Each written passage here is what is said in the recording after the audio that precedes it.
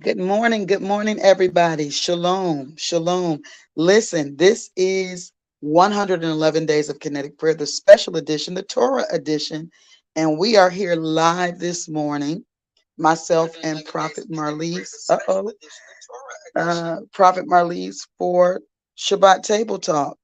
This is Apostle Crystal Lee, and I'm excited to be here with you this morning. Come on in the room, everybody. Come on in the room. I've got Prophet Marlise with me this morning. We are still in our, um, what is this I want to call it? In our adjustment phase, right? We're still in the adjustment phase currently. So we're still dealing with phone to phone. You'll see that I'm becoming a little savvy with this thing. I got the new stuff up, even on the phone, because, this stuff doesn't translate. It would be beautiful if it did.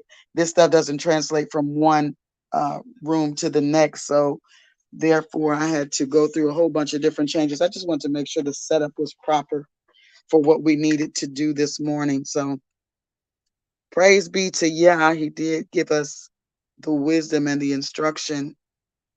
Okay. All right. I got you, sister.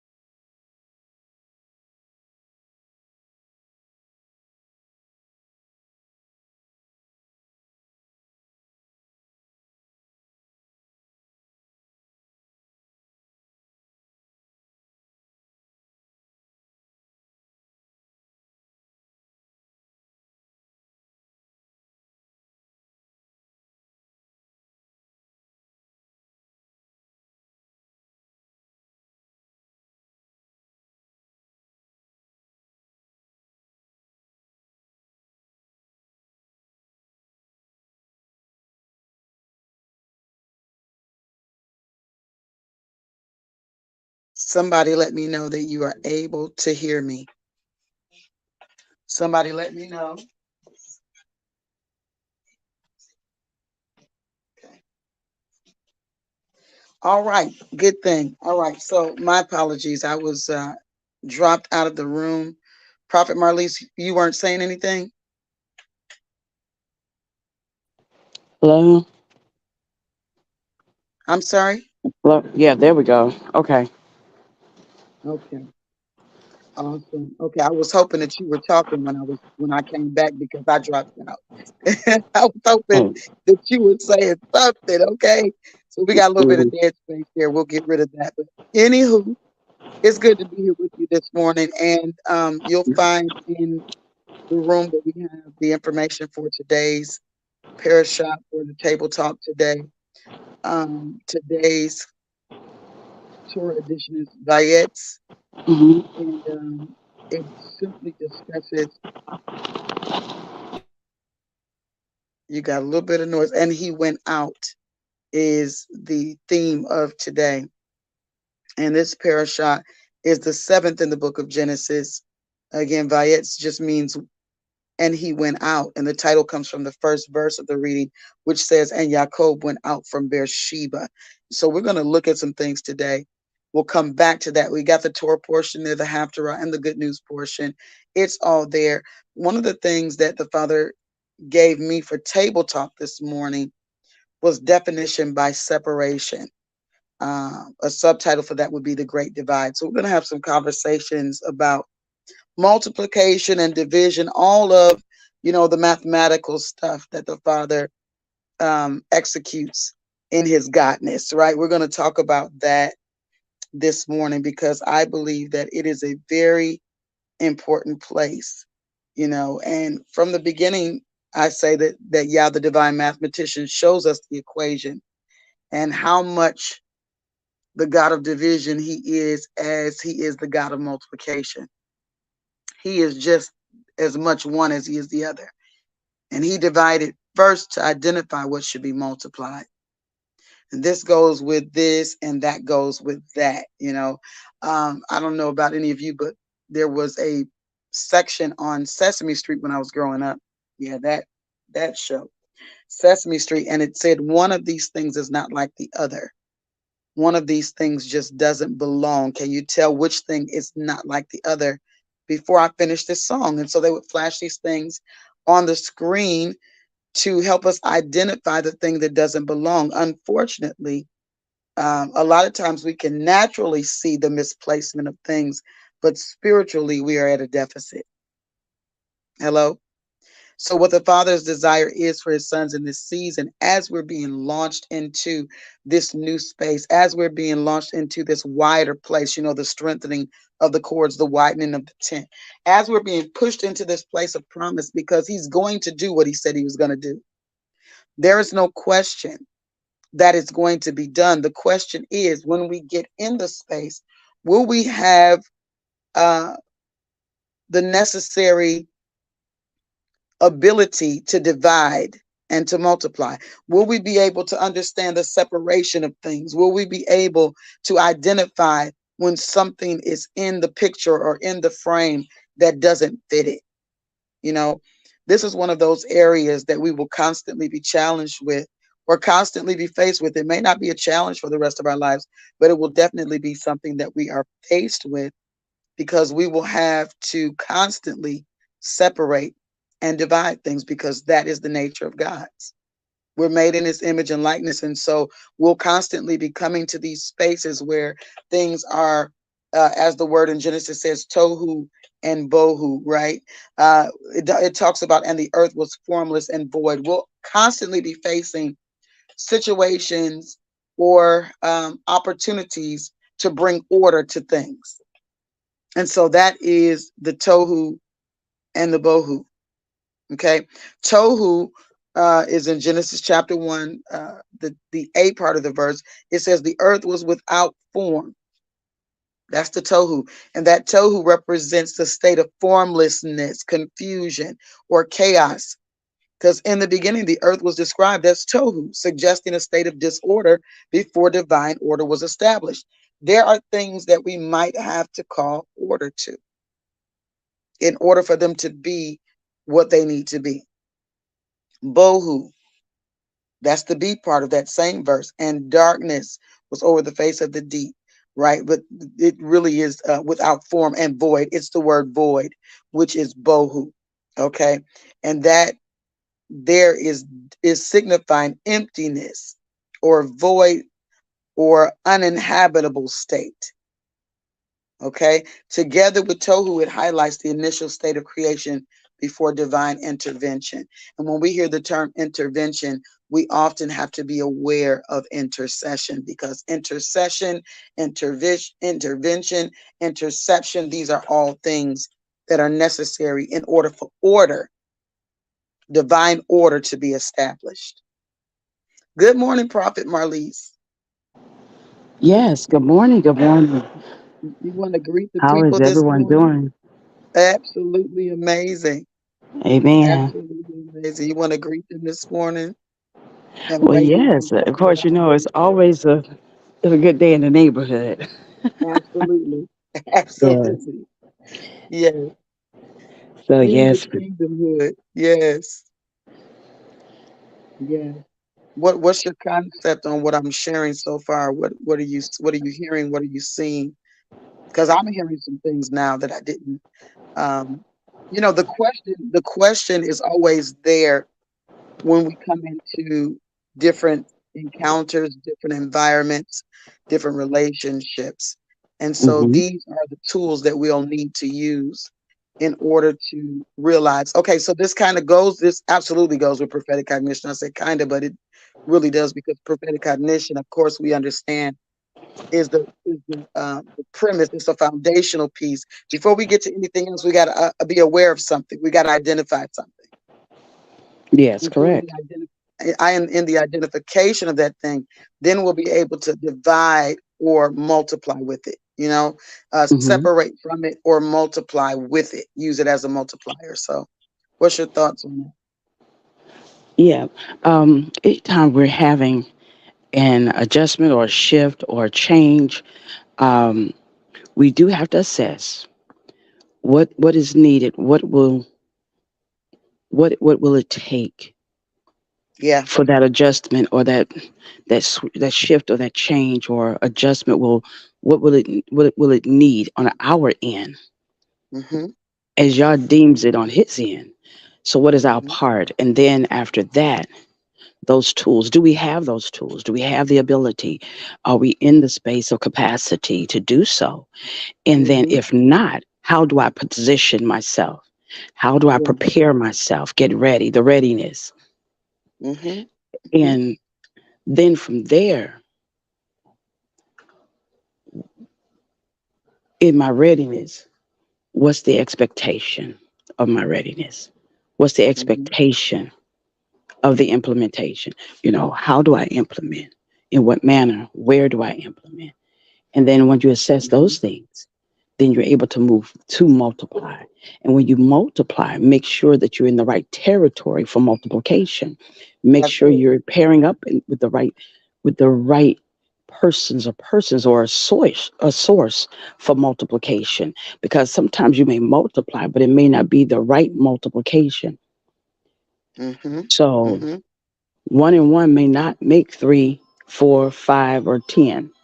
That multiplication may make one, but then that one may not be a good fruit. You get what I'm saying? Mm-hmm. Or it may make Mm-hmm. 10, but you only get two good fruit out of the 10.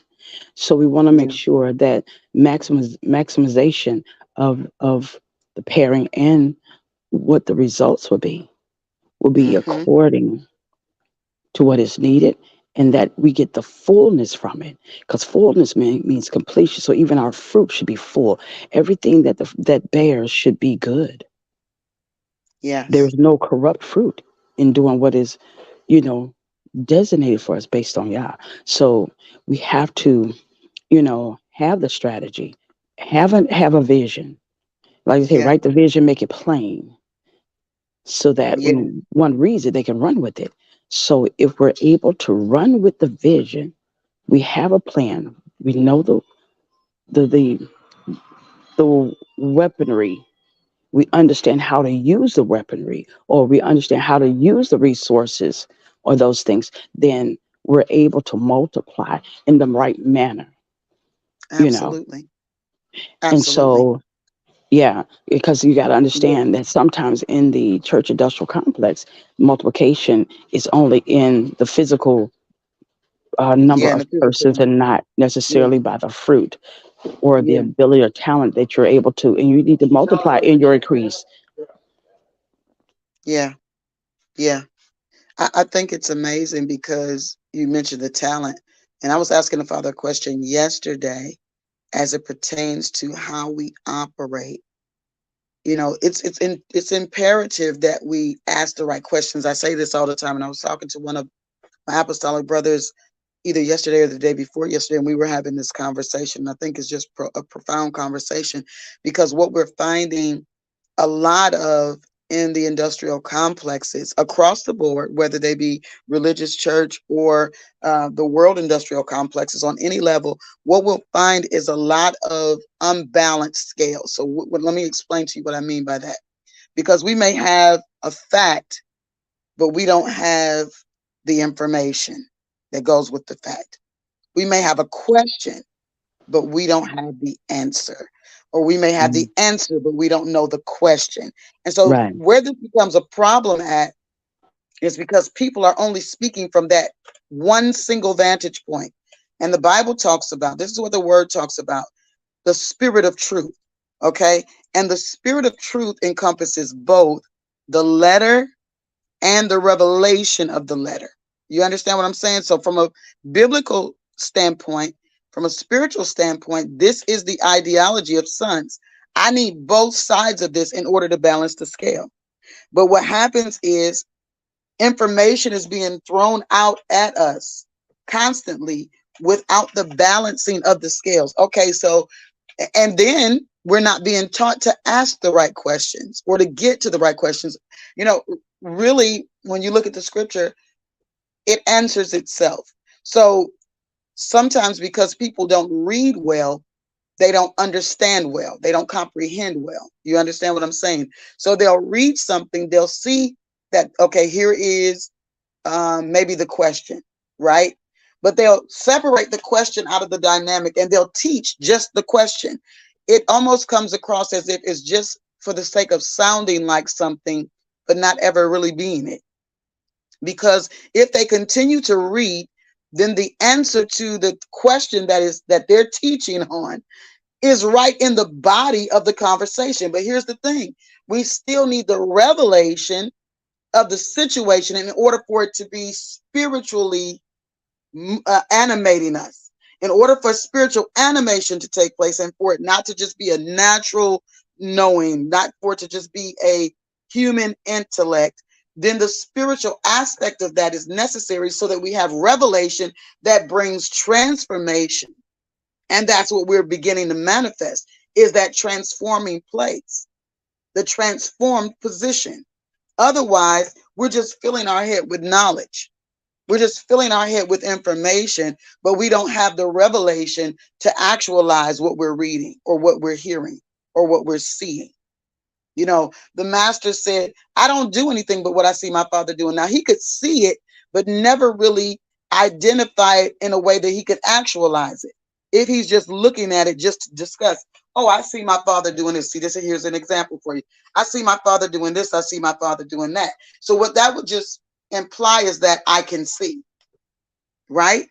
But when we see him do it, then we can see in action what the Father is doing. And it's the same way with anybody that could look upon us, right?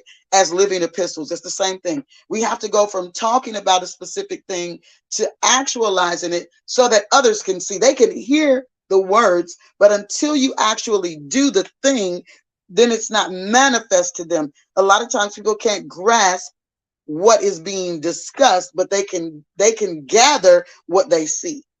Does that make sense? So I have a couple of verses here. One of them is in Proverbs 24. And I pray that this help you this morning to be able to separate, to divide, and understand. the necessity of this, because it was one of the Father's first, this is one of his first examples, or his first expressions that he shows us of his nature. You understand? This is one of the first parts of his nature that he expresses on the other side of, well, the first one is creation, right? Well, I guess, speaking spirit, right? I mean, I'm just giving you, it's not in any order here. So we see him as a speaking spirit. He gives us his nature from the very beginning. I talk and things happen, right? And so this we see from the very beginning of the thing, as he's showing us his creative nature and what that looks like and how he handles that, what it looks like when he says a thing, so here we go. In verse 3 of Proverbs 24, it says, through wisdom is an house builded. And we've been talking about wisdom a little bit. Wisdom, what is wisdom? It is the ability or the capacity to understand what I am to do with the information that I house. What am I supposed to do with what I know? Do I know how to practically apply the knowledge that I have received? Do I know how to handle this and make this become something more? How do I put the information or the knowledge to work so that it is in the right place? And we're talking about right place, we're talking about right people, we're talking about connections, we're talking about all of those things. How do I apply practically the knowing that I have? So first I know something, right? After I know it, then how do I show that I know it? Not just by what I say, but how do I manifest the knowing of that it becomes visible, it becomes a wisdom to other people. You know what that brought me to? There's a verse of scripture that the Father, where the Father spoke to the children of Israel, and he said, this shall be your wisdom. I'm going to pull it up for you real quick. This shall be your wisdom. And what was he saying? When you follow the thing that I've given you to do. See, this is the example. When you follow the thing that I've given you to do, it's in Deuteronomy chapter 4. When you follow the thing, the commands that I've given you, the nations are going to see the following of those commands, right? And they're going to know that you're following them because the outcomes that you're getting consistently are in alignment with the thing that you follow, right? Deuteronomy chapter 4, verse 6. Is this making sense to you guys? Is this making sense? He said this, Deuteronomy 4, 6, absolutely. And I want the right version here, though. I don't want that version. Deuteronomy chapter 4, verse 6. Let me go beyond that because I don't want that version. Okay, here we go. This is what he said. I'm going to go just above it. Let me. Verse 1 says, now therefore hearken, O Israel, unto the statutes and unto the judgments which I teach you to do them. What I teach you for to do, that ye may live and go in and possess the land with which Yah, the God of your fathers, giveth you. You don't add to the word which I command you, neither shall you diminish from it, that ye may keep the commandments of Yah your God, which I command you. Your eyes have seen what Yah did because of Baal Peor. For all the men that follow Baal Peor, Yah thy God hath destroyed them from among you. But ye that did cleave unto Yah your God are alive, every one of you, this day. So there's something that's being seen, not just something that's being known. See, what I know, I understand enough to do something with what I know, right? Behold, I have taught you and taught you statutes and judgments, even as Yah my God commanded me, that ye should do in the land whither ye go to possess it. Now, this is Moshe talking.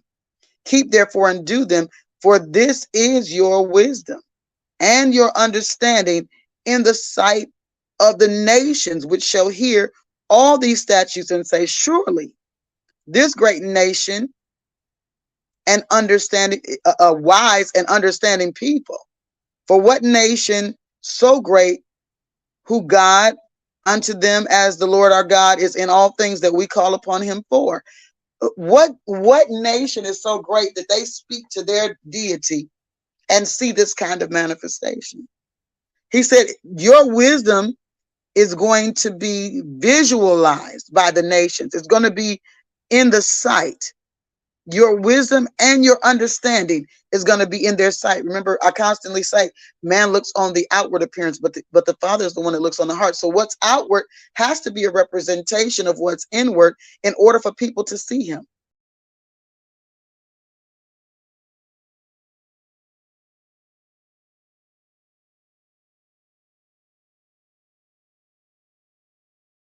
Which shall hear all these statutes. This is what they're going to say. Because they're not just hearing your speech or hearing about your statutes and the judgments and the commands that the Father is giving you, but they see that when you follow them, this is the outcome. So this takes me to the concept of a city that's set up on a hill. But I want you to understand, we're still talking about separation. When the Father separated a people out of nations to make a nation for himself, that would be the foundational piece to pivot every other nation back to him. It wasn't just for separation's sake. It was separation for multiplication's sake. So that the components that were necessary to be multiplied would be separated out of the equation and be multiplied. Is this clear?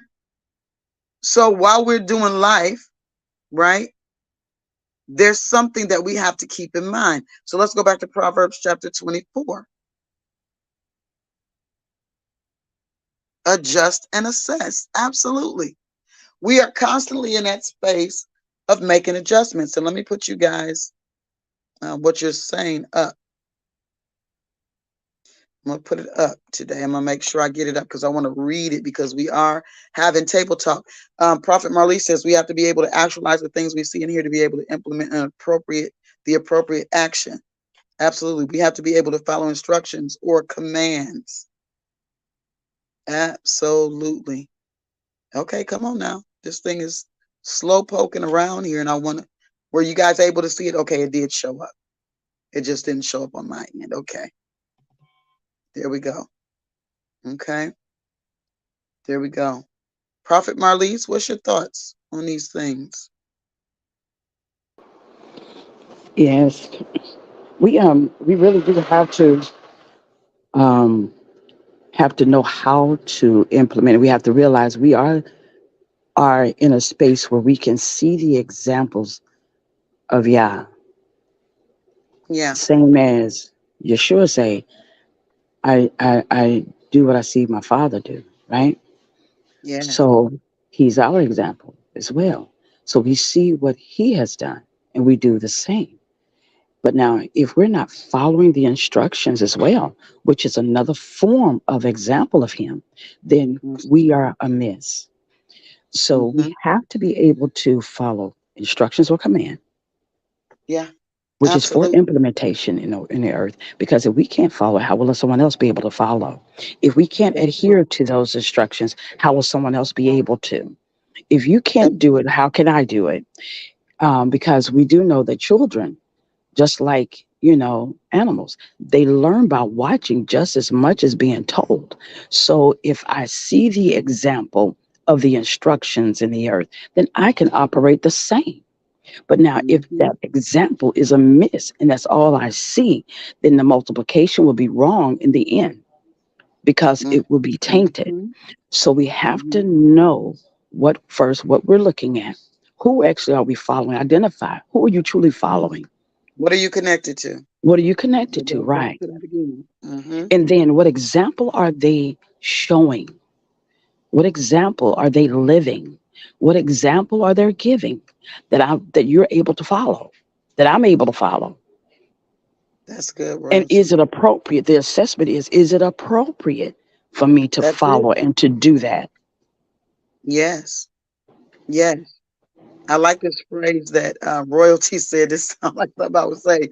Information without revelation is a damned nation. And if you look at that, if you look at it, Adam, right? Nation. Hmm. The first Adam, a damned nation. Absolutely. That's exactly what it is. Right? While you were talking, Prophet, what came to mind as you were having the conversation about representation was Moshe, and Hmm. how he was prevented from stepping into the promised place because of his misrepresentation of Yah. Hmm. Because he misrepresented Yah, he had to just go on and go to his rest. He had to go die because he misrepresented him. The Father said, I cannot have you in this capacity. And what this reminds me of is exactly the same thing that we saw in the garden. Right. He said, I cannot allow you, based on the position that you've taken, based on what I've spoken to you, and you've done something different, to continue in this state. I cannot allow it. So because I cannot allow it, I won't allow you to enter into the promise. I won't allow you to continue to lead the people. I won't allow you to continue to be the one that I have fashioned for this particular position. We see it even with Saul and David. I cannot allow you, Saul, to continue in this manner, because it is not a representation of who I am as the king over all kings. It's not a representation of who I am. You've seen everything that I've done. I took you to that mountain where the prophets were coming down. You became a new man, and now you're leading back into old habits. You're not allowing the thing that I've done in you to be at work in you. You're crowding Hmm. it out with another crop instead of plucking up the old crop and allowing the new thing to flourish. Are you understanding? Moses, or Moshe, in Numbers chapter 20, I'm going to read this to you. Chapter 20. You can read that whole thing. It'll bless you. I promise you. But it starts out in verse 2 discussing the fact that when they came um, to Kadesh, that's where Miriam died. And in that same space, there was no water. And so this is the space that they began to gather themselves against Moshe and Aaron again. They are chiding with Moshe, and they're saying, we should have just died when our brethren died before Yah, because now they're talking about that Korite situation, right? We should have just died then. Okay, when our brothers died, they had a whole issue with people being dealt with. Oh my God. They had an issue with people being dealt with. So because Yah dealt with these people that did not follow what he spoke, now you in your feelings, and you wish we should have just died, because every situation that comes up is such a challenge for you. You don't see the fact that you're being led by a mighty arm. You don't see the fact that the God of all gods, the deity of all deities, is leading you through a space and manifesting himself consistently. That his nature, that who he is, his character is consistent. When have you been in a space and not had something that he did not provide it? He's consistent. Which takes me to a thought. Here's the thought. If we were in a space where he provided and we recognized him as provider, right? How do we get in a space where we're looking for provision? We have to assess these things. We must assess, because in the assessment is the adjustment. And in that adjustment is the manifestation that we're looking for. But it says here that they chode with him, with Moshe. They wanted to go through all these questions about why you make us come up out of Egypt. We didn't want to come out anyway. Now, who don't want to come out of captivity? But, it's a strange thing. But many people really do like the captivity, because it's more comfortable to be a captive than it is to be a captain. You hearing me? It's more comfortable for many people to be a captive than to be a captain, because in their mind, it's less responsibility. But it is absolutely more work. And one of the things that the Father's doing, and I keep telling you guys about this business, this marketplace, this trade and commerce space that the Father is calling his sons um, to be very agile in this season. That money, this transfer is only going to happen from business to business. It's not going to just happen because of who you are. It's going to happen because of who you are and how you are positioned. Were you able to hear the instruction to position yourself properly to receive the outcome, the divine outcome? So look, he tells him in verse 8, he says, take the rod and gather thou the assembly together, and Aaron thy brother, and speak ye unto the rock before their eyes, and it shall give forth his water. Notice he says, give forth his water. Do you notice that the pronoun is often attached to these living creatures, that what I call living creatures, the water, the earth shall yield her increase. That's why people use the term Mother Earth, right? These pronouns express the person of something. This is a living being. This is a living creature, right? He said, and the water, it shall give forth his water. Now he's talking about the rock. The rock is going to give forth his water. And thou shalt bring forth to them water out of the rock. So thou shalt give the congregation and their beasts drink. They didn't need a well, they had a rock. So this details to us that no matter where we are, the Father's not limited by the resources that are in the environment. And Moshe took the rod from before Yah as he commanded him, and Moshe and Aaron gathered the congregation together before the rock. And he said unto them, hear now, ye rebels, must we fetch you water out of this rock? And Moshe lifted up his hand, and with his hand he smote the rock twice, and water came out abundantly, and the congregation drank, and their beasts also. Hello? The representation. What are we representing? Now, this is telling of who we are as sons, because as sons, the representation cannot just be church attendance. It cannot just be event attendance. It cannot just be Bible study.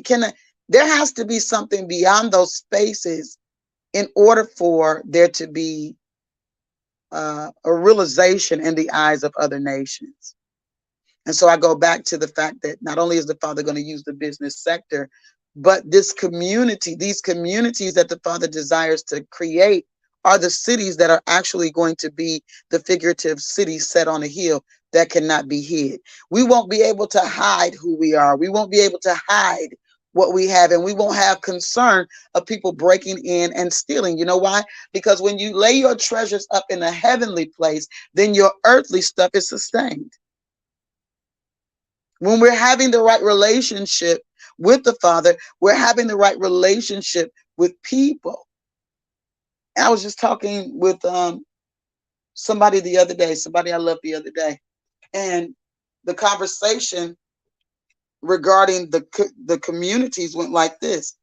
I could see, we police ourselves first of all, right? So we're not worried about having to call the cops, because if you come in here thinking you about to do something, or you about to steal something, and you about to invade a space that you are not a part of, then that's going to be a problem. Now, the question is going to be, do you want to deal with us, or do you want to deal with the police? Because we'll give you what you ask for. But the goal here is not to keep turning our people over to another system, but to show them a different system. Does that make sense? Give you an opportunity to see a different system, because that system is privatized, It is a privatized business that is established. It has all of the necessary studies and researches done to try to identify the potentiality of the persons that are becoming into that space based on all of these different what's the word I want to use here? Parameters and measures, okay, that have been established based on systems that have been set up to position you to come into that space. Now, the question is, do you want to deal with them or do you want to deal with us? Because if you're dealing with us, we want to give you an opportunity for your mind to change. And see, this is where the good message meets the bad one. And we separate some things and then we begin to multiply. That's just an example of the separation to multiply. But look at how he handled this. This is why he didn't make it into the place of promise, because of the representation. Okay? And this is what the Father said. He said in verse 12, he said to Moshe and Aaron, because ye believe me not to sanctify me in the eyes of the children of Israel. You didn't think enough of me to set me apart from everything else in front of them. You made me common in front of the people. He said, therefore, ye shall not bring this congregation into the land which I have given them. He's talking to Aaron and Moshe. He said, neither one of y'all going in. I'm not going to allow you to remain in the place of leadership. And so this is why this is such an integral time, because where we're going as a people of Yah, where we're going as the remnant of Yah, as the sons, the manifesting sons of Yah, is into the space of promise. And things that will not adhere to the leadership of Yah will not enter into the promise of Yah. Neither will they be at the leadership position, because the people cannot be misunderstanding. They cannot be common with Yah. They cannot be in a place where they misunderstand how the relationship should work.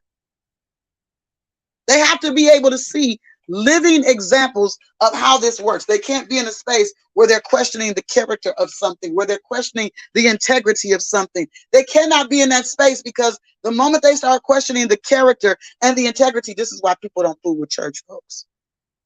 And they say things like they're hypocrites. And then church folks get in their feelings and be like, we're hypocrites. But guess what? The people you're talking to, at least they're true to what they do. Right?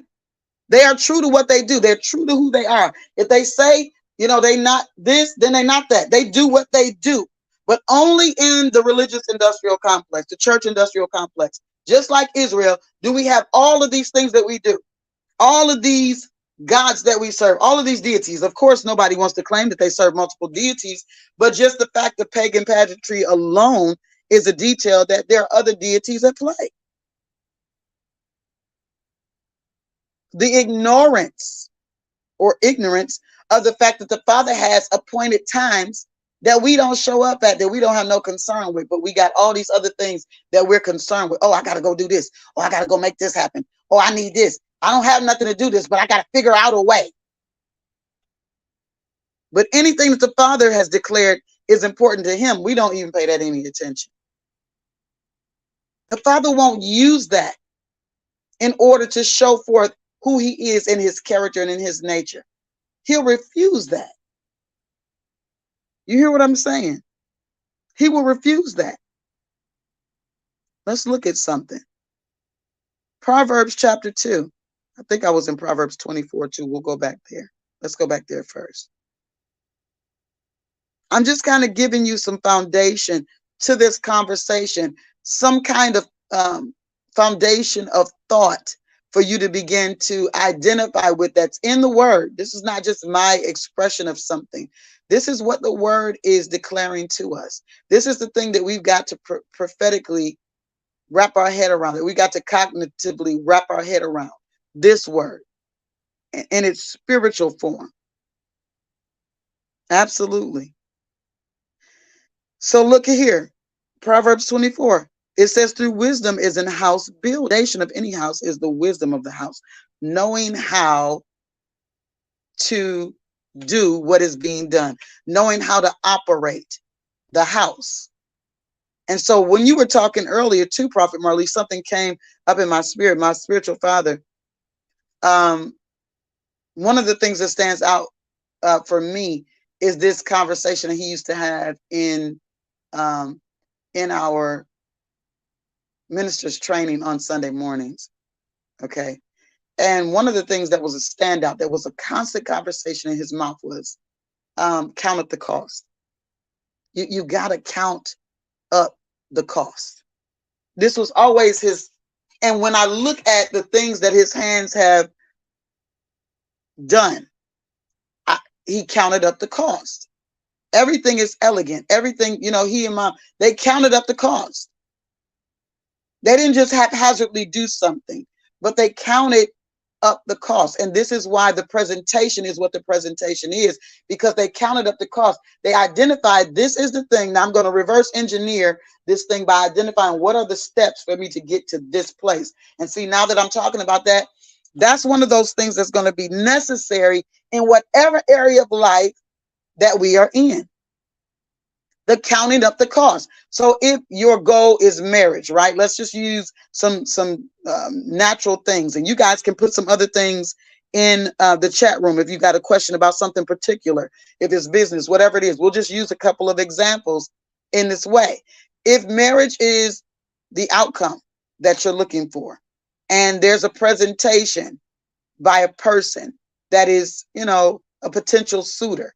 And the reason why I say potential suitor, I got a lot of women on the line, and I'll address it from the male perspective as well, because I know a lot of men do watch me. So I will express it from both perspectives. I'll do both facets of that conversation.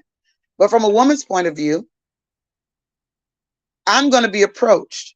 And when I am approached, I'm going to have to count up the cost. That's it. That's my line for real. Your input determines your output. Your income determines your outcome, is how I say it. I'm going to have to count up the cost. I'm going to have to assess the person, assess the character, and I'm going to go back to the gifts as well, because the Holy Spirit just brought that back up to me. So while I'm here, what am I assessing? I'm not just assessing your gifts, because gifts and callings come without repentance. We can have all the gifts in the world, okay? But if we refuse the call to operate, which I believe the call is the wisdom to operate the vehicle called the gifts. Now, the gifts are going to bring us before great men. It is accounting 101. The gifts are going to bring us before good men. But when we come before those people, people of great stature, what are we carrying into the environment? Because that's going to determine, which lends itself to the character of a thing, that's going to determine whether we're able to continue or whether we're going to be rejected from the environment. Because if I am with my gift going into a space, then my call, who I am as a son, has to be at the helm or the driver's seat of that gift, so that the people that are seeing me can see him. Are you understanding what I'm saying? They got to be able to see him through the gift that I am utilizing, through the gift that I am masterfully using. They have to be able to see him. But what happens is that people go into environments and they want to be seen. I forgot to add Facebook to this morning. They want to be seen. They're not considering, they don't care about, and they'll say stuff like, oh no, I'm representing him, or I'm going in to represent. This is why we got to count up the cost. Because the character is the way that we count. Because character is going to continually be multiplied. It's just going to continually be multiplied. Prophet, say something so I can put these comments up, because I'm not able to do both. Yes, as I'm hearing all of this and we're going through it, it still brings me back to um, uh, Jeremiah, Mm-hmm. Jeremiah 23, 1 through 6. You know, Mm-hmm. even as leaders or as people who teach or instruct, it says, woe to the shepherd that leads the sheep astray. Yes.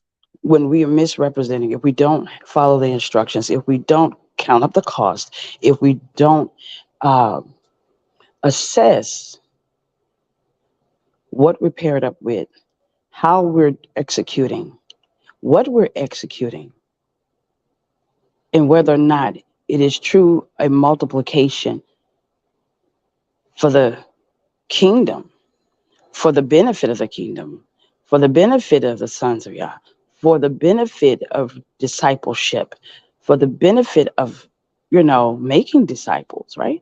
You, Mm-hmm. you, you're amiss, and if you're not considering those things, or if you're only considering one factor, like a lot of people, like you said, oh, I got to get that bag. They only considering about the money, but they don't care how they execute it or how they get it. They're willing to Yeah. do whatever. There is no structure. They're rogue, if you will, or Mm-hmm. they're and in that space it becomes dangerous It does. because the moral factor, the moral fiber is broken. The care Yes. for That's people good. is broken, That's good. and The the positioning as honor a that is supposed son to be is shown not is honored. to yeah, Yeah, it's broken. the honor of sonship is not that relationship, Correct, like you said, is dishonored. correct. And so we have to really think about those things, even in a marriage. The Yes. marriage, yes, is between the man and woman, but it's also between man, woman, and the creator, Yah. So if that's the Yeah. case, then Yeah. on whatever Yeah. level you see marriage, Mm-hmm. then you know you're committed to the person in whom you're pairing with. Are you equally yoked? Are you, do you all have the same goals, or if you all have separate talents, what does that look like? How we will build and multiply based on what you're able to do versus on what I'm able to do. And we see that example in scripture when it says the man goes out into the field, he works and he cultivates, his property and his harvest. And then the woman, she makes her hands busy to her things, and then they go together to market. A lot of people don't think about the work together. There is always Right. unity in the house. You get what I'm saying? Right. There's always Right. unity in the multiplication. Right. So for me, Prophet, it's more about the virtue or the values. Do we have the same virtues? Do we have the same values? Because our gifts can be diverse. Like a doctor can marry a musician. You know what I'm saying? But the question is, are the virtues, the tenets of the house, are they the same? Because wisdom is how the house is built. So do we have an understanding, the wisdom to build this house? Do we know how these things all converge? Do we know how all of these things converge together? Because if I got to get the bag and that's the only mindset is I need money, I need money, I need money. If that's the only mindset, then like you said, what we are doing in the process to get it is we're denying or we're ignoring all of the things that need to be handled. So like for instance, I'll use we're still on the woman. For example, we'll use the woman. If her whole thought is I just got to get the bag, I don't care about nothing else, I just need the bag, then she's going to ignore her household in order to do what needs to be done. Now, are there times, and this is the thing, where couples have to sit down and identify where are we in our lives right now? What is the focus? What is the growth factor here? How are we growing together? What does this look like? And I didn't say goals because I'm not as much goal minded as I am growth minded, because growth gets to goals. You understand what I'm saying? You got to have that specific target, but the growth is how you get to the goal. You don't just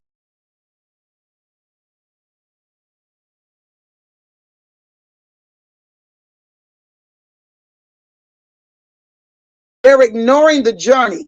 They're ignoring the process. And so they're ignoring everybody and everything in the process to get to the goal instead of grow to the goal. To the goal.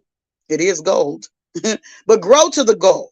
Okay. So I'm going to ignore my household. I'm not going to, see that the needs of my husband are met. I'm not going to tend to the things that I should tend to because my mindset is this bag. Because listen, we need this bag in order to live. No, we need the relationship in order to live. If we don't have a relationship, It don't matter how many bags we get, we'll be by ourselves. It don't matter how many bags we get, we can go our separate way. Because what the Father established first was not he didn't establish them going to get the bag. So these are concepts and thoughts that have been in my head over the years that are now coming back up in my spirit, because people are more concerned about things and not about individuals. Are you understand what I'm saying? They're so concerned about the thing that they don't have any compassion or any love or any, what's the word I want to use? Any concern, or like they're not building right. You're just not building right. We're not building right. We're not building properly. This is not the proper building. The cornerstone is the first initial stone that you lay down before you build anything. And if that cornerstone is wrong, then every dimension of that building is going to be off. Do you understand what I'm saying? If the cornerstone is not properly fitted, if it's not at the right angle, if it's not the right size, if it's not, it has to be all of those things in order for the building to be right and to be aligned. Otherwise, everything else is out of alignment. The height of the building is going to be off. The width of the building is going to be off. Everything's going to be off. So if my cornerstone is money and not the relationship, then the foundation is off. If I'm not building relationship, if I don't, if I don't know how to communicate, if I don't, then the relationship is going to be off. I'm not going to communicate better because I got money. Who I am is who I am now. Not then. Who I am is who I am when I don't have anything. I say this all of the time. All of the time. Who you are is who you are when nobody's looking. You understand? That's the who you are. When nobody's watching you, that's who you are. You got to be able to assess that in order to make adjustments. You have to.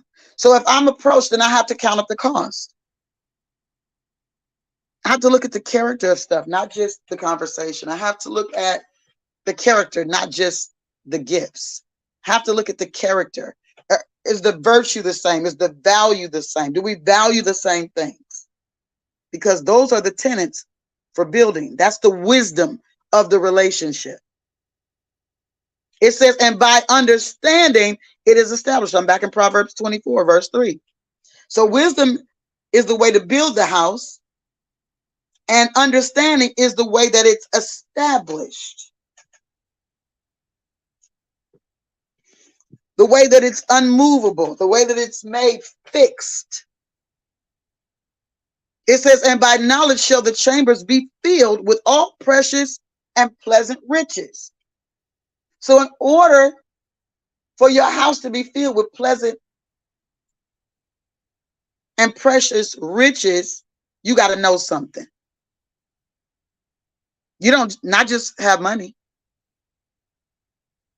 It didn't say by the knowledge of money. It says by knowledge, the house is going to be filled with all pleasant and precious riches, precious and pleasant riches, not by money. Okay, so it takes us back to the conversation. Come ye by, is it in Isaiah chapter 55 or 56? With no money, which aligns with the fact that at the end of this thing, the adversary is going to be seeking to change the system in an effort to pull people into a system that are so greedy, that don't have relationship with Yah, that don't understand what that looks like. They're going to sell themselves for a morsel of bread, which is the same thing that Esau did, which is why the Bible says that Yah hates Esau. So you're going to be hated of Yah, rejected of Yah, all because you won't identify his system, and you'll be drawn into another system. That is the mark. The mark is you being in another system and giving credence to that system over the system of Yah. I'll do anything to have what I need. I'll do anything to be satisfied, you're not satisfied in him. He said, listen, You can be satisfied with me. Not only that, it's pleasure at my right hand. Like, I don't just want you to be satisfied. I don't just want you to be happy. I want you to have pleasure. But it's at my right hand. But if you're never in relationship with me, if you never come to me, if you're never connected to me, then how do you find the pleasure but the pleasure that you give yourself? Which takes us into, in the last days, perilous times shall come. For mankind shall be lovers of themselves, boasters, okay? Lovers of pleasure. And that's talking about their own pleasure, the thing that they create, more than lovers of Yah, because he gives pleasures. I'm going to put some of your comments up. Talk to me, Prophet. I'm going to read some of these comments real quick, too. Yeah, I Are we was trying to truly put it's supposed to be representing Yah? going and it's it came out That's fro all right. going. I'm gonna read it. I'm gonna read a But couple of the comments. Separation, amen. subtract, and divide in order to multiply. That's right. You got it. Got to get that bag is dependency on themselves and not God being the source. Absolutely. Growth gets the goal. That's it. Where, who, what are we giving time to? Grow to the goal. Y'all getting it? Relationship allows us to live and be unified. Absolutely. Then we got to identify with whom, right? Because then what we're growing with or what we're connecting to and unifying with is also the character, because there's a Mm-hmm. merger there, you know? Mm-hmm. Foundation is off. That's true. You are who you are when no one can see you, period. When on broke, when on point, broke or rich, the function will perform smooth. Absolutely. Wisdom equals favor. Yep. And notice that wisdom is referred to as she or her. And what happens with a woman? When a man finds a wife, he finds a good thing and obtains favor from Yah. Foregoing the foundation of Yah, the relationship with Yah, is what is causing the damage. That's absolutely right.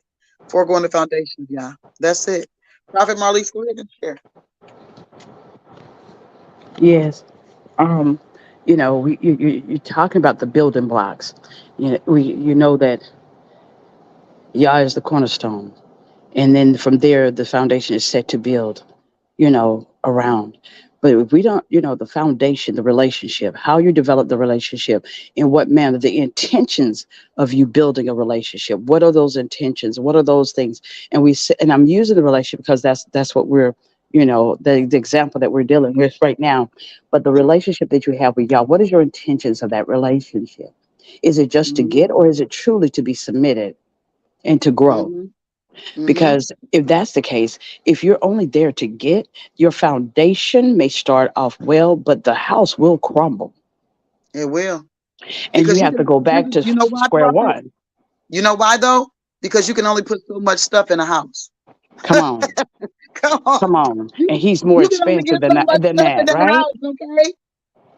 He's more At that expensive than point, you're that. gonna need a storage unit or storage units in another house or something. You're gonna have to have something more. And you know what that brings up, Prophet? The Well, man that built the barn, that was given so much, and instead of the much that he was given, he said, "Oh, I'm gonna build me a new barn." Now, you know what? I got enough in my barn. Let me start giving something away. Now I got so much listen, already. hold Let on. me That's the start sharing. hoarding. We talk about hoarding, but see, Hello. that's like David. That's like David killing the man to get Uriah to get the Yeah. wife. It's Yeah. the same scenario. We want Yeah. certain things, but then also with that, we end up accumulating unnecessary Come on things, now. and Come then on. we were looking to still be in the same foundation of Yah, and Mm-mm. we take ourselves out Mm-mm. of it. So things start to Mm-hmm. crumble. It's just like when they, what's the show where they take the house, they take it up off the foundation to move it, Mm-hmm.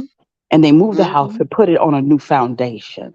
And a lot of times you have to put yourself in the right foundation, because now the foundation that you were on no longer sustains you, because it was built and it was not maintained in the right manner. So Mm-hmm. now that has to be moved, placed in another place, and then it has to be restructured. It has to be redesigned, and that's a lot of work. But all you had to do was deal with the foundation, make sure that even the that which the foundation sits on, the pretenses of the foundation, the building of the foundation, is set in order the right way. That's it. because your intentions determine what the foundation sits on.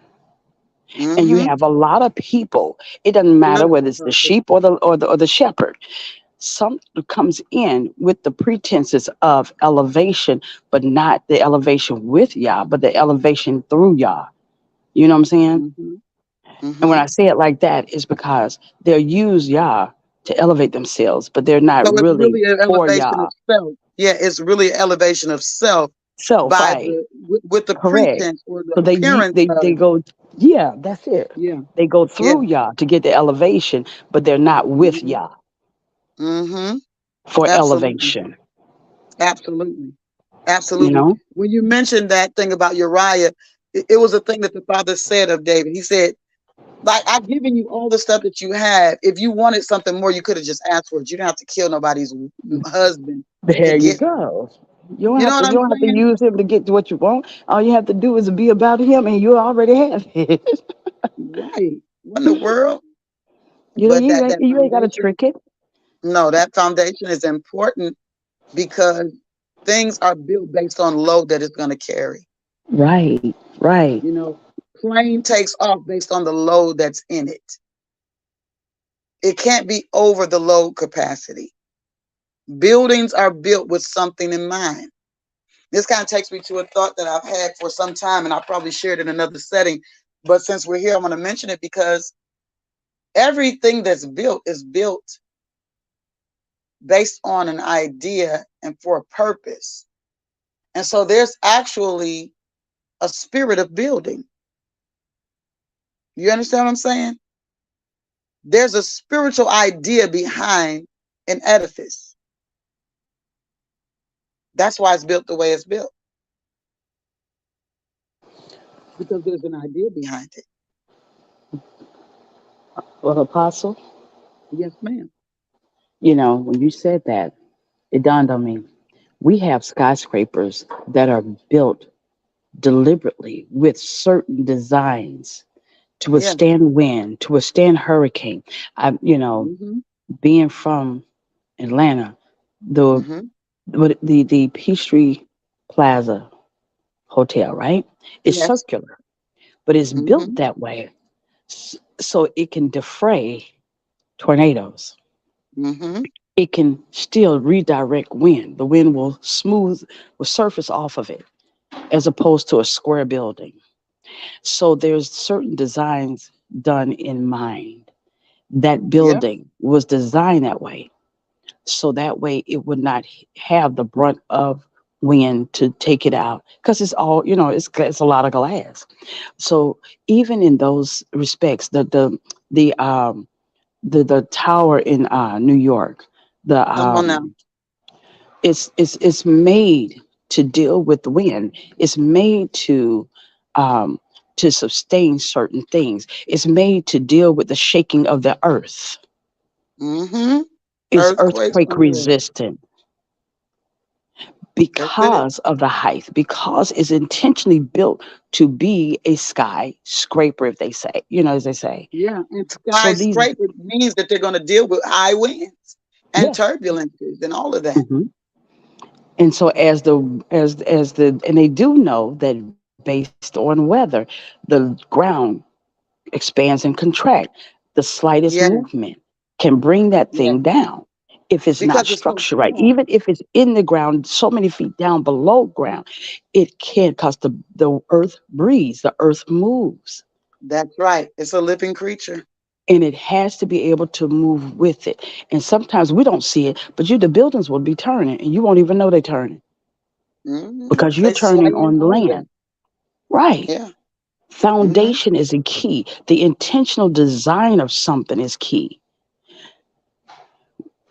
I Yeah. think about, and it made me think about the Titanic. If the Titanic had been made not just for grandeur, but actually was Yeah. designed for durability, the lives Come on on that now. boat would not have been lost because it But would have but been but the able spirit, to withstand the icy water. but the spirit of the creation of that was Understand? grandeur. That's it. That's Yeah. what it was. Yeah. And so because the spirit of the building of it was accomplished, but all of the other necessary things were not counted up, people lost their lives. It's like I just need to look good. I need to be big and grand, but you don't think about the schematics of it. Come on now. Your Come on. You're schematics, not. how you build your relationship with Yah, the schematics of it. My timeline. How much time do I spend with him? How do I talk to him? Am I How does listening it to him? look? Am I How does reading the time things look? right? Am I searching him out? Am I allowing him to introduce himself in more than one way to me? Or am I limiting him in a box? How am I doing? And it also reflects in the relationships you have with other Other people. persons. Period. And all of those things, since we're there, as a woman, we have to count up. We have to. You'll notice I put in the chat, the buildings are meant to withstand plane crashes and fire. I'm just saying. And I put hashtag 9/11 and hashtag that is all. That is all. I ain't gonna say nothing else about that. Y'all understand what I'm saying. Listen, it was Things built to are meant to withstand it. withstand things. It This thing was already in play when it was created. And ain't no, I'm not going there this morning. I'm come not on. going there. Ain't no jet fuel. You're ready to burn down nothing that was created to withstand fire and all of these other situations that are already tight. So you got to look at this. And this is why the word says that the Father says, let no man put us under. In other words, there's not a destructive force that can bring under the thing that I've joined because it's counted up the cost to be what it is. You Mm-hmm. understand what I'm saying? Mm-hmm. So as a man, let's go to the other side of that spectrum. You got to count up the cost. And here goes. I put this up in the room the other day on Facebook with something along this line because a lot of people think that the feeling of love is the reason why you get married. No, you're gonna need more than the feeling of love to live for the rest of your life with somebody. Because some days you're not gonna even like that person when they're going through their different changes, and that might not be true um, across the board. Because I'll say this: if the person's character is consistent, you'll always understand. You'll always understand when they're going through something. So I won't. I'll retract that statement because that's not true. Because if the relationship is built properly, then there will be understanding built into the relationship because people have gotten to know one another by spirit. And I'm not talking about long, drawn out engagements, getting up because you still don't really know people just because you've been with somebody for a long time. I'm talking about knowing them by the spirit of who they are. And if the spirit of who they are is not in alignment with the virtues and the values of the spirit of who you are, then how is that going to work? If we don't care about the same stuff, it don't matter how attracted we are to each other, how, people they love to talk about, well, we have a lot of chemistry. Chemistry is a thing. That's a real thing, but you can have chemistry with a whole lot of people. What separates that person from every person that could be a potential person for you is what you see that you're able to do to cause them to flourish. I put this up in Facebook a couple of days ago for men particularly. Why do you want that person? Why are you trying to connect with that person? What is that about? Because yeah, you obtain favor, that's a thing, but are you connected just to siphon off of that person an energy that you don't possess, that you've never taken time to possess? Do you understand are you choosing that because you see how you could cause that land to flourish? No, I see something. I could cause that to flourish. Like that land that's a good land. The soil is good. You're looking at the soil of the thing. You're like, oh no, this thing right here is gonna grow. This thing is gonna be big. This thing is gonna be, oh, I can see how I could add to this and make this something amazing. Same thing for a woman. If you can't see a vision, you can't be in submission to a mission you can't see. Where's the Mm-hmm. mission? How can I sub a mission that's not even presented? I can't. There's nothing I can do with a mission that's never stated. I'm just supposed to assume a mission. I'm just supposed to make up one. I'm just supposed to be, what am I supposed to do here? What is the mission? The mission can't just be to be married. The mission can't just be to be in the same space. It has to go beyond all the surface things. The mission is much bigger than what we see on the surface. What is the mission? And these are the parameters or the measuring. These are the types of measurings that we have to do. Men are looking at, outward things, and women are very visual too. I don't know where they get this thing from about men being visual and women are something else. No, women are visual. We're just not so visual that we're ignorant. Hello? Women are very visual creatures. I got a ton of women in this room. If you're not visual as a woman, put not me, and I'll know that that's not true. But as a woman, I'm visual, but I'm not visual to a fault. You understand what I'm saying? That's why you can find a woman that you think is the most beautiful thing in the world, and you don't think that her husband matches that same level of beauty. You know why? Because she don't care nothing about that. This Negro love me. And to me, he's the most beautiful thing in the world. I mean, I don't even see him the way y'all looking at him. When I look at him, I see handsome, I see amazing, I see fabulous, I see sexy, I see all of that when I look at him. Because this is a virtue thing. So the virtue makes him more attractive to me than what your eyes might be able to see. You understand what I'm saying? So women are visual too. We're just not visual to our own harm. But here's the truth of the matter. The spirit of a thing changes the look of a thing. This is why you can see the most beautiful person. This is why men say stuff like, she was beautiful till she opened her mouth. When she opened her mouth and started talking, ooh, she was the ugliest thing I had ever seen. You know why? Because spirits change the visual of things. It changes the visual. Here's a proof for you.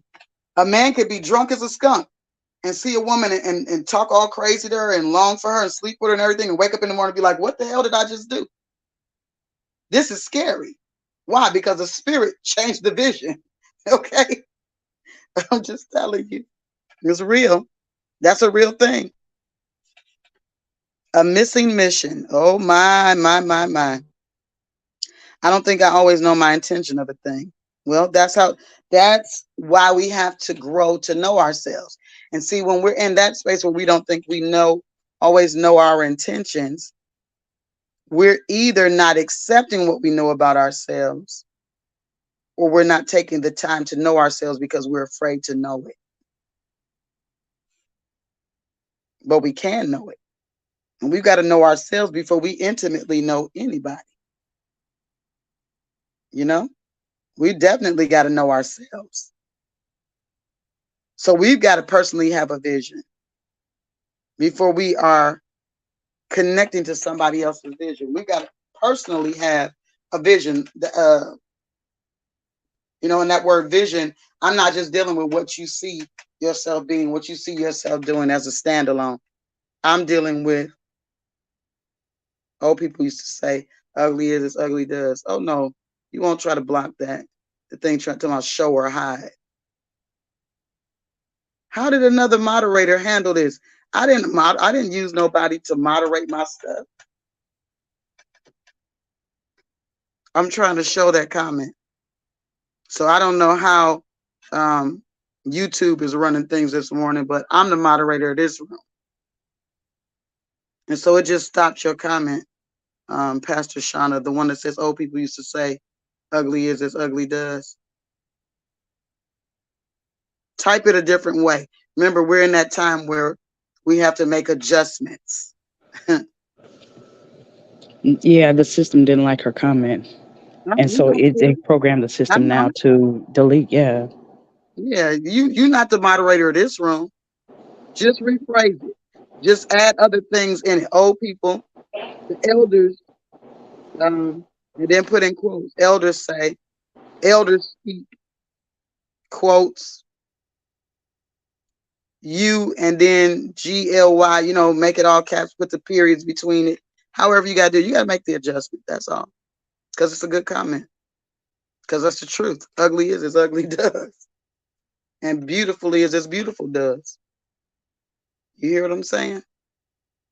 Beauty is in the eye of the beholder, or the true visual of the spirit of a person. Absolutely. The spirit of a thing changes the look of a thing. I equals know yourself. What is the I? I equals identity. You understand? Identity equals authenticity of self. Okay? So let's look at this a little bit further. Are you guys okay? Are you enjoying this? Is this helping you? Come on through. And come on through then. So y'all know, there you go. Come on. You just got to make the adjustment. And this is one of those areas. This is one of those areas, people of y'all, where people are just too lazy to break through, because the adjustment is too much work, right? But the adjustment is the way to break through. Because when you trying to come at a thing one way, this is, what that reminds me of, when we used to chop wood, and used to, stack the cords of wood in the yard. Baby, you hit some wood, it had a knot in it. So you had to come at it from another angle. You're not going to keep hitting this wood in this knot, because you're going to hurt yourself. You understand? But once you strike that thing one time and you feel that knot, and that thing reverberate through your being, reverberate through your hands and through your arms and all that, you're like, okay, it's a knot there. That's that wood saying, not today.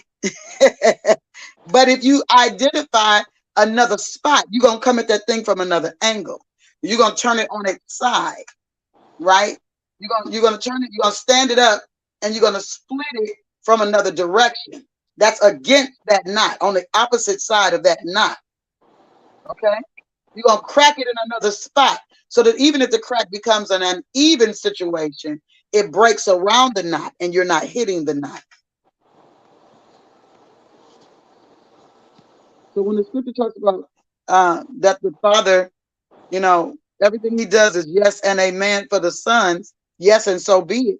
The reason you hitting knots is because you're not stepping into what he does. You're trying to step into what you do. It's not him denying you. It's you denying you, because you refuse to find another spot to hit. You keep hitting where the knot is. Prophet, go ahead and share. Yes, amen. I just, it's just one of those things where we have to know how to, like we say, adjust. We have to know how to assess, because if we don't properly assess, we'll get caught off guard. And then adjustment cannot be made adequately or appropriately or with accuracy.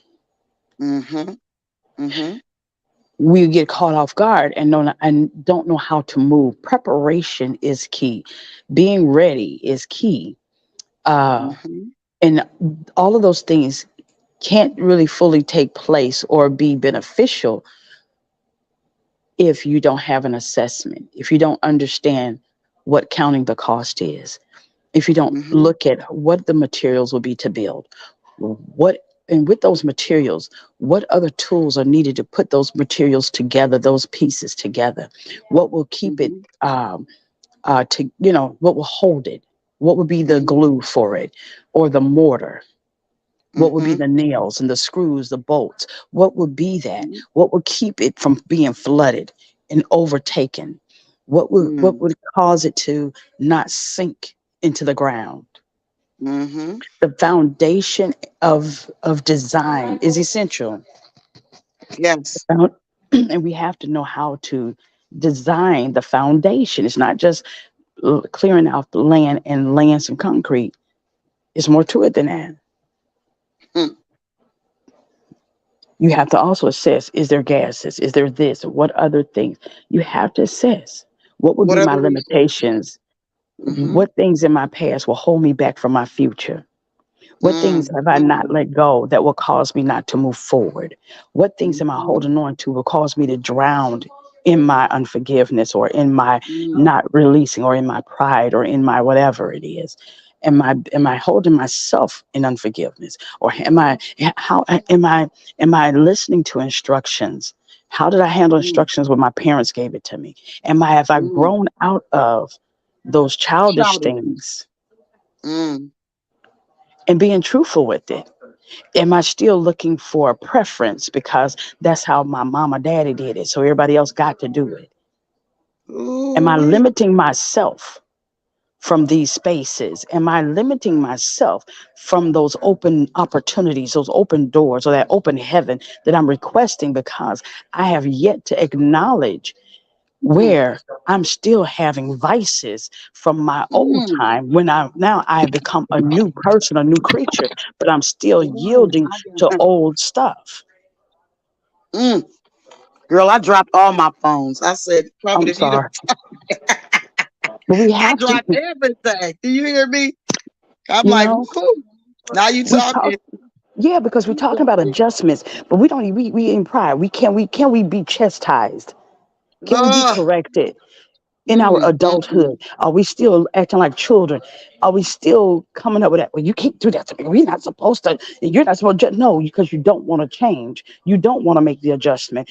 So that means you mm, don't want to prosper. You don't want to multiply. And no, you don't want to mm, pair with Yah in the manner in which you say you do, because you don't want to mm, sacrifice those things and give it up. You don't want to not go to the funeral. You know what I'm saying? You don't want to yeah, not sell off your stuff. You don't want to not mm, follow. my. People say, I want to follow you, but then they can't follow the instructions of Mm, bury mm, my. mm. I got to first Because go to notice the how the funeral. master did what he did. That's what I'm He said, saying. follow me and I'll make you fishers of men. That's it. I did just add Facebook. Sorry, Facebook. I forgot about y'all today, Why? but I Why? did remember. We He said, look for follow me and those I'll make things. you. Well, I can't Exactly. make you if you don't follow. If you don't follow, you can't be You made if being you don't made submit. is predicated on your ability to follow, If you right? don't trust, you can't be a fisherman of men if you don't trust. Because notice how You, he started that thing out, Prophet. He got on the boat. They hadn't caught anything. Their catch that night was not. It was not. It was not advantageous. It was not blessed. It wasn't. You know what I'm saying? It wasn't beneficial. mm-mm. It was no bounty in that. No Oh, fruit. And oh Lord Jesus, he sends you them hit a back note with out. me. Huh? You hit a note with me because you just made me think about something. You What was know, it? What was it? you because you're talking about them, they had not caught fish, and he showed them a miracle of catching fish, right? They caught so much Mm-hmm. fish, oh my God. So they had enough to really do more than take care of the family, right? But Mm-hmm. on that one example, they trusted him. Nowadays Yes. we have people that will prosper in a miracle and won't trust, because you got to do Listen. 15 billion other miracles because the greed and the Yes. vanity of it. We have people that in the beginning, because we're talking about examples now, right? We're talking about Mm-hmm. adjustments, and we're talking about how we do those Connection. adjustments based on the following of what we see, Foundation. right? Okay, so we're Mm-hmm. going back to what we see. I do as my father do. All right, so now here it is. You have these disciples that now see their leader do something for them, right? Mm-hmm. Mm-hmm. And based on that, they trust. Now, other folks can, oh, I want to be a part of it because we got bandwagoners. I want to be a part of this, but they're not willing to Mm-hmm. give up. Mm-hmm. Because those men had wives, but they followed him and walked away, They had not really family. walked away from the wives, but they left the house to be able Yeah. to benefit the house. You get what I'm Yeah. saying? Yeah. Most people wouldn't see it that way. Most But people they say, were no, I bringing. need another miracle. But look at what I they were can't trust you bringing. like that because you did just one thing that don't mean nothing. What Listen. about the next Look time? at Because this is us now. look at what they were bringing to the house, though. You're leaving the house to bring a dynamic to the house that is Correct. beyond what we ever identified with before. You're Correct. But bringing it deliverance to the house. This is not just about us. This is about the region. This is about mankind. You're doing something that is life shaking, life altering. I can identify with you leaving the house for that because listen, you said this, but them leaving the house is not just the only thing. Think about this. This just came to me. The people that they were connected to believed in him enough to let them leave the house. exactly. But see, that's just it. But it only took one miracle. See, let me say Mm, this: we have a spirit of distrust so much mm, mm, that we would mm. be okay with keep going back to the negative. We'll see one negative thing and we'll jump on it and we'll stay there. We'll trust that negative, but we won't trust the positive. He did one miracle for them, one major miracle, and they trusted him the rest of the way. Yep, You get what I'm saying? yep, Now we would have yep. to have 15 million miracles before we say, And okay, still I think won't about trust. And following you. still won't trust. Like, Because like I I'm mean, look saying, at but Israel. Look at Israel. What was he doing for them? Repetitively, yeah, and they still did collectively not as a trust. group, they didn't. As collectively as a group, you would say they did not trust. There were some in the midst that did. However, at the end of it, all of that generation was going to be gone because of Except for a two, collective, disbelief. you know. But the Disbelief. thing, I'm dealing with the disciples. The disciples had one great miracle, and And they they latched trusted on. him the rest of the way. They may Yes, have had questions. There were some things they may have doubted, but they still trusted him because if they did not trust, they still wouldn't have continued to follow. You get what I'm that's right. saying? Yep. Okay, so now we in this day and age, Mm-hmm. in this timeline, we will see a Mm-hmm. divine miracle. And because there's so many decoys, we will say, you got to give me 5 more. You got to give me 10 more. And that 10 becomes 50 more. And that 50 more becomes 1,000 more. That 1,000 more become 1,000,000. And they still. Yes. Now we done showed you. You done seen God work. You done seen Yah move. You done seen the workings and the Mm-mm-mm. multiplication. You done seen the fruit of it. And Now you wait. still a disbeliever. Look You at still a this. Look at this. distruster. Look at this. Look at this though. Here's the question. And what did it take from you for him to do what he did? Exactly. He did it without a whole bunch of anything from you, just to prove to you his desire to position you. How he desired you to be positioned was not working your fingers to the bone. How he desired you didn't have to do a whole lot for that. You didn't have to do a whole lot. But I know you people know, right now that people told them, no, you can't have that. That's not for you. You don't qualify. And I came right behind that and said, you do qualify. Here's the information. Fill it out. Give me this information. Let me give it to, and boom. Let me set. Okay, here we go. Let's pull up the website. Boom. Here we go. Now, what more do you need? He proved to you he didn't need a whole lot from you, but just to be you, to step into a space to receive something. hmm And instead of that, we want to become all these other things. We want to do spiritual acrobats to get to something. And he's saying, listen, these things are freely given. hmm Money is at the bottom of the totem pole, y'all. It's at the bottom. It's a tool. You can have a whole bunch of stuff and be broke again. Why? Because you don't have the mind for the money. You don't have Apostle, the wisdom. Yes, ma'am. you're right. They don't have the mind because the fact is, a lot of us don't like to get our hands dirty for the cultivation of what we need as a tool. Uh-oh.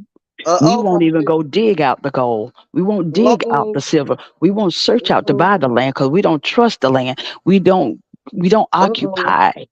He said, Uh-oh. "Occupy till I come." We won't That's what he occupy. said. We just want to be able to squat. This is what he said, do. Come on now, don't say it. Don't say. We just want to be able to squat.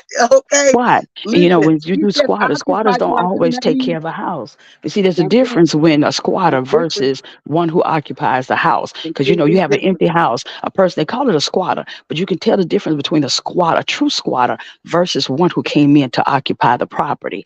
They occupy the Period. property because they keep it mowed. They find a way to get the lawn mowed. Now, mind you, they may not have the money, but they're gonna get that lawn mowed. They're gonna make sure that the house is straightened up. At some point, they're gonna find a way to get the lights cut on. They're gonna, what I'm saying? They're gonna do something. They're Absolutely. gonna find a way to get that water turned on because that person Yeah. is set for occupancy.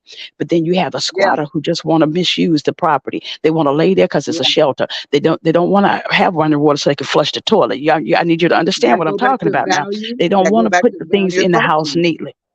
That go back to value and virtues. Yes. Right? But see, the I have a squatter is value. different than a occupants. See, he said Mm-hmm. occupy. He didn't say go squat. Occupants Mm-mm. is different. Even okay, we had yesterday we talked about David, and David was in Ziklag, right? They Mm-hmm. occupied. Yeah, that was a territory that they occupied. They That's why they occupied. built stuff there. That's why they created an environment, a community. That's why they created this, that area. They built it up for themselves because they were That's an why I know occupant. exactly. But that's why when you go Mhm. into a territory, don't go in as a squatter. Go in to look to Oh, come occupy. on. Come Whether on. you plan to live there permanently or not, you still occupy Take property there. territory. You occupy Yeah. something there. You occupy a business there. You occupy something.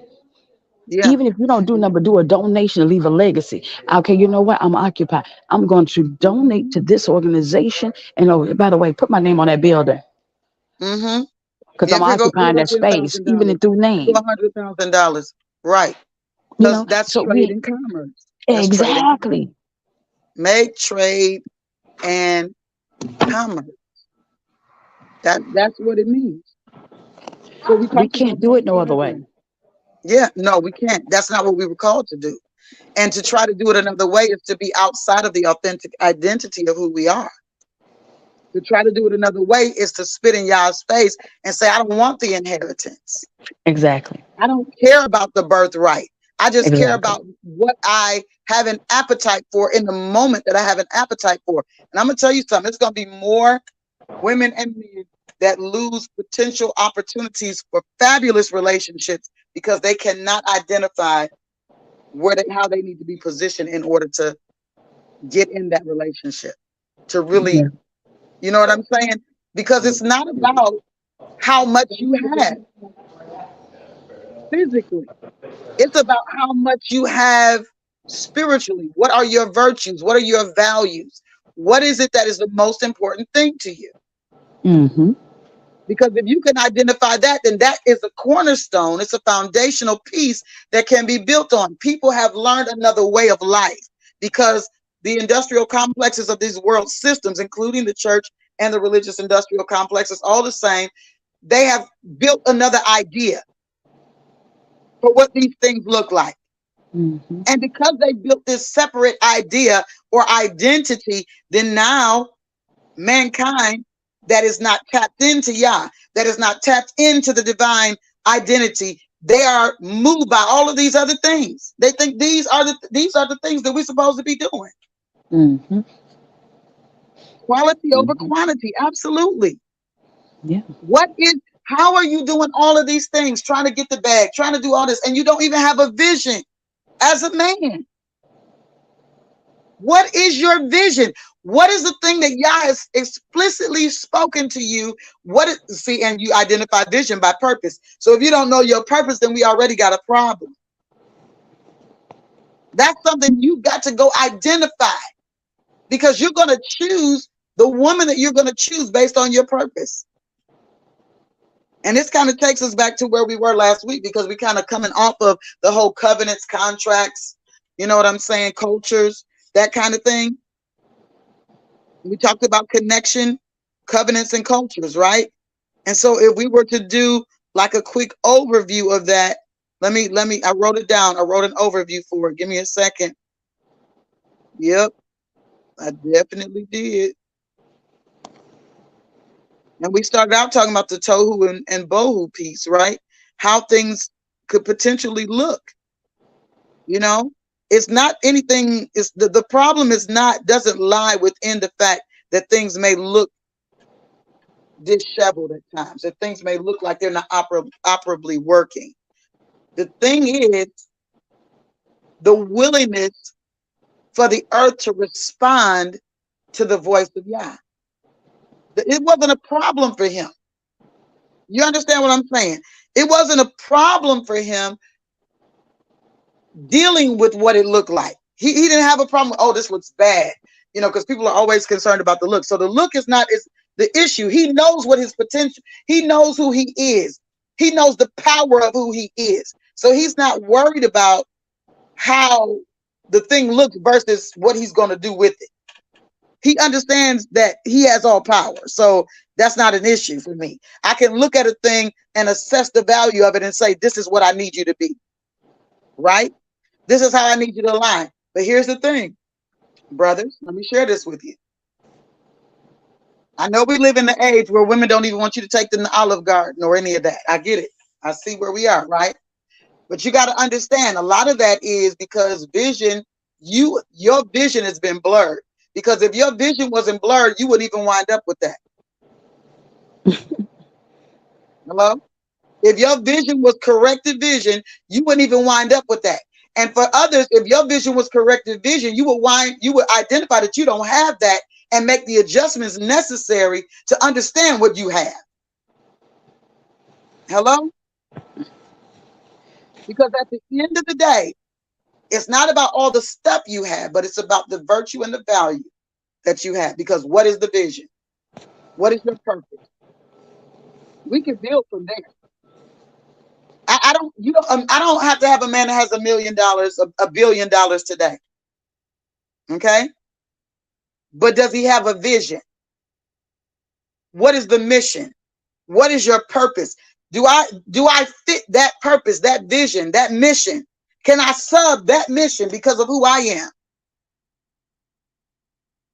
You understand what I'm saying? When we get into the conversation today in Torah, you're going to notice the vow. And we've talked a lot about vows over the last, well, just in kinetic prayer period. We talked about the vow, which is the word neder in Hebrew. And it deals with promises or commitments that we make as individuals to the Father or to other persons. So a vow is actually something that's contained in the covenant. It's what creates the covenant. I vow to do this. I vow to do that. This is my part.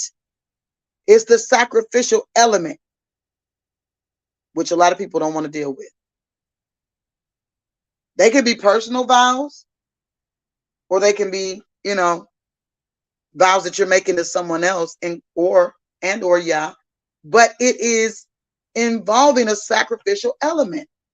So guess what? You can't have covenant without a sacrificial element of vow. So when you're talking about being in covenant with people or being in covenant with Yah, where is the sacrificial element? Because that sacrificial element carries a profound sense of personal responsibility and dedication to the cause. You feel the weight of something, and the moment you start feeling the weight of it and positioning yourself to identify, okay, I want to carry this. This is something that I have the capacity to carry because of these things. Hello? I'm reading what you're saying here, Prophet. I'm going to read some of the comments.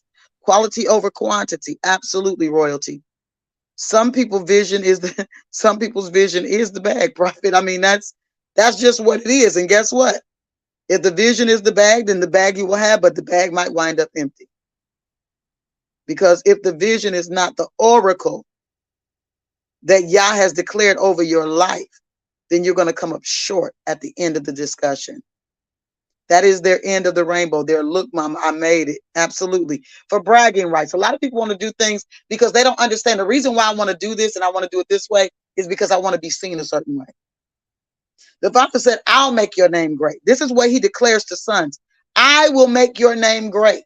But people want to make their own name great and then wonder why they're not making anything happen, because you can't be on both sides of the fence. You can't play both sides of the fence. The adversary is rejecting you. You know, he ain't really trying to use you like that because he know you ain't really down for real. But y'all, you being rejected by y'all on the other end because you won't come all the way in. He's like, listen, my hands are tied. You won't come into the relationship fully. So how can I release? Because remember what the master said to the woman? He said, I can't give what's meant for the children to dogs. I'm just telling you. Prophet Marley says some don't have the vision of empire, kingdom. They stop at the resource called money. Absolutely. Well, that is another kingdom. It is another system. And they would like to build another empire, but they don't have divine vision for the kingdom of Yah or his empire. You know, they definitely stop at the resource called money. Got to identify the dogs. Who let the dogs out? Understand, they will come out. But as sons, we don't concern ourselves necessarily with the dogs because we've been given authority over every creeping thing. Everything that creeps upon the earth, everything that moves on the earth in the way of, you know, living creatures. Except for man, we've not been given dominion over them. However, when we're talking about the dogs figuratively, that's something that's outside of the will of Yah. Something, and those things work for me. That's what other nations understand. And like anything that don't believe like I believe can work for me, but it can't, you know, can't be on the inside of things, but it definitely can be without, on the outside of things. We got to identify good ground versus bad ground. Absolutely. So we define the terms of covenant and contract and vow, right? And now we got to understand again that covenants involve deep relational commitment. They have spiritual significance. Okay, we talked about the Noahic covenant, the Abrahamic covenant, the Edenic covenant, the Mosaic covenant, the Davidic covenant, and the New covenant. We talked about those. And contracts, we understand, are different from covenants because they don't have the element of intimate relating. They don't have that element. The element that is in contracts is simply from the legality perspective. Why? Because it's a transaction. Why? Because it's not dealing with the depth of relationship. This is why explicit terms have to be come to, because there's no truth or trust, right? There's no trust there because I don't identify whether you're telling me the truth or not. I just have to go by what's written because I don't see truth or trust in this situation because it's not personal. And the distinction of the contract lies in the commitment to each person's agreements of terms. Okay? And how this is distinctively different than the covenant is that the distinction lies in the depth of the relationship and the nature of the commitment. Vows are personal promises. And we'll see that today as we're stepping over into the Torah portion. Because we'll see that Yachob made a vow. They involve our commitment to Yah. And of course, we know that there are examples of vows like marital vows, you know. But again, all of that is connected to sacrifice, you know. But understanding these terms absolutely provides insight into the various ways that agreements and commitments are approached in different contexts, whether spiritual, legal, or personal. Right? So when we look at this entire thing that we've been discussing already, the point here is exploring how Yah defines things through the act of separating the things. We encountered the word tohu and bohu. We understand that. But he separates a thing. Okay? So in the act of creation, he begins with formless and void, earth, right? Tohu and bohu, emphasizing a state of disorder and emptiness. And then his divine methodology involves separating and defining the elements before bringing order and purpose, before there's harmony between these elements. The harmony between the elements requires a separation in order for them to work properly in alignment together. So this separation serves as a precursor to multiplication and manifestation. So this is why I'm saying he's going to separate the thing first before he begins to multiply and manifest the multiplication of the thing. So this concept of division, which I said from the beginning, is foundational. It showcases Yah's divine strategy of categorizing and establishing distinctions. And this is a thing that men have. You know, they put things in categories. That's a God thing. It's not a bad thing. That's a God thing. The categorization of things, you know, compartmentalization. They do that kind of thing, right? But they have to establish distinctions in the categorization of things, or the compartmentalization, not just to house a thing, but to understand what we're housing, right? Because this ultimately leads to the multiplication of created elements. So if I house something or compartmentalize something, okay, or categorize something in me that doesn't belong there. Remember, we talked about the Sesame Street thing. One of these things is not like the other. Okay, can you guess which thing before I finish the song? Because something doesn't belong in this frame. Something doesn't belong in the picture. If you don't take out the thing that doesn't belong, then you'll be compartmentalizing and categorizing things and housing them for a time of multiplication. Right? So here are the implications. Recognizing the divine principle of separation helps us to discern the essential from the non-essential things, the meaningful things from the meaningless things. So Yah's role is the God of division. We know he's the master mathematician, okay? The master of equations. He underscores the importance of clarity and categorization and discernment, which is something we're always talking about, and understanding and navigating various aspects of life, be it relationships, ideologies, concepts, whatever it is. These are those areas that clarity need to come into. This great divide, which is the subtitle of what we're communicating in our table talk, sets the stage for purposeful multiplication and manifestation. Purposeful multiplication and purposeful manifestation. And it reveals a profound spiritual and practical principle in the act of separating and defining. Prophet Marlise, what you think? Ecclesiastes, absolutely. For everything, there's a season. Yes, I have a lot of background noise, so please do That's forgive. okay. No, that's Yes, okay. yeah. So yeah, when you're talking about, and you were talking about the men and how they compartmentalize, do you realize half of our forms that we use, even down to budgeting a business plan, on your business plan, your budgeting, when you're doing when you're doing inventory, it's compartmentalized sections. Mm-hmm. Filling out an application is in sections. Um, Yeah, when you're doing even in banking, your bank statements are in sections. You have your savings, you have your deposits, you have your withdrawals. All those are in compartments or yeah, different sections or facets of, you know, um, even down to a vehicle that is built. There is sections of the vehicle. There's the compartment, which is the cab portion, which it houses the people. Then there's the mechanics, which is under the hood that drives it. Then there's the mechanics outside of that, which is the operation system.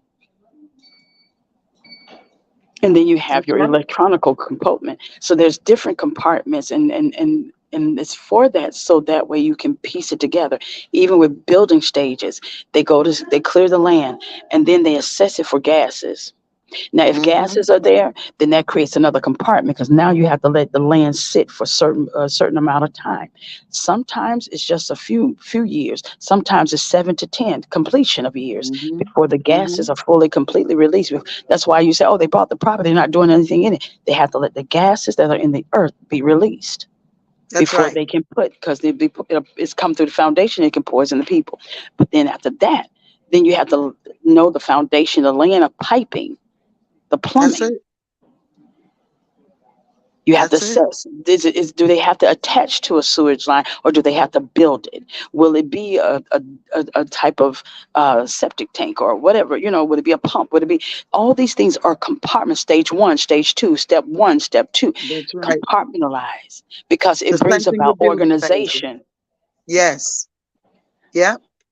And see, and Absolutely. true enough, how sometimes we think security, but we think in multiple things at one time, and it's not compartmentalized because we all over the place. We can stop here, go there, and then come back to the other things, and it's not organized. And for some men, that is chaotic. That's Hmm. why they move differently. Sometimes we say, "You're moving too slow," but no, they're compartmentalizing. Now let me say Where they this do. in that space that you just said. So we're talking about defining virtue and value, right? So Right. virtue and value has to be a factor there because how women move is wired differently than how men move, but they're both necessary. Because a Exactly. woman can begin to do a whole lot of things at one time because her brain is functioning on a different level. It's calculating things differently. But if the man understands that that's what he needs, he's like, okay, I'm compartmentalizing as I'm seeing her digitize it. Hmm. As she's going through that process, I'm compartmentalizing what she's digitizing. So I can see me helping her help me because Yeah. the ideas that she has is brilliant. Hmm.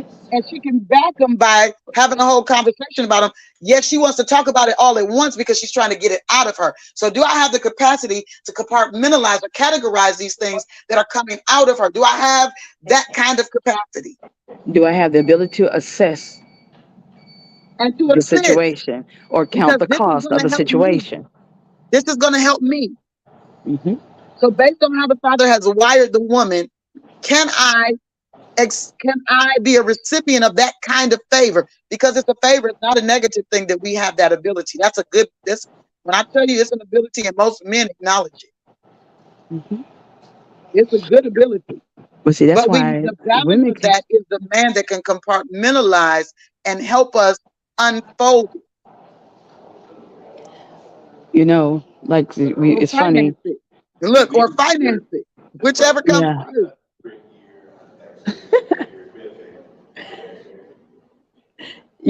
Also, it's funny because, you get women that say, "Oh, I can't chew and walk at the same time," but That's they not can true. talk on the phone, they can clean the house, and watch a child all at the same time. So Yeah, it's based on how your perception. But then also yeah. with that, they say, "How in the heck can she be on the computer typing out a thing and talking on the phone and looking after the kids and cooking at the same time?" Men can Yeah. do that. Men have to focus. I'm on a computer, and if the phone is attached to the computer, then I can do that because they're both together. But if I have to talk a separate conversation and type on a computer, I need to focus on one. And that's not a Um, negative. that's not a Most negative. women see that. Most women see that as a negative. Like, well, he can't. When he do that, he just so focused. Well, But focus is a thing. no, some say, well, darn, he can't think. He can't think about more than one thing at one time. Sometimes No, no. If he's thinking about sometimes no. you, look like if he's thinking Listen, about you, just let as him long think as when about you you. thinking about me, you that focus, we good. Let him complete that focus. And then when he's thinking Hmm. about work, let him think about work because they're not Hmm. that complex. you know, Hmm. the Yeah. upgrade is that we're helpmeet. So all the stuff we can do multiple things at multiple times, where he may only be able to do one. He can fight a battle, but he can't fight the battle and then go fishing at the same time. He can't do that. Right. Hmm. That's not possible. Hmm. I love the conversation about the compartmentalization because where they get that from is from Yah. You Yeah. understand what I'm saying? Because that's what he did from the beginning. He categorized everything. Well, if you look at Jesus' steps, you look at Yeshua's steps, right? All right. Hmm. So as a child, he was focused on, and the parents went looking for him. He said, "I was about my father's business." Hmm. But as he got through, he was focused on those things. Each time there was an incident, each time there was an opportunity for him to do, but it wasn't Hmm. multiple opportunities to do. It was a definite focus. Yeah. Every place he went, he didn't have a concert tour where he was trying to broadcast to 50 billion places. He went one place, did the focus. When he left, he left. He said, "Oh, I planned it. It'd be in my plans to come back. Okay, fine. But until then, I'm not thinking about you now. I'm on this now." Right. He Right. wasn't worried about what was next. He completed what was then before him before he said, "Okay, now we can go to this." Yeah. Now we can go to Lazarus because I handled this already. That's it. Lazarus gonna have to wait. I hear you, but I'm gonna wait because I got to finish this I had course. to finish. That's it. Mhm. Mhm. And Absolutely. sometimes we say, "You know, you should have been here sooner." He said, "Babe, I had to, you know, how people had the conversation go between folks. Well, but honey, I had to finish this Mhm. because his mind is, let me finish this. I don't need to return to this. We Right. can, women will return to stuff multiple times. Mhm. A But if man men can. understood that in our conversations, if we got through the whole thing, we would never have to return to it again. Yeah, a But if man it's wants to left finish. but if left undone in our digital makeup, we'll Mhm. return back to it. Mhm. That's a fact. That's that's why you That's a keep fact. seeing sometimes women bring up stuff it's old. They're like, "Yo, you bring," because they have not gotten out everything they needed to complete. Mhm. Mhm. And so we got to learn how to be masterful communicators. That has Hmm. to be a thing that's equal across the board because how we That's covenant what men say. Get with to the the point. collective things is, and how we connect, yeah, and how we connect. All of those things are so powerful that we have to learn those things equally. We may not communicate the same way, but there has to be solid communication and understanding. We shared a couple of verses. I think I was pretty much done with that because I think right about now I want to jump over into, let me look, because I think I said I was going to go somewhere else really quickly, but let me look because I believe we did Proverbs 24. I didn't complete that, but you guys know how to go to that and finish that, right? You know how to go to Apostle, that. Yes, ma'am. I'm gonna say this. Um, that is, and I think about when I was talking about that, it brings me back to the talents. Yes, You yes. know, our Knowing talents what can to be do with what you got. multiple. Yeah, because he knows who can handle the multiples Hmm. versus the one. Hmm. And so, even with that, you have people that have multiples and they are executing them. Hmm. And that's why But they have multiples. you keep them compartmentalized. So, that's another way of doing it. You can Yeah, have multiple stuff going on, which is what women do. But if you compartmentalize them, it helps create a focus for each one of those things so they all can get done. absolutely. So that's a Absolutely. combination of the two together, working Yeah, as one. yeah, yeah. And we're just acknowledging because this is not uh, like a rigid identity because some women can do both the compartmentalization and categorization and the multiple things at the same time, and the same with men. You know what I'm saying? I believe it's a learned behavior. I believe that it's about maturity and about purpose and about all of those things that we're able or have capacity for these things. Because even when you deal with the talent, the man didn't make a difference besides what he gave. The only difference that he made was in what he gave based on the capacity that he knew they could handle it. You know what I'm saying? But it wasn't like this one better than you because they got five. You know what I mean? This one better than you because I gave them two. It wasn't that. It was like, take this and go do something with this. Because to him that hath, more will be given. It's just how it works. What you do with what you already have, which is why it's crucial to identify the elements, the foundational elements of the thing. And it can't be something that is surface. It can't be something that is, you know, what is that term? It's a term where people are shallow. It can't be something that's shallow. It can't be something that's surface. It has to reflect the depth of something so that we can identify what it truly is. You guys go back through Proverbs 24 and look at knowledge, wisdom, and understanding because I think we did that. But go to Proverbs 2 really quickly, too. And while you're going to Proverbs 2, I'm going to mention another verse that came to mind when we were talking earlier about wisdom. And it's in James chapter 1, verse 5. It says, if any of you lack wisdom, You understand, this is familiar. Let him ask of Yah, that giveth to all men liberally, and upbraideth not, and it shall be given him.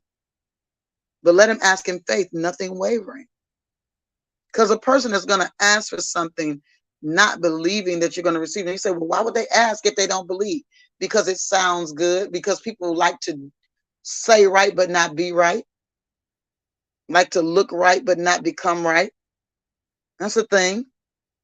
Proverbs chapter 2, verses 6 through 9. So we've got to become what we say. You know, we got to learn to become what we say. And how that happens is in the relationship. You know, in the relationship with Yah, because of authenticity and true identity, authentic identity, then we are something. And that's the place that we're doing everything that we're doing it from, the place that we are or are becoming. Right? Proverbs chapter 2, verse 6 through 9. Let's go there really quickly. And then we're going to, I believe we're going to jump into the Torah portion today. Proverbs chapter 2. I'm going to start at verse 1. We'll go from verse 1 to 9 because I think this is foundational. Matter of fact, we might go all the way to 22. This is such an integral part of what we're discussing this morning. We'll see. I'll stop where he tells me to stop. It says, but my son, if thou wilt receive my words, remember we were talking about this, this shall be your wisdom. If thou wilt receive my words and hide my commandments with thee, so that thou incline thine ear unto wisdom and apply thine heart to understanding. Yea, if thou criest after knowledge, oh my God, you got to be in that place. And this is where Daniel was, right? That some things were being revealed to Daniel, but Daniel wasn't satisfied with just that. He wanted to know and have clarity. So he began to cry out because it was vexing him not to know what the thing meant. It was vexing him not to have the understanding of what was being revealed to him, right? And this is how he began to exercise his spiritual acumen. This is how his spiritual acuity began to grow, because his desire was so strong for the things of Yah. And the word says, listen, if you hunger and thirst, it was a hunger, it was a thirst after righteousness, then you will be filled. It's inevitable to be filled. You understand? So it says here, yea, if thou criest after knowledge, liftest up thy voice for understanding, if thou seekest her as silver and searchest for her as hid treasure. The Bible talks about this over and over again. The fact that the gold and the silver is not more valuable than wisdom. Ask the poor wise man to save the city. Now, does the Father want us to be poor and wise? No, he wants us to be wealthy and wise. But it's just the point that Solomon understood that wisdom was better than strength. And he was talking about financial strength, because the wisdom of that man is what saved the city, not anybody's financial acuity in that particular city, right? So it says here, if thou seekest her as silver and searchest for her as for hid treasures, like you chase the bag, chase after Yah. Hello? I'm going to put it in regular street terms. The same way you seek that bag, seek Yah. Then shalt thou understand the fear of Yah and find the knowledge of Yah. For Yah giveth wisdom. Out of his mouth cometh knowledge and understanding. He layeth up sound wisdom for the righteous. He is a buckler to them that walk uprightly. He keepeth the paths of judgment and preserveth the way of saints. Then shalt thou understand righteousness and judgment and equity, yea, every good path. When wisdom entereth into thine heart, and knowledge is pleasant unto thy soul. I'm just going to read this. Discretion shall preserve thee. Understanding shall keep thee. You see, remember we were talking about earlier, understanding the question and the answer, discussing it both. Understanding the answer without the question is futile. Understanding the answer without the question. Understanding the question but not having the answer is futile. And we got a lot of people preaching and teaching and talking from just one perspective. There's no balance there. We've got to be able to understand that the wisdom is going to give us the understanding and the knowing. The knowing and the understanding is going to give us both sides of the spectrum. It says here, discretion shall preserve thee. It's going to give us the answer and the question and answer. This is the spirit of truth. This is how the spirit of truth operates. It's not just top heavy. It doesn't just lean to one side. That's why the logos requires rhema, because the letter kills, but the spirit of Yah is what enlivens that word to make it something that's practically able to be used for manifestation. Yah requires balances. He hates unjust balances. That's what the scripture says of his character. It says here, to deliver thee from the way of the evil man. I'm going to read this again. Discretion shall preserve thee, understanding shall keep thee, to deliver thee from the way of the evil, from the man that speaketh forward things. Father, help us in this season to be able to identify this, because we understand what you're saying here and we align ourselves with this word. He said that discretion is going to preserve you, and understanding is going to keep you. In all of your getting, you got to have understanding, because this is what's going to be the deliverance. A lot of people are crying out for things. They want to plead the blood over everything. They want to, do a bunch of, well, help me avoid evil. Help me. No, he said discretion is going to preserve you, and understanding is going to keep you. And that's what your deliverance is going to be. We want to put the onus on something other than what the onus is on, which is on us, to do the thing that is in alignment with what the Father is saying in order to be in that space, in order to get the benefits of the blessing of that space. Okay, let's look at this. I'm putting up what you guys are saying. Who leave the paths of uprightness to walk in the ways of darkness, to deliver thee from the way of the evil man. Verse 12.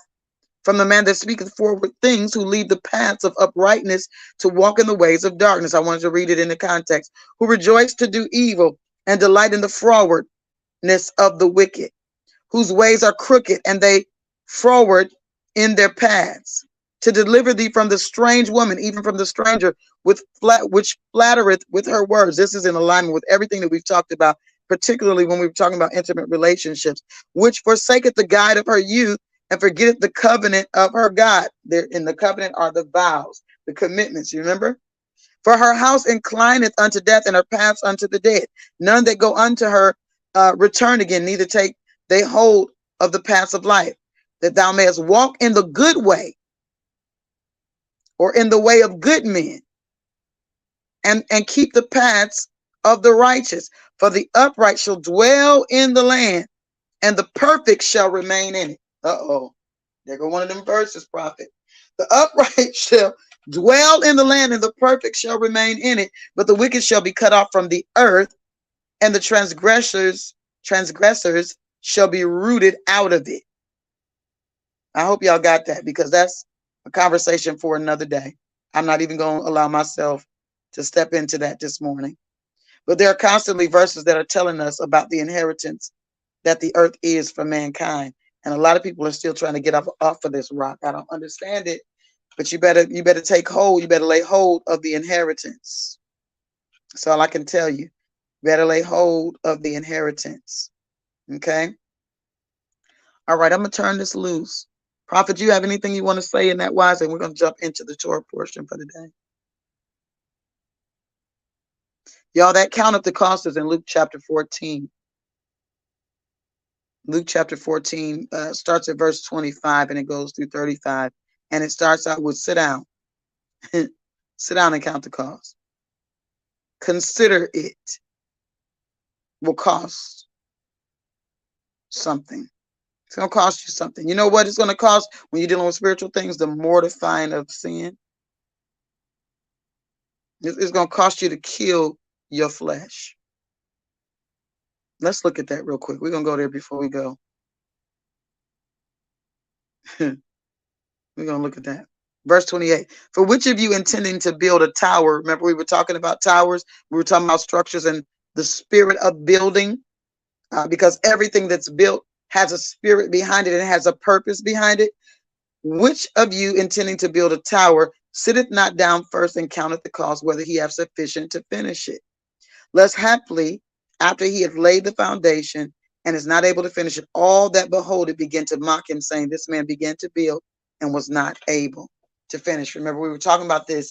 People are looking out, they're looking at it from an outward perspective. And this is why Moshe and Aaron could not enter into the promise, because they misrepresented him.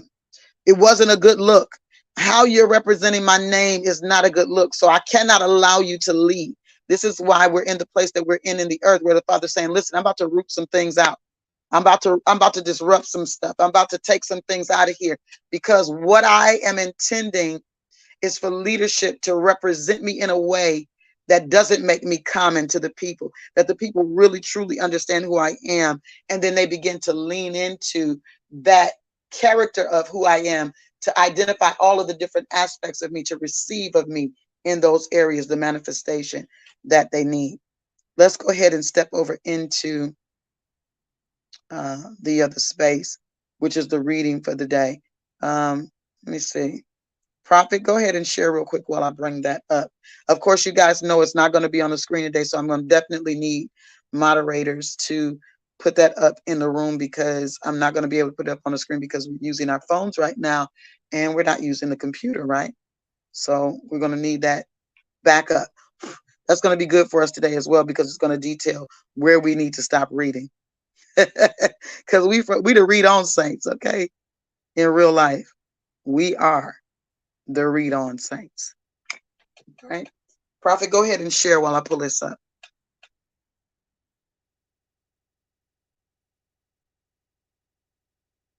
You're on mute, Prophet.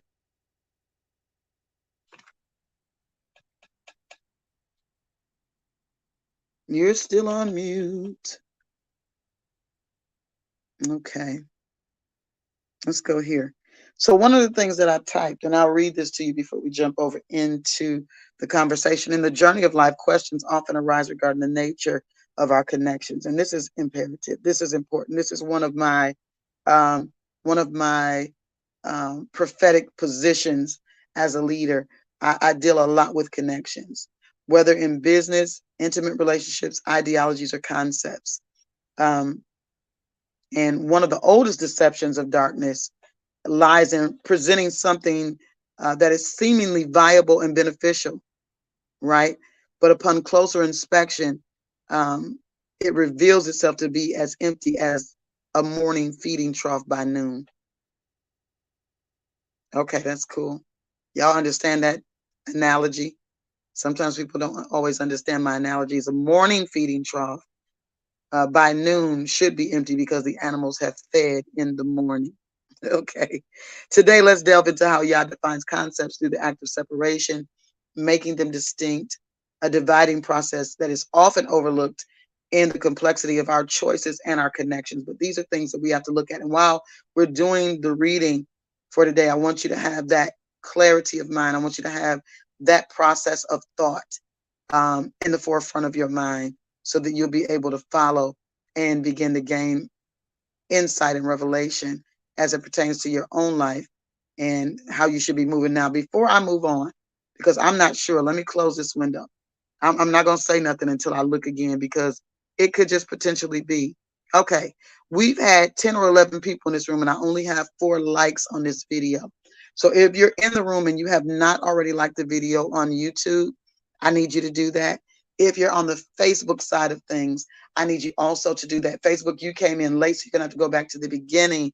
However, I want to say Shabbat Shalom to all the Kinetic sons, to all the sons of Yah who adhere to and who honor the appointed time, the Moedim of Yah, called the Sabbath, which is a weekly place that we are setting aside, because he did it from the beginning. We only do what we see our Father doing. And so we're here to honor his desire to be with him and to assemble at this time around Torah and getting some understanding and having some conversation. So I've still seen 4 likes. I need you, if you're in the room, to like the video. That's what I need you to do. And we will go ahead and continue. We'll go ahead and continue. But it's been 10 or 11 people in this room, and I only see those 4 likes. So I'm going to give you guys just a moment to go ahead and like. I think, let me look at this real quick. Prophet, you might have dropped. Did you drop out of the room? Let me see. Yep, you did. That's why I couldn't hear nothing, because you had dropped. Okay, go ahead, Prophet. You're in the room now. Okay. Prophet, you're in the room. The read on saint, read Okay. saint. I was going to be one the other day. We stopped at verse 30 in Luke 13. That's all Uh-huh. 31, 32, and 33 are very essential. And Yes. it says, or what king would make war against another king sitteth not down first and consult? Yes. Mm-mm. Your phone is doing something, Prophet. You must have moved from the area that you were in, because it's now doing something different. Are you on the Wi-Fi in the place that you're in, or are you using your phone's Wi-Fi? Because if you're using your phone's Wi-Fi, you might potentially need to connect to the Wi-Fi where you are. We're getting ready to get into the reading portion of Torah this morning as Prophet Marlise is making the adjustment. Thank you, guys. I see one extra like. I'm going to need a couple more, though, because there were quite a few people in this room this morning when we were just on YouTube. Just on YouTube alone, there were a lot of people in the room. So I'm going to need you guys to come in liking the video on YouTube. And on the Facebook side, you can like as well. I also want you to comment if you're on the Facebook side. You know why? Because that also is a way that triggers the algorithms on Facebook, and they realize, oh, they like this. So let's put this before more people. They like this. So we need to make sure that this is visible by more people. Yeah. So that's a necessity. I don't know where you are, Prophet. Oh, you fell off again. Okay. I'm bringing her back in. You guys get ready. Look in the chat room. Um, look in the description box. I'm going to tell you where we are in just a moment as soon as I get Prophet Marlise back in the room. 1 second, Prophet.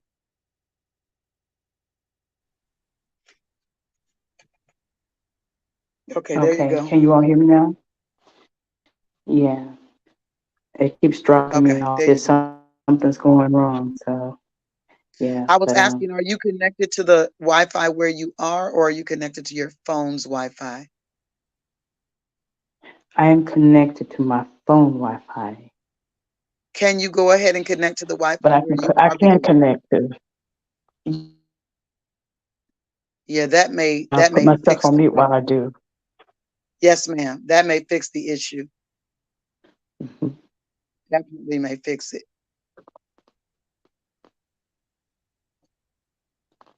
Okay, guys. We're gonna take just a few moments of a break, station identification, because we're getting ready to get into the reading of Torah. So let's do our interlude real quick. Give me 1 second. I'm gonna put something on, and then Prophet Marlise can come in and she can share as soon as we come back. Let's just take a brief interlude. Go get you some water and go to the necessary room really quickly, and let's go from there. When we come back, we'll step into that place of reading Torah for the day. All right?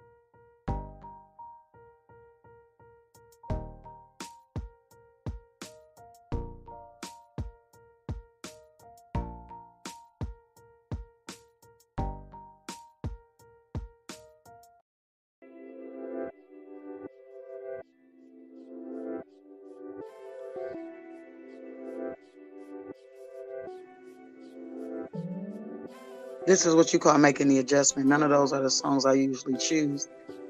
But because we're on the phones today, it's a little bit more difficult to make the adjustment. So you guys just be patient. We're still in the interlude. So I'm okay with making this adjustment because I don't want something playing that's going to vex me the whole time I am interluding. Okay.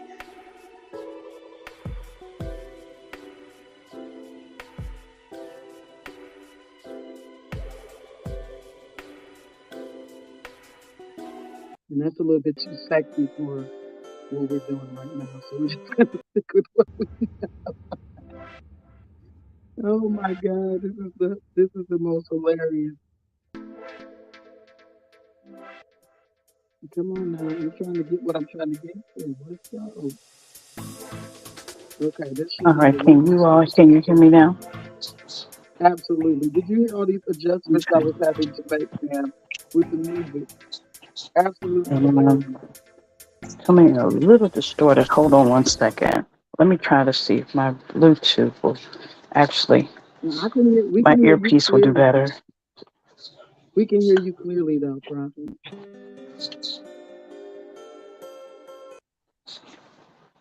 This thing want to vex me for real.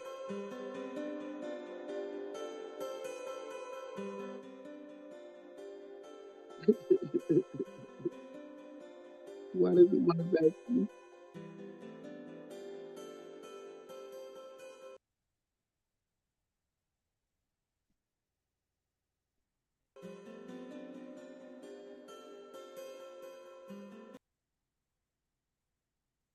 It's crazy. My God, my God.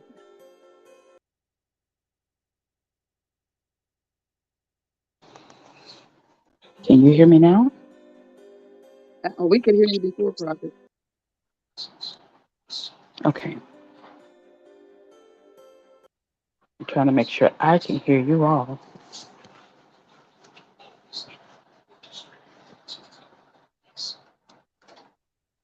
This thing want to do what it want to do, and I'm just not with it. Okay, I'm not with it today. I'm not with it. Okay,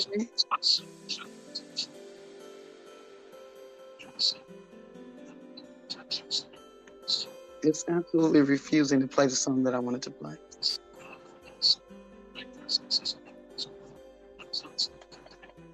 I'm in disbelief right now.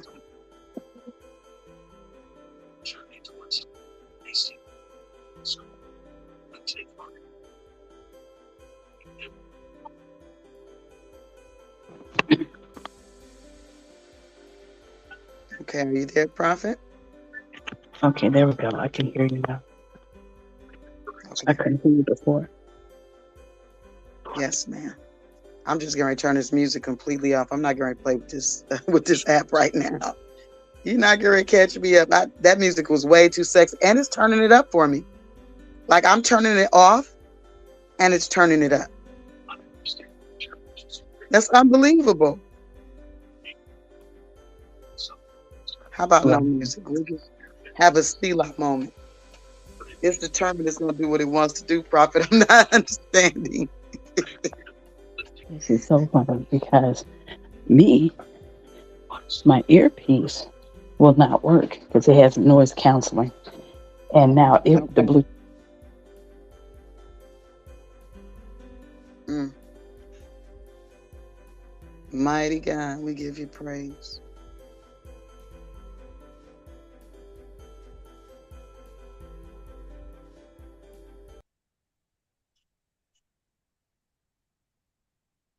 It's certainly not playing, so I don't understand why it's struggling to do what I'm asking it to do.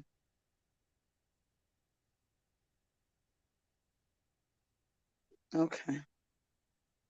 You guys still there? I am still going to take just a few more minutes here. A few more moments of necessary time. I need to go get some water or make me a smoothie or something.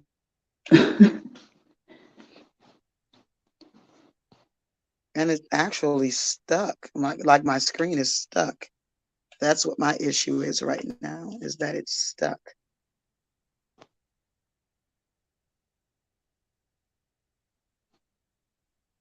Mm-hmm. I'm almost concerned about muting it because I may not be able to unmute it. So maybe I shouldn't, right? I can't get Hey, the comment off the screen. Listen, it's just in a place right now. That's okay.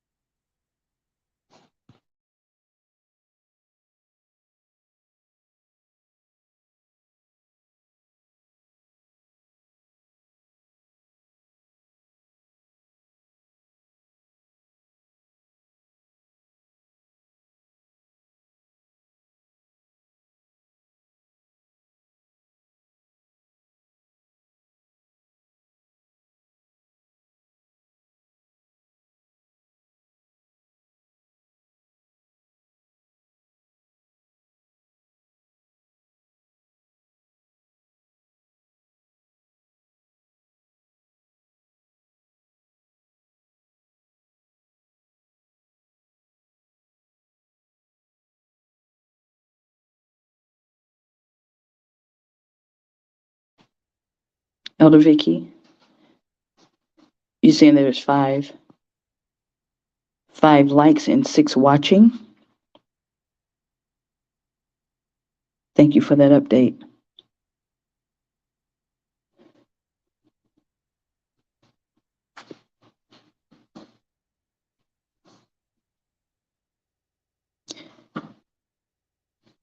If you can hear me, put a yes in the chat room.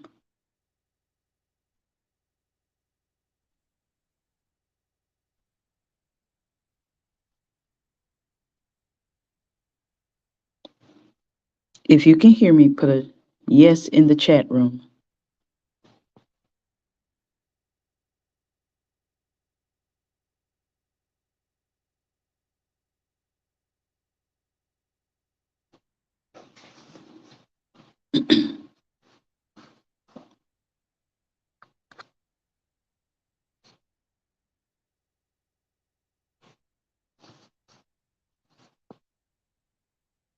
Amen. Amen. Thank you. We got so much audio going on. I want to make sure that at least you all can hear me while she's taking care of the other business.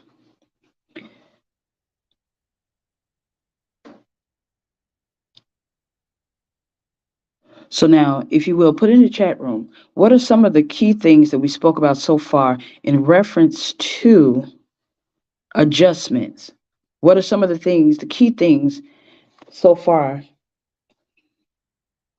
that you have identified that resonated with you? What are some of the key things mentioned? Put it in the chat room.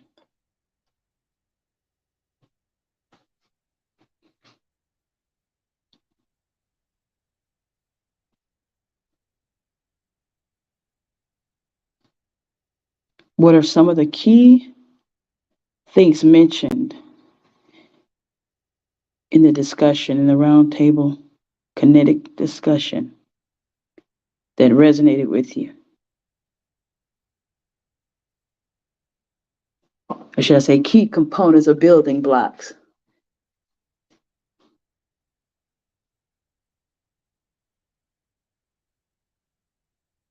Put it in the chat.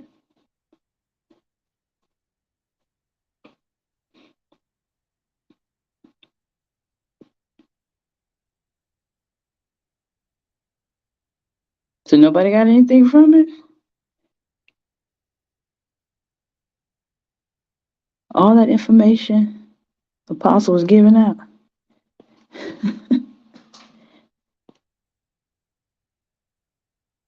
What are some of the things that we spoke about today, we discussed today, that resonated with you, that may have helped you see things a little differently, or something that you already knew but maybe needed to be reminded of? Put it in the chat. Put it in the chat room.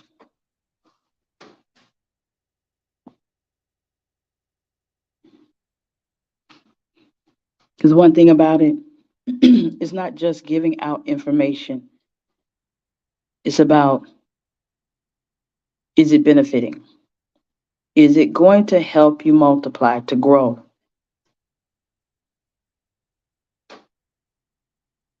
Because information is not just for storage. Information is received, knowledge is received, understanding is received for implementation, which is the wisdom. Concepts.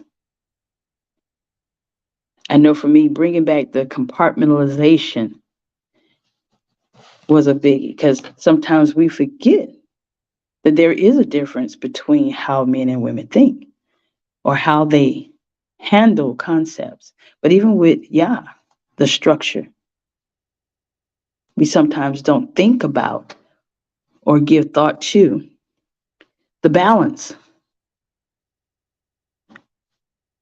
It being equally yoked also means that you're balanced. Where one is not so good in one area, the other picks up the slack. Or both of you all dysfunctional in the same area, or lacking in the same area, or don't like the same area. But it needs to be dealt with. Amen. Identifying vision by purpose. Yes. Amen. Because you have to identify your vision by your purpose. Because if your vision doesn't line up with your purpose, then you're just going to be spinning your wheels. You're going to be doing stuff that is not really necessarily being recognized by Yah. It's okay. You can do good work, but that don't mean every work is meant for you to do.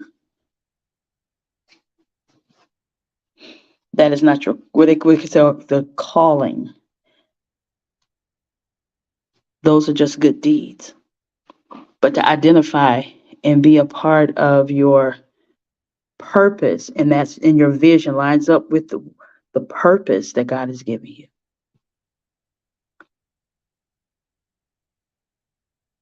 And that goes into relationships. That goes into what is your relationship like with Yah? What is your relationship like? How are you maintaining it? How are you growing in it? And how are you growing the relationship on your end? Because we like to say, hey, Yah, you do it. But there is a human component. Amen. Amen. Thank you. Thank you, Sister Vicky. Elder Vicky. I don't know. What's your title? Because we like to address folks by that. And I'm just saying I'm just calling it out as I see it on here. Calling versus good deeds. Yes, yes, yes. Identify who you are. Exactly. You know, some people are good at hospitality. Other folks are good at building. Some folks are good at multiple things. What is that thing? What are your multiple things? And sometimes people have multiple purposes in there. Like a minister or a pastor has one purpose of leading the sheep, but then they may have a calling of carpentry, or they may have a calling of a business or industry along with that, because it has to be a balance, right? They may lead the sheep, but their heart may be led to, start up daycare for kids in the neighborhood, whatever. Know your purpose, yes. Know your foundation, yes. Foundation is everything. And a lot of times, and I will say this, and some people may be upset with me about it, but we gear our attention to children so much so we forget the foundation. because we don't want to deal with the foundation because it takes more to work with the foundation, which is the adults, not grown people, because grown folks stop growing. You can't teach them. They're not pliable. But adults are forever growing, just like children are. We just experience some things a little bit further than they have, right? But we pour so much into the children till we forget a lot of times that we might be projecting what we should be focusing on ourselves for, or that we didn't experience or we didn't get that we may need. And we project that on the children. So the foundation, the adults are the foundation. The teachers, the leaders are the foundation. If the foundation is corrupt, the children, the house won't stand. I don't care what you do to the house. You can make the house look good. You can repair the cracks. You can repair the breaching, fix the plumbing. But if you have not dealt with that foundation and that foundation is off,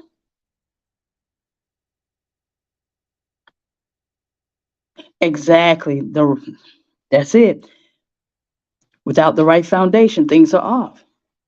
And we can see where foundation has gotten a little shaky, have gotten off kilter, have cracked.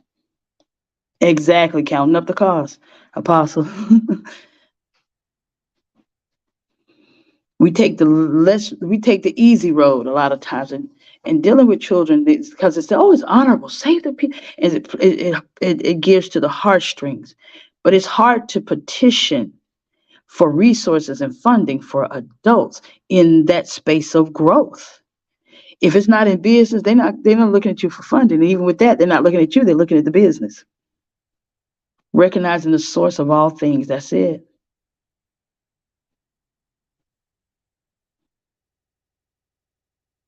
And if the leaders go astray, then what happened?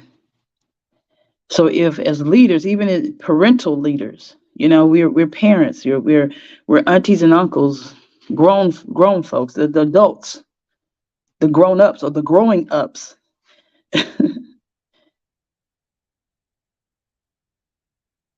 If we're off kilter and we haven't healed and we haven't let go and we haven't moved forward and we haven't built and we try to live vicariously through others,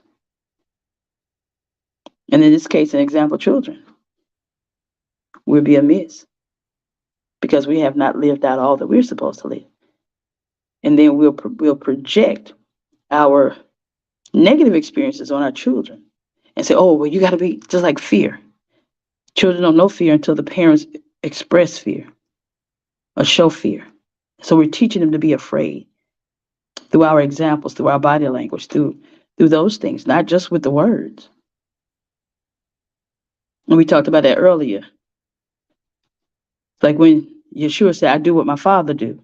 I do what I see my father do. Amen, Elder. Want to make sure I have it correct. Thank you, Elder Vicky Adams. Yes, ma'am. But we learn so much by example.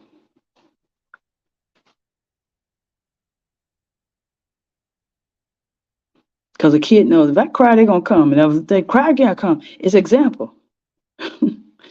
If I cry, they're going to come. If I cry, they're going to give me a bottle. If I cry, they're going to give me that bottle. I'm going to cry again. They're going to put the pacifier in my mouth. They're going to always attend to me if I what? Cry. So yeah, that foundation has to be structured right. So give me something else. What else have you all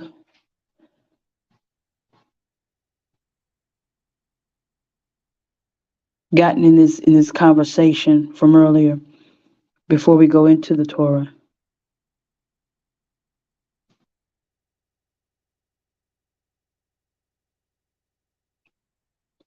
Yeah, exactly. Elder Vicky, a lot of times we are the foundation, but we say, oh, we gotta think generational. But if your foundation, you can't have a good generation. The generations to come won't be right.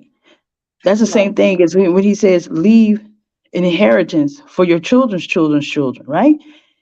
That's foundation. He's setting a foundational wealth system for your children to follow. For generations. Generations. Yeah, for generations. Yeah. Yeah.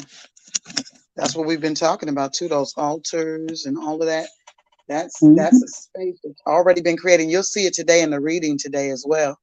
We're going to look at a couple of spaces that we're going to see repetitively. We're going to see that Beersheba. Write it down. You're going to see Beersheba. I'm going to show you where you're going to see this over and over again. Why? Because it was established.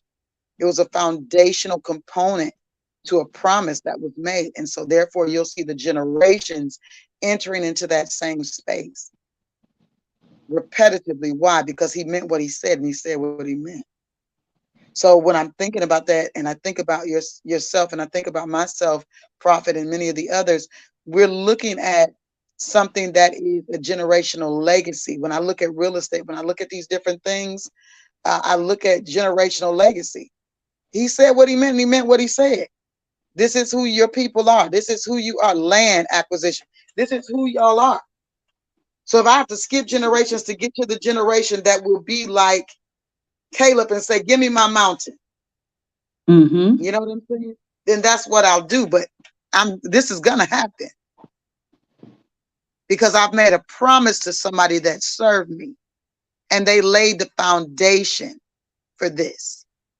And so now the generation that will come into this will seize this moment and continue building upon the foundation so that this building becomes so great that it won't be missed by the generations to come. It'll become so great. It'll become so tall, you know?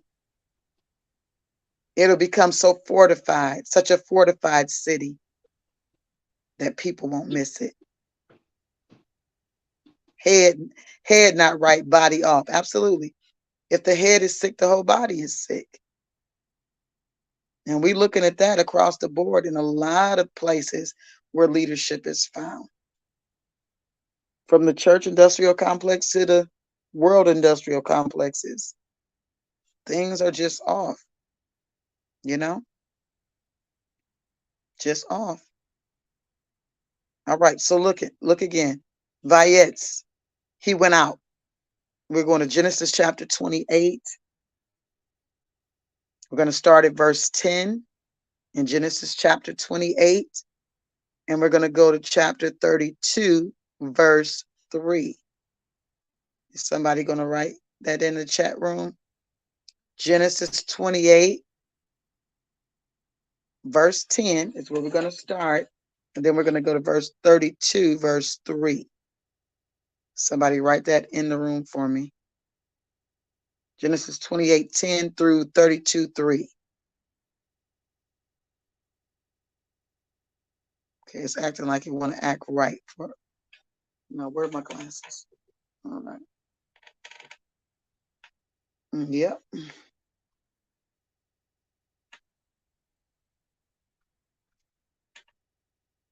All right. Now it's behaving again. I'm able to see things. What it's doing is that it's not showing up in my room in the studio, but it's showing up on another device, which is why it's important for us to have more than one device when you're doing a live. You got to have more than one device to gauge what's going on in the room, because there is a lag at times, as well as sometimes the device, the actual studio device that you're using, may not be responsive on your end. You may still be seeing old comments, but on the live, it's switching based on what you're clicking. Okay. So Genesis chapter 28, starting at verse 10. Let me go there. Let me go there. And you guys go back and watch the last Torah portion, because it was powerful and it dealt with the covenants, the culture, and the connections. And so that'll just tie in with the conversation from today for you. It'll tie everything together. Okay. Genesis chapter 28. I'm going there now, guys. I just closed a window that I believe I need, but It's okay. It is okay. Prophet Marlise, thank you. I'm glad you were saying something because I wasn't hearing anything. I was stalled on my end. So I don't know how wide that blank space was, but it was a Selah moment. So we're okay. Teamwork, teamwork, teamwork. Hello. That's what's necessary. The body fitly joined supplies something that benefits the whole body. Genesis chapter 28, starting at verse 3. And Yah Almighty bless thee and make thee fruitful and multiply thee, that thou mayest be a multitude of people. You know, I've got to tag that as one of my favorite verses in the scripture because we've talked about this passage at least 3 weeks in a row, right? Because that blessing is so magnanimous to me and it's so important. You know, identifying family in this way is so valuable because it makes for better people. It makes for prosperous people. It makes for productive people. It makes for multiplication. They actually, even in this statement, separated her from anybody else in her marital affair, in her marital covenant. They are separating. They're establishing a separation from anything else. This is not a common situation. Yah bless thee and make thee fruitful and multiply thee, that thou mayest be a multitude of people. What a blessing. And give thee the blessing of Abraham to thee and to thy seed with thee, that thou mayest inherit the land wherein thou art a stranger, which Yah gave unto Abraham. So this is amazing to me in the way that there is a clarity and an understanding here of what Abraham has entered into. And I've never even identified this before. Have you ever identified this before, Prophet? They are blessing her based on something that has taken place, which means they're very aware of the fact that Abraham has stepped into this space. They have GPS. They have a tracking on his movements. And Yitzchak sent away Yachob, and he went to Padan Aram unto Laban, son of Bethuel, the Syrian, the brother of Revkah, Yachob, and Esau's mother.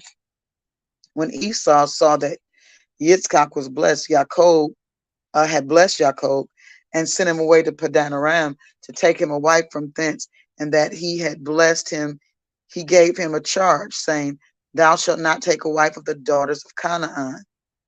And that Yachob obeyed his father and his mother and was gone to Padan Aram. And Esau, seeing that the daughters of Canaan pleased not Yitzchak his father.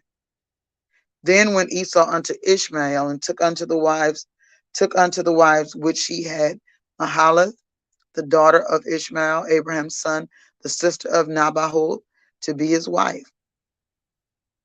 And Yachob went out from Beersheba. Here we go, the first mention of Beersheba. Keep this in mind. And went toward Haran. Okay.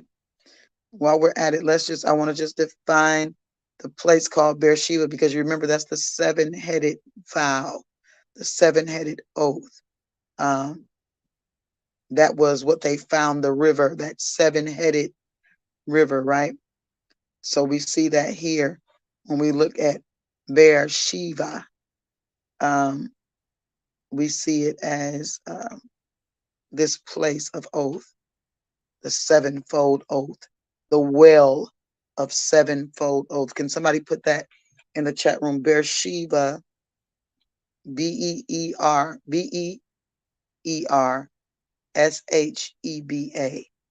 It's pronounced Beersheba, but it's the well of the sevenfold oath.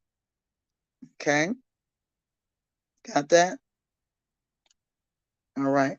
So it says, and Yachob went out from Beersheba and went toward Haran. And you guys remember Haran is where Terah died. He was called from the place that he was in originally. And because he went to Haran and did not continue the journey, he became comfortable in that space as who he was in that idolatrous space.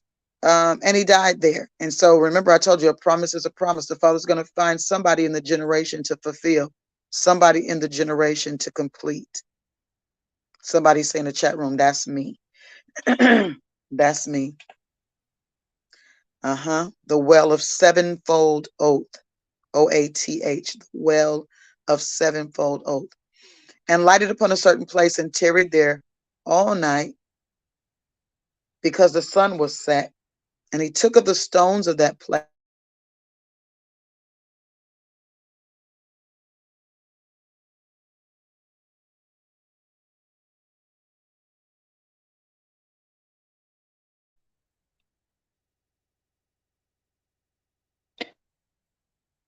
Please be patient. We have technical difficulties. We lost the audio, the volume for Apostle.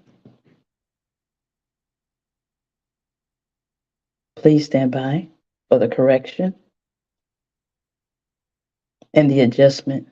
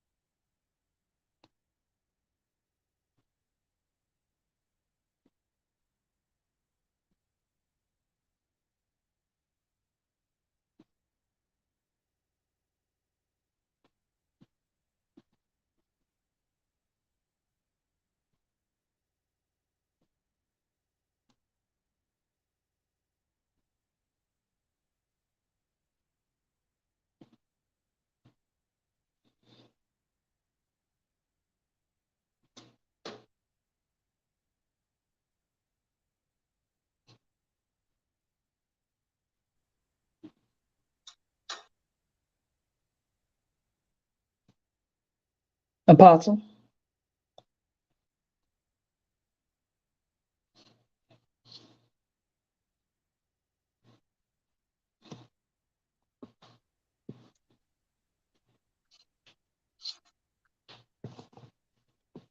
please stand by.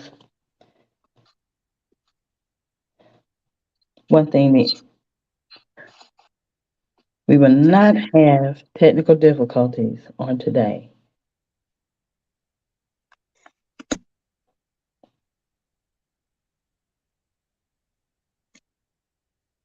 Territory will have to line up.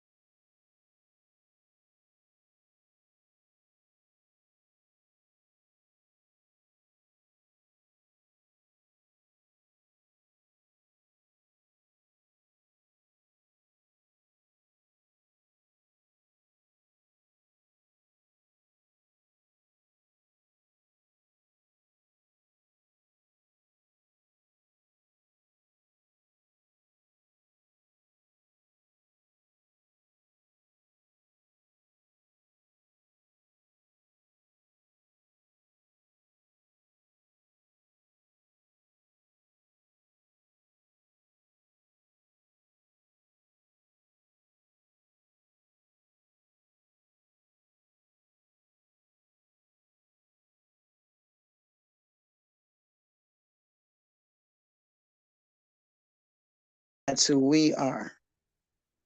Therefore, no other deity has authority over the space that we have authority over. Let me know that you can hear me in the room. Trying to add Prophet Marlise back. There we go. Okay, Prophet. Can you guys hear me? Yes. Let me know that you can hear me in the room.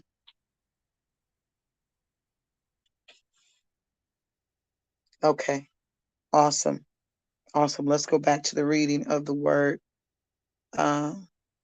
So the last place that we were, I'm assuming or ascertaining from what you guys typed in the room with your comments, where, let me see here, I saw that's me. And the last thing I spoke of where that was a factor was the discussion about the promise being the promise and that person that the Father is assigned to complete or to finish what's in that covenant. You know, they've been assigned to that covenant. So that's me. I'm trying to get back to the comments. There we go. All right. So let me go back. So verse 28, verse 10, where did I leave off? I believe that's where I was. And so let me go here. And he lighted upon a certain place, is where I am. Verse 11 in Genesis 28, and tarried there all night because the sun was set. And he took of the stones of that place and put them for his pillows and lay down in that place to sleep. So I was taking up the conversation here where I was saying that he was elevating his head from off the ground. He was elevating his head from off the ground. And it's amazing that the softness of the pillows that we sleep on are a lot different than what they were utilizing for that time. But there was a need to lift the head up, not to lay the head on the ground, but to lift the head, to elevate the head. And so one of the things that came to mind when I began to read this was the fact that the elevation of the head denoted for me the elevation of the head space, the elevation of the mind space, the elevation of the idea, the concept. In other words, my body may be laying flat, but my mind is elevated. It cannot be in that position, the same position. It has to always be in a position that is elevated. Even when we stand up, it's elevated above the body, but that elevation from off the ground level, right? So we're going to see what happens. And he dreamed, and behold, a ladder set up on the earth. And we know that the dream is one of the vehicles. Thank you. I'm glad, guys. It's one of the spiritual special purpose vehicles that Yah uses in prophetic cognition, in the prophetic will, to get to take us to the place that he's having a divine discussion. The dream is a place. Can you guys give me some more? The vision. I know there's a delay here. But you guys have this, the dream, the vision, what else? Write it in the chat room. I'll keep going. There are several more. And he took of the stones, it says, and he dreamed. And behold, a ladder set up on the earth. I was jumping from 11 to 12 because I didn't want to reread 11. And he dreamed, and behold, a ladder set up on the earth. His mind is in an elevated position. His head is in an elevated position. And now he's dreaming the dream. A lot of people are stifled in their dream realm because their mind is stifled. It's not elevated. Your mind is not on things. It's not, you're not in a space where you're able to capture the dream. You understand what I'm saying? You're not in that space, you know? So you got to reposition yourself. You got to make an adjustment to be in that space. And it says the ladder set up on the earth, and the top of it reached to heaven, and behold, the angels of Yah ascending and descending on it. Now, you remember we had this conversation about altars and about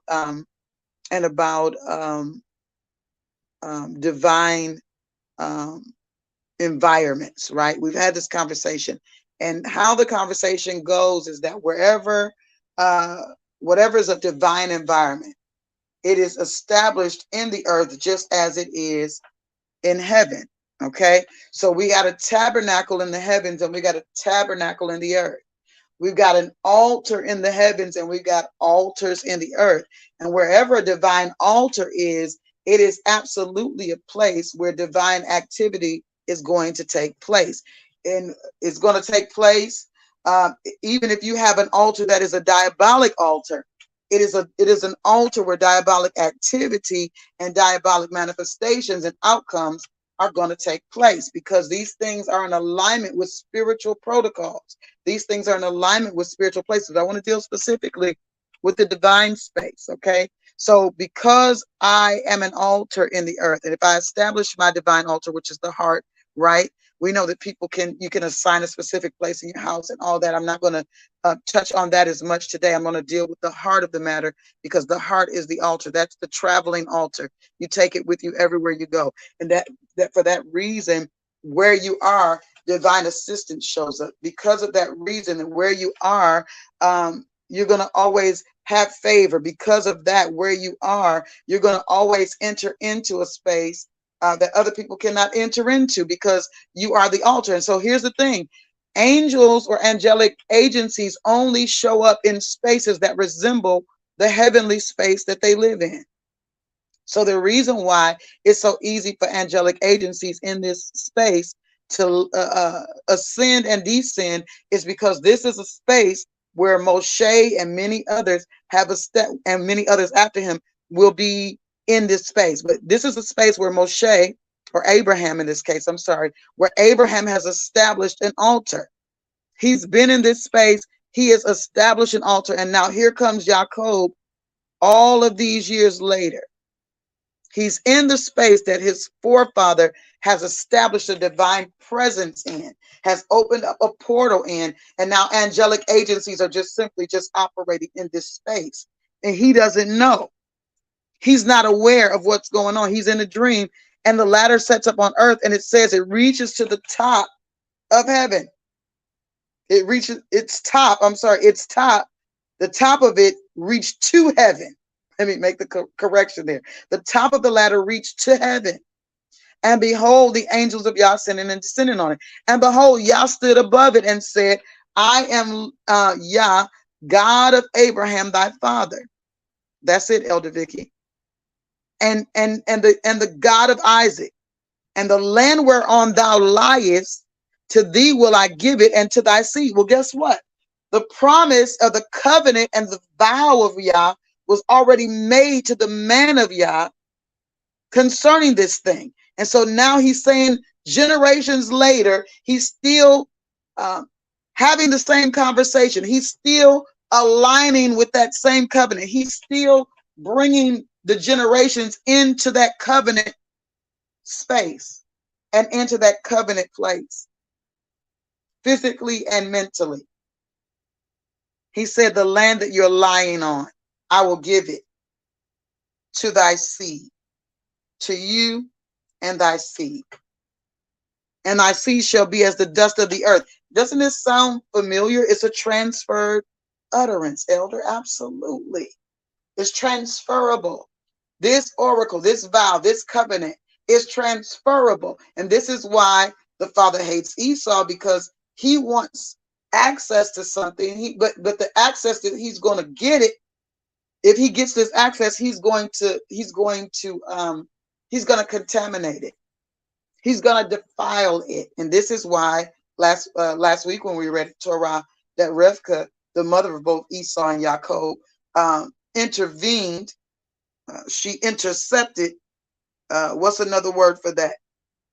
She interceded on the behalf of this blessing. Why?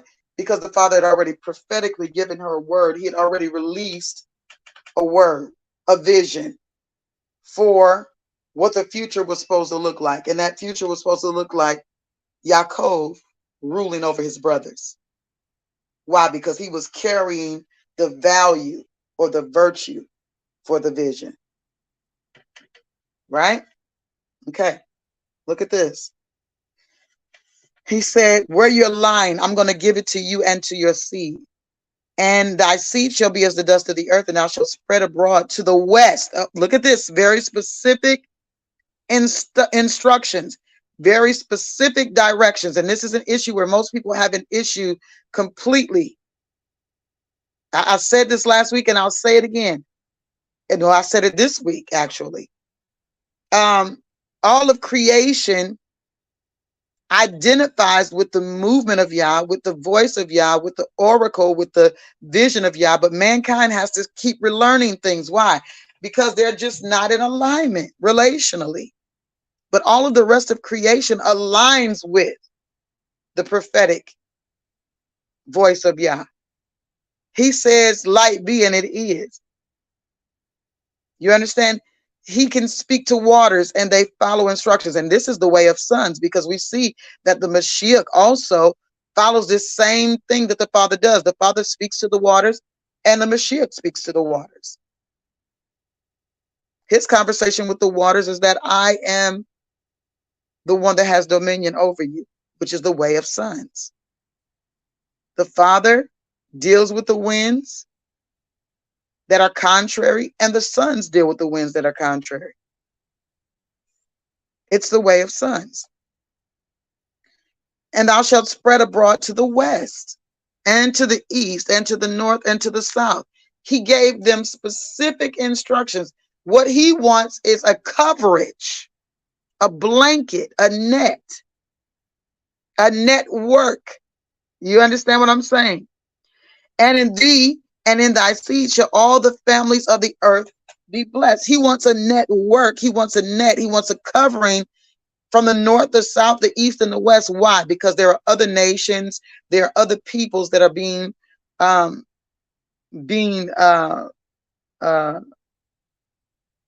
they have their existence in those areas. I don't know where I was trying to go with that. They're living in those spaces. They are growing, they are thriving in those spaces. So I need a blanket because I need somebody to cover. I need somebody to cover for me. I need somebody to release the blessing. I need somebody to release the blessing through so that I can get it to the people that I want to get it to. I need them to see something. But see, we talked about this earlier. What is the representation of our King, right? What is the representation? Because that's going to determine what people see, because they're looking on the outward appearance. Man looks outwardly. The Father looks inwardly. But however, mere man looks outwardly, because we're to know man by the Spirit. That's the Son thing. Sons of Yah identify people by the Spirit of who they are, not by the outward appearances, right? Okay. Prophet Marlise, are you in the room? Because I want to look at some of these comments while I'm posting up. Yes, okay. There we go. I'm in the room. Okay. I am in the room. Amen. All right. I'm trying to get back to the comments so I can post them up. Go ahead and share real quick. Yeah.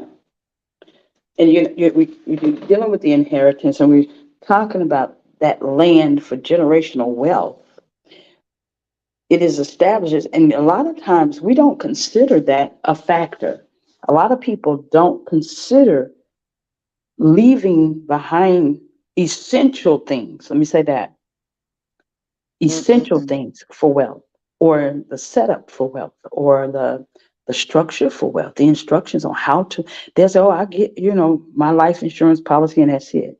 You haven't set up nothing else. You didn't buy. You bought the house, but who you leaving it to? Who's going to partake of that? Who's going to live in it? Who if in a crisis?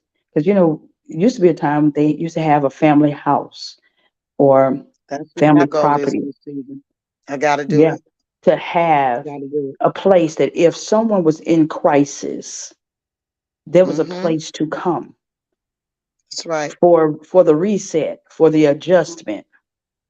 But now we'll say, oh, well, you out there on the street.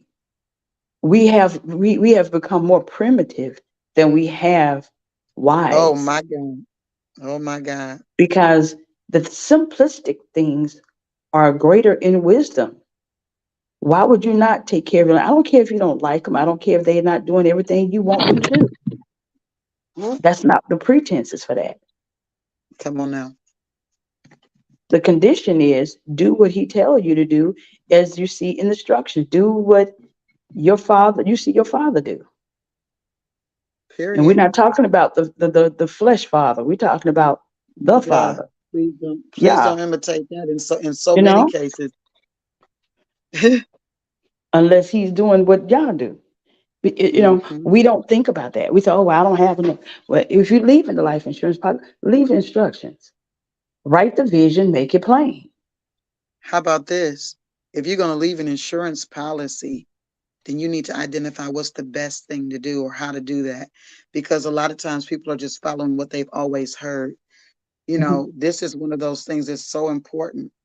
Nobody had ever told Abraham about this place. This is something that the father had to reveal to him in order for his people, the people that he would choose, to be positioned properly. Right. That means it was something that was above the pay grade of people that were not in the relationship. I was having this conversation yesterday, and it so blessed me to be able to share this. And I feel like I can share this here right now because I can word it in a way, right? After I've had the conversation a couple times with myself and now with someone. But the reality is this: when we're dealing with inheritance, right? Um, a lot of times he kind of diverted me. A lot of times when we're dealing with inheritance, um, we're dealing with the reality of, like you're saying, relationship, right? And so people are kind of basing that off of whether they like or dislike somebody. They're not understanding that there's more that's coming out of this legacy. There's a You bigger know, picture. there's a bigger picture than how you feel about somebody in a moment. There's a bigger picture. You know, sisters may be at odds, right? But your child might need a space, might need a place. And if I judge your child based on how you function, your child gonna be without. You know, your child is gonna be without, and that don't help the legacy of this family. That doesn't further the promises. That doesn't further or fulfill anything that the Father has declared over the family. Because when He deals with the people, He deals with the family. You understand? He's dealing with the family dynamic. And so, like I said the other week, somebody's got to turn the tide. Somebody's got to turn the helm. Somebody's got to turn the car in another direction. Somebody's got to turn the ship. It's got to start somewhere, right? Go ahead, Prophet. Yeah. I'm So, looking at all these you comments. know, we have to jump on the y'all wagon because it's not a bandwagon, it's a y'all wagon. You know, The and it's been, Yahweh. when it comes down to doing what he say do as far as foundation for family growth, prosperity for generations to generations to generations. Mm-hmm. We've seen only a few families complete that structure and repeat, complete and repeat. Mm. Can we somebody put And that a in the lot of chat? those are Complete wicked families. and repeat. And a lot of those are wicked families if we're looking at the Yeah, structure they're from a wicked, world but they perspective. but they acknowledge. The problem is they acknowledge Mm-mm-mm. what the vision is. They acknowledge and they apply it. Mm-mm-mm.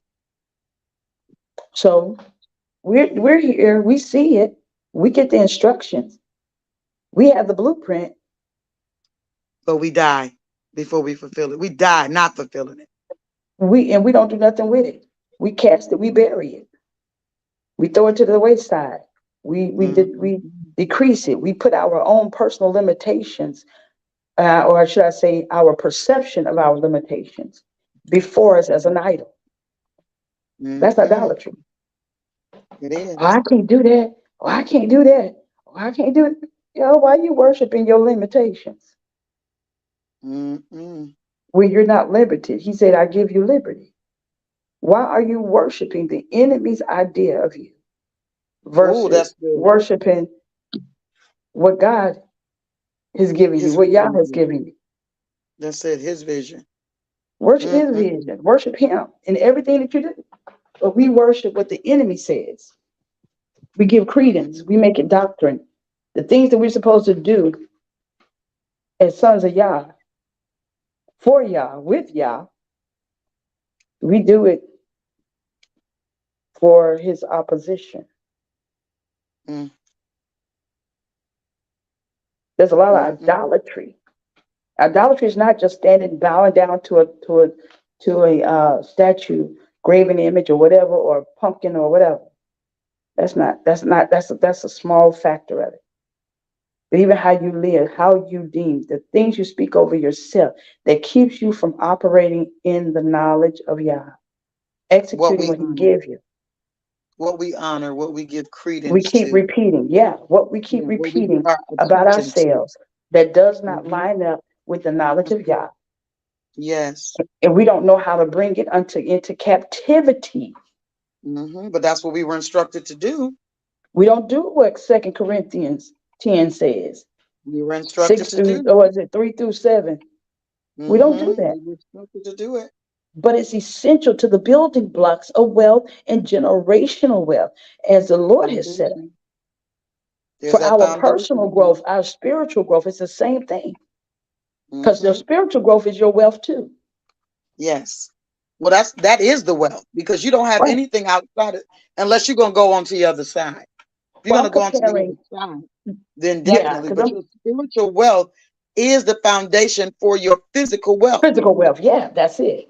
He told Joshua, don't let this book of the law depart from your mouth. In other words, and we just read it today in Deuteronomy chapter 4, I believe, this shall be your wisdom. Because you're following the statutes, the judgments, you're following the thing that I told you to do. Therefore, this is why I'm bringing you into this place, setting you up the way that I'm setting you up. And the nations are going to see this is why they are who they are. This is why they, have what they have. This is why. Not because they're so great individually, not because they are, presenting themselves as, self-made, whatever, but because they honor their God. And he is the God of all gods. I love this fact in Genesis chapter 28, that he introduces himself to Yitzchak. I'm sorry, to Yachob. He says, I'm the God of your father Abraham, Yitzchak, and now I'm your father. You see, on the other side of this conversation, we see him having this conversation with other people and saying, I'm the father of Abraham, Yitzchak, and Yachob. That's what it becomes, right? But in this scenario, he's saying, I'm your forefathers' God. I'm Abraham's God. And I'm your father's God. And I'm going to give this land to you. This has already been established. This is already a discussion. And so this is inheritance. He said, and thy seed shall be as the dust of the earth, and thou shalt spread abroad. We said to the north, south, east, and west, north, south, east, and west. You're the blanket for the blessing. You're the blanket for the blessing. This is why wherever he tells us to go, we got to go there. Because we are the blanket for the blessing. Verse 15, and behold, I am with thee. These are important things. See, these are conversations that until a person has with Yah, they don't really know who they are, and they don't really understand purpose, and they don't really have vision, so they don't have a mission. You understand what I'm saying? He said, I'm with thee, and I will keep thee in all whither thou goest, and will bring thee again into this land. For I will not leave thee until I have done which I have spoken to thee of.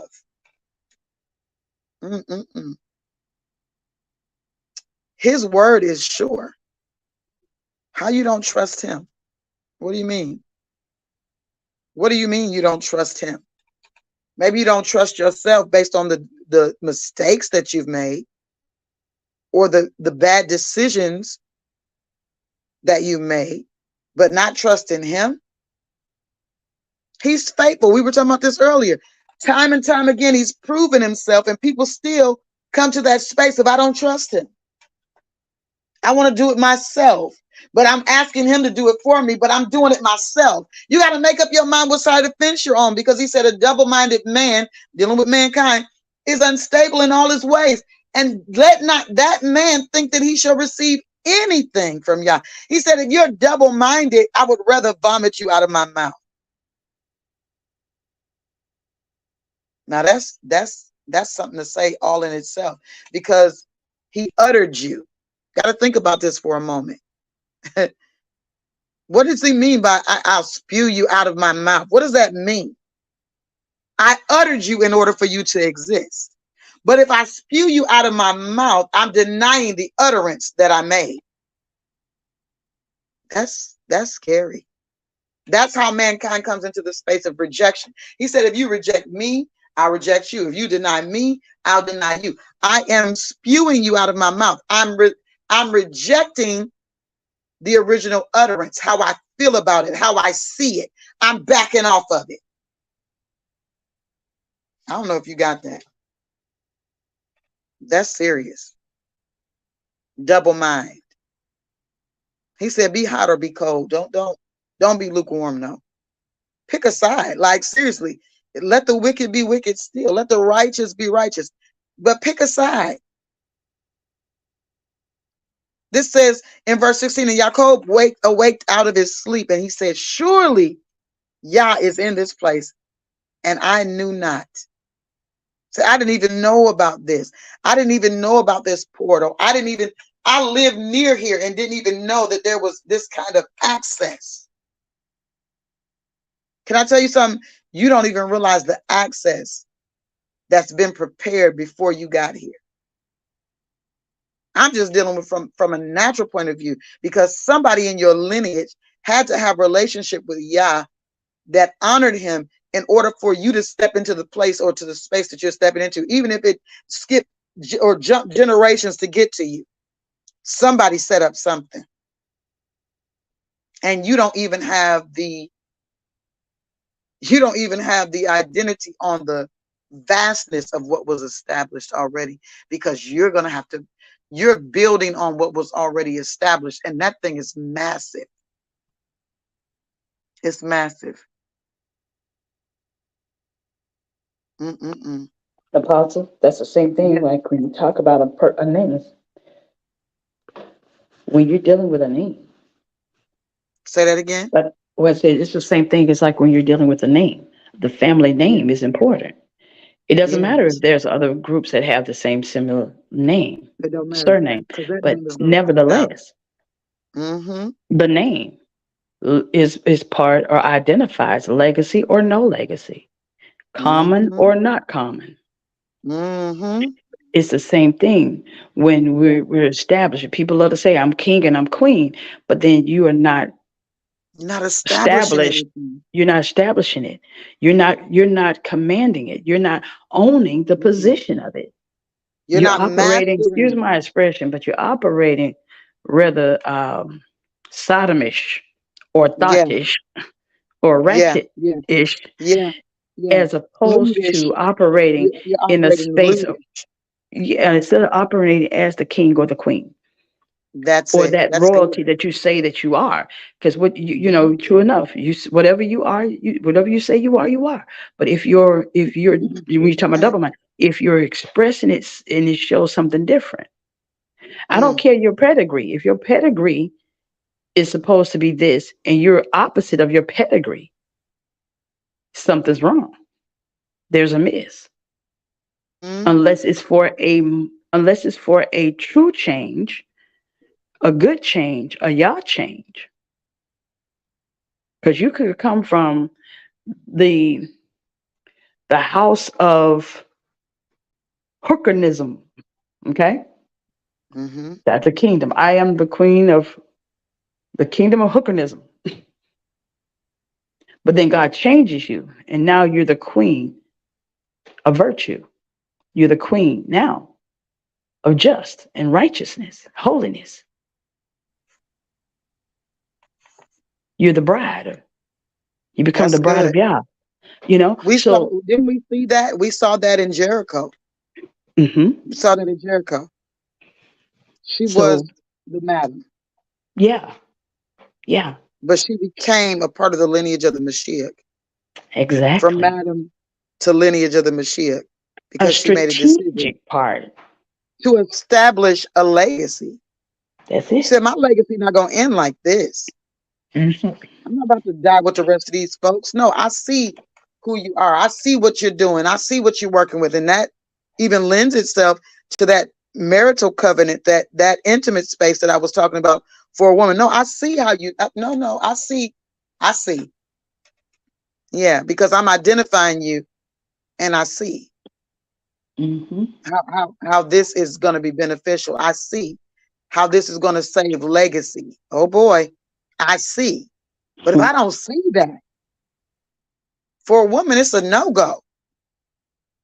Or for a woman of Yah, I should say. Maybe other women will play with that. But for a woman of Yah, that's a no-go. Because I There's don't a see. standard. Yeah, I don't see how you going to benefit legacy. I don't see how this is going to. No, I don't see none of that. So if I don't see that, why would I want to connect to that? What would make me want to connect to something I don't see any virtue in? No divine value in? We could have houses on hills, but that's not the end of legacy. That's not the beginning nor the end. The beginning of legacy is spiritual. And if the generations don't have that, what do they have? Because like we said, the majority of families that have this kind of legacy that we're talking about are wicked families. You don't often hear, and somebody will say, oh, well, it's righteous families. Well, guess what? We don't know of them. So I don't know that that's the truth, because the Father uses those kinds of things as examples for other righteous families. Hello? So it's not just about what people say. It's about what people show.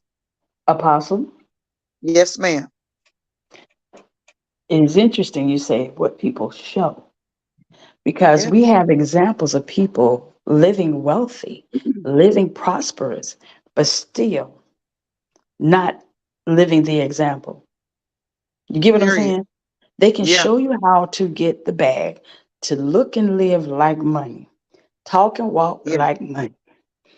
Right. But me, I rather walk and talk like Yeshua.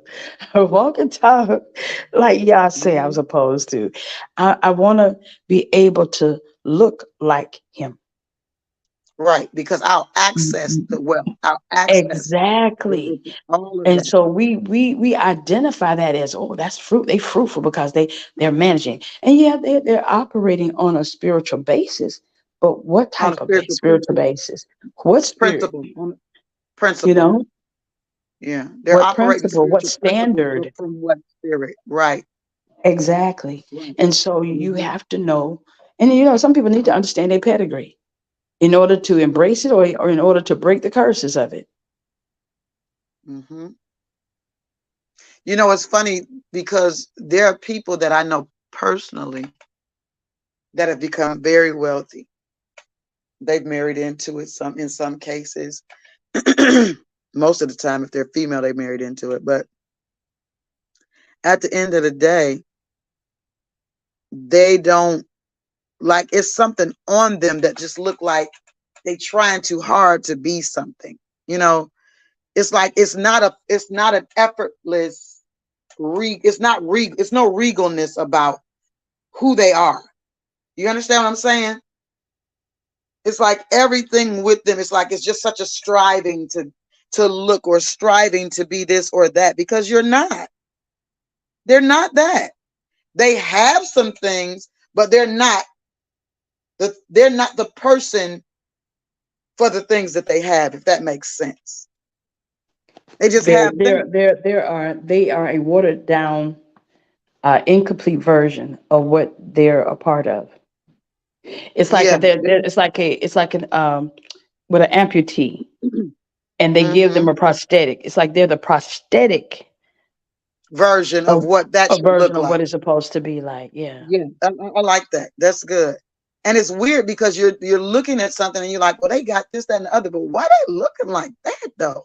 And it's not Yeah. even just the clothes. It's a garment on them Hmm. that looks like poverty. or because everything looks cheap on them. Everything, nothing looks that's rich. the Nothing point that looks, I'm making. yeah. That's the point that I'm making. It's a spirit. Regalness, royalty is a spirit. It's not just the items that you possess. It's a spirit. You understand what I'm saying? So I can step into a place, you can step into a place and not have equal amount of what they physically possess and be considered royalty, because the spirit of royalty rests or resides. You understand? So people, what I'm dealing with is that the fact that when legacy is established, that's not something you have to try to enter. When something belongs to you, you don't have to try to enter it. It's yours. You step into it. And it's who you are. It's not something you have to try to be. It's who you are. It's there, just like the garden. Adam didn't have to try to become the gardener or the master of the garden, or the Lord of that garden. It's who he was. It's who he was made to be. So what looked out of place was the fact that he chose another space, that he chose another way to be, is what was out of place, which is what caused him to hide, because now he's no longer actualizing who he was. He stepped into another character, another identity. He assumed somebody else's position. Assumed another position, living in the same body, but assuming another position, assuming another identity. He was Man, oh living man. a double life. He's a secret agent unto himself. Double life. Yes. Yes. And it says in verse 17, he was afraid and said, how dreadful is this place? This is none other but the house of Yah, Bethel, right? The house of Yah. And this is the gate of heaven. Wherever there's an established altar, wherever there is a promise of Yah, the vision, the voice, all of that has gone forth concerning a people, a nation, generations. It's the house of Yah. And it's the gate of heaven. It's a divine access to heavenly realms. He didn't know anything about this space, but he arrived in that space.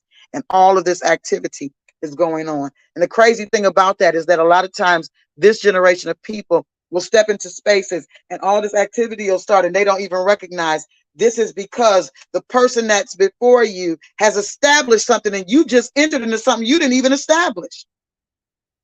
You just stepped into a realm you never even realized. You understand what I'm saying? It says here, and Yachob rose up early in the morning and took the stone that he had put for his pillow and set it up for a pillar and poured oil upon the top of it. And he called the name of that place Bethel, but the name of that city was Luz at the first. Okay? He took the stone. He established something with that stone. It became a building block, figuratively, right? I'm going to pour oil. I'm going to appoint this stone. It was always some kind of prophetic action that was taking place in the scripture. That was something that was to come. I'm establishing something to come. And you'll see that throughout the thread of scripture. There's this constant asserting these prophetic actions that are speaking of something that's coming.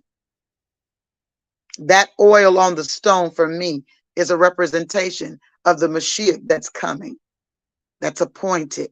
That's what oil deals with. We say, oh, oil deals with anointing. Yes, but anointing is based on appointments. I wanted to look at, we know that Bethel is house, but I wanted to look at the name Luz to identify the meaning of Luz while you're here with me. I want to look at this so that I can tell you what this means. We know what Bethel means, but it's really pronounced lose. But this word lose is the almond tree. It was called the almond tree before. It was a tree before, and now it's a whole house. Because you know you got to build with something, right? Essential building elements, wood, right? So it was a tree in one season, and now it's a house. You see that? The tree is something that he created, and now from the tree that he creates his house. Good transition. I love that. I love it, love it, love it. All right, let's look at this. Said it was only a tree first, but now it's a whole house. Progression, divine progression, right? And Yachob vowed a vow. Here we go with the vow, right? That commitment. That's essential. I don't think people are taught to even vow. I don't think people are taught to vow that, because the Father vows some things in relationship. He vows things. So what is your response to the vow? Because that's how the covenant is forged. It's forged by the vow that the Father makes to you and the vow that you make to him. That's what forges the covenant. If you be with me and will keep me in this way that I go, and will give me bread to eat and raiment to put on, so that I come again to my Father's house in peace, then shall Yah be my God. He said there's some things that I'm going to need. And these are places that we can, we can have dialogue with the Father here. We can deliberate with him in these spaces as sons. We can deliberate as sons that are owed an inheritance. See, understand, the Father's already told him what his inheritance is. And he's saying, I'm good with all of that. I'm cool with that. But if we're going to do that, this is my part of the vow. If you do this for me, and you do that for me, and you do that for me, then I'm going to come back to this place in peace. And then I'm going to make you my God for sure. It's no question, because I will have understood that you are capable of mutually being a benefactor in the relationship. This is not just about you. It's about me too. And that's a place where a lot of people struggle at, Prophet. Well, God don't need you. I don't know who told y'all this.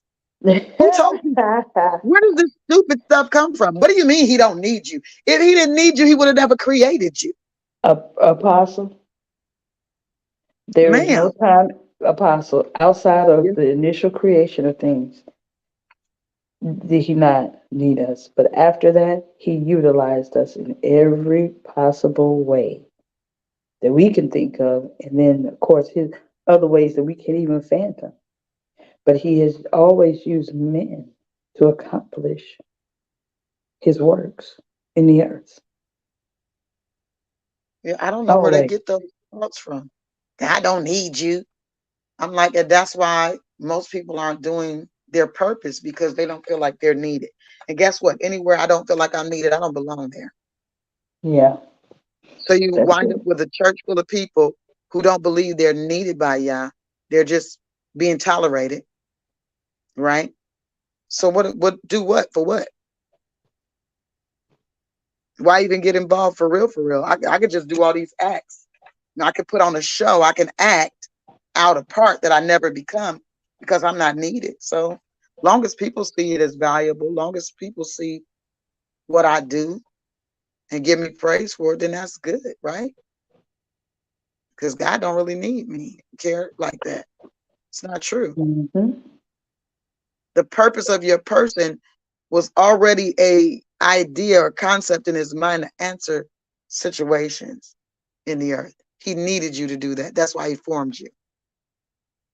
Just like he needed Adam in that garden to stand in his dominion. But just like Esau, he turned it over. And this stone, which I have set for a pillar, shall be Yah's house. Now, he's not talking about a literal house. He's establishing something figurative. He's saying it's a marker. It's a placement. He's building upon what's there, because he said this is the house of Yah already, right? So he's saying, now I'm laying a stone to the house that's already built, to co-sign, to stand in agreement with the fact that this is the house. And of all that thou shalt give me, I will surely give the 10th unto thee. Look at that. That's the space. Next space where we hear that, right? But guess what it's from? Out of all that you give me. Genesis 29. I ain't gonna touch it. Then Yachob went on his journey and came into the land of the people of the east. And he looked, and behold, a well in the field, and lo, there were 3 flocks of sheep lying by it. For out of that well they watered the flocks, and a great stone was upon the well's mouth. And thither were all the flocks gathered, and they rolled the stone from the well's mouth and watered the sheep, and put the stone again upon the well's mouth in his place. And Yachob said unto them, My brethren, whence be ye? And they said, Of Haran are we. Now, we know where Haran is. That's where Terah died, right? That's his great-great-grandfather. And he said unto them, Know ye Laban, the son of Nahor? And they said, We know. And he said unto them, Is he well? And they said, He is well. And behold, Rachel, his daughter, cometh with the sheep. And he said, Lo, it is yet high day. It is yet high day, neither is it time that the cattle should be gathered together. Water ye the sheep and go and feed them. And they said, We cannot until the flocks be gathered together, and until they roll the stone from the well's mouth. Then we water the sheep. And while he yet spake with them, Rachel came with her father's sheep, for she kept them. She was a shepherdess. I will never understand people that think that women can't preach, because y'all call leaders, you call pastors, people that think, well, women can't be a pastor. It's ignorance. And if you ever use the term that men were shepherds, so were some of the women shepherds. I'm trying to get you back in the room, prophet. They were shepherds, shepherdess. Okay. Says, for she kept them. She was the shepherdess of her father's sheep. Understand? All right. This thing is stuck, prophet. Are you in the room or outside the room? Because I am this now is in the not doing room. what I need Yeah, it to I'm do in the room. I'm in the room. at all. I got kicked You guys out. let me know that you can still hear me. Prophet. Okay, there you go, prophet. There you are. Are you in?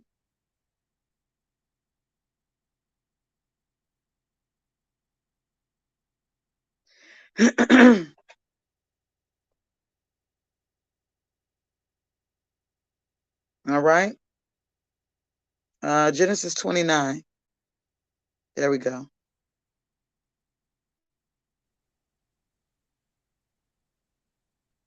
Trying to get you in, prophet.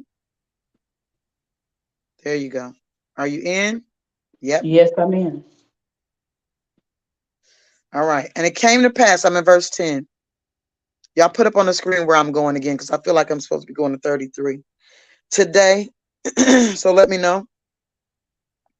And it came to pass when Yachob saw Rachel, the daughter of Laban, his mother's brother, and the sheep of Laban, his mother's brother, that Yachob went near and rolled the stone from the well's mouth and watered the flock of Laban, his mother's brother. This is about to take me somewhere. I already feel it. I already feel it. I can feel it. Prophet, are you in the room? I'm going to need backup. Yes, I'm going to Lord, need yes. backup for this. Okay, I'm here. I got you. I feel like you keep dropping out of here. I need you to stay in the room. Oh, my land. Okay. Amen. All I'm right. waiting on it to respond, prophet. I got you. I got It you. says that Yachob, went near and rolled the stone from the well's mouth and watered the flock of Laban, his mother's brother. I want y'all to see what just took place here.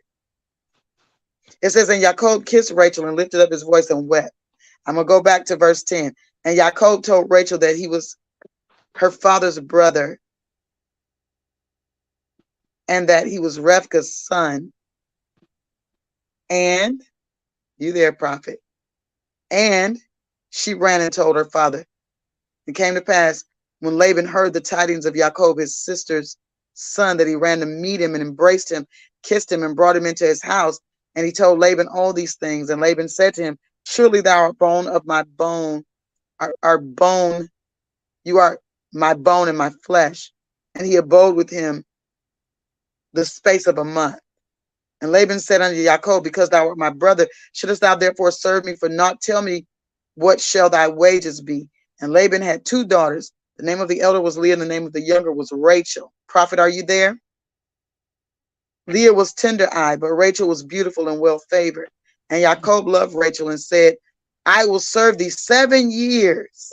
Okay. Are you on? But you're connected. Okay. Yes, ma'am. I will serve thee 7 years for Rachel, thy younger daughter. Laban said, it is better that I give her to thee than I should give her to another man. Abide with me. And Jacob served 7 years for Rachel. Yachob served 7 years for Rachel, and they seemed unto him but a few days for the love he had to her. Now I want to go back to verse 10. Prophet, you with me? Say something. Say something if you with me. I'm here. GP, are you with me? Okay. Amen. It says, I'm going to read this verse to you again because I want to show you something, because it's blessing me right now. And it came to pass when Yachob saw Rachel, the daughter of Laban, his mother's brother, and the sheep of Laban, his mother's brother. So he saw Rachel and he saw the sheep of Rachel's father. And he went near and rolled the stone from the well's mouth and watered the flock of Laban, his mother's brother. Oh my God. Woman of God. Come on. Women of God. Come on. Wait Come a on. minute. When you are sought and seen, then that person, and this is not new revelation, but it's a refreshing of something for me to remind me of something. What that person does, how they position themselves, is amazing, because now you're no longer having to bear the weight of the responsibility on your own. They just step into the space. Yep. They recognize you, and they recognize what you're leading, what you're carrying, what you've got with you, your father's inheritance. And now I'm dealing with the heavenly Father. What are your sheep? What is the thing that you are shepherding, right? And they say, I got it. Let me roll the stone away. They step into a space, because understand, after he stepped into that space, Rachel was no longer the shepherdess, because Yachob became the shepherd of the sheep. That's it. He began to carry the weight. My God. Yeah, she no longer had to carry that weight. She no longer had to do that. And that's exactly what he did up until the time they left. The weight shifted. The weight began to shift, y'all. That's it. The weight shifted. It shifted from her to him. Who's calling me while I'm on a live? Lord have mercy. The weight began to shift. Y'all let me know that you can still hear me answering the phone. Certainly not answering the phone during the live. Okay. Let me know that you can still hear me. Prophet, because I'm not hearing you. I see you. Yes, I'm here, but I don't hear you. That's powerful. My God. Can you hear me now? Seriously trying to get in touch with me right now. Can you hear me? So the transaction began. And we can see where this is going, because we're familiar with the story. He served 7 years for Rachel. And it says they seemed unto him but a few days. 14 years. For the love that he had to her.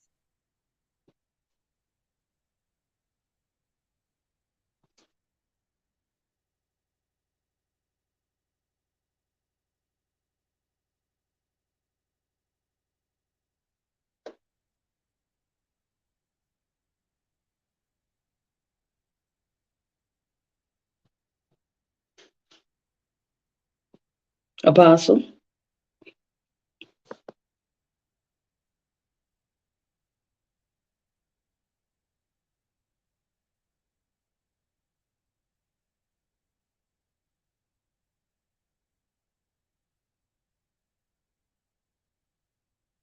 Come on, often imitated, never duplicated.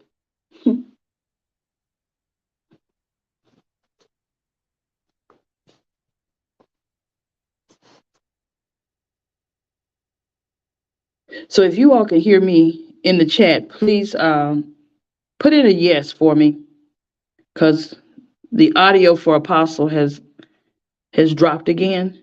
Can you all hear me?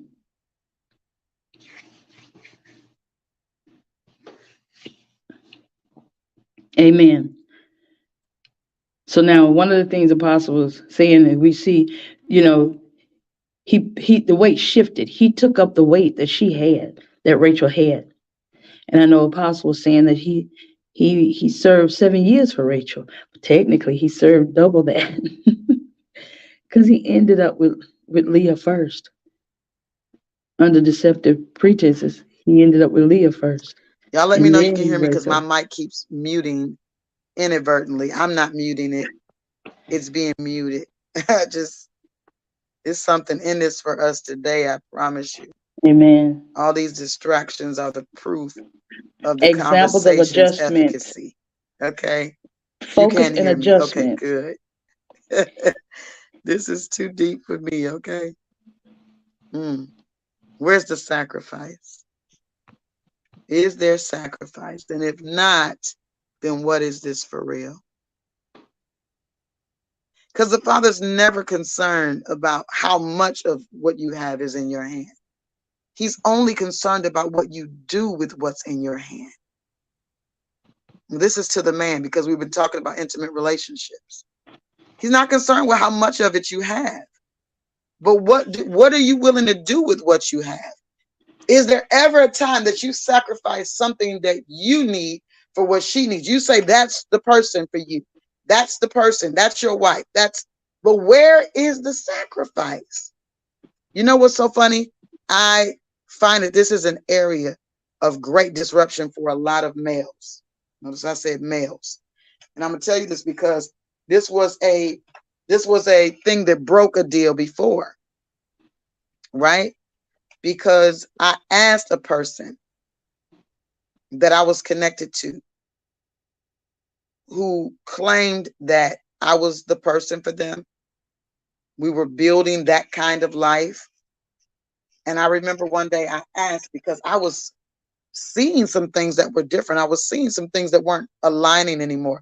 They weren't adding up. Something, and this is why I say people can put on an act for a while, but I don't want to deal with somebody that's putting on an act. And how I can identify whether it's an act or not is because you might be saying and doing, you might be saying some right things and you could be doing some good things, but is it a sacrifice though?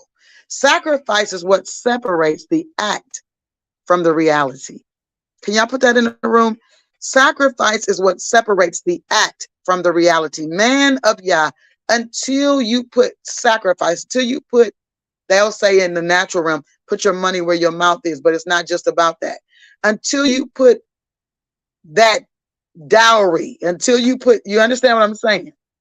It's not just about taking me out to dinner. It's not just about, no, where is the dowry? When you put that dowry in place, when you're willing to sacrifice years, this man sacrificed 7 years for the woman that he loved. He also took the burden off of her.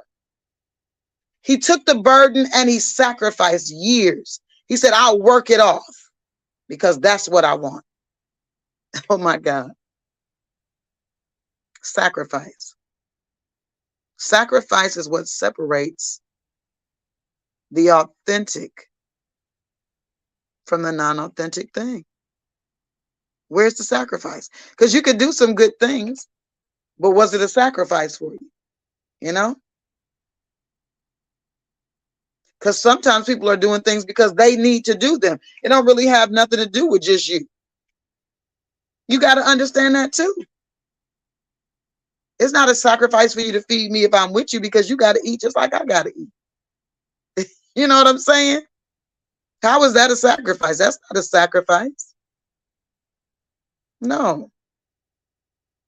Got to identify the sacrifice.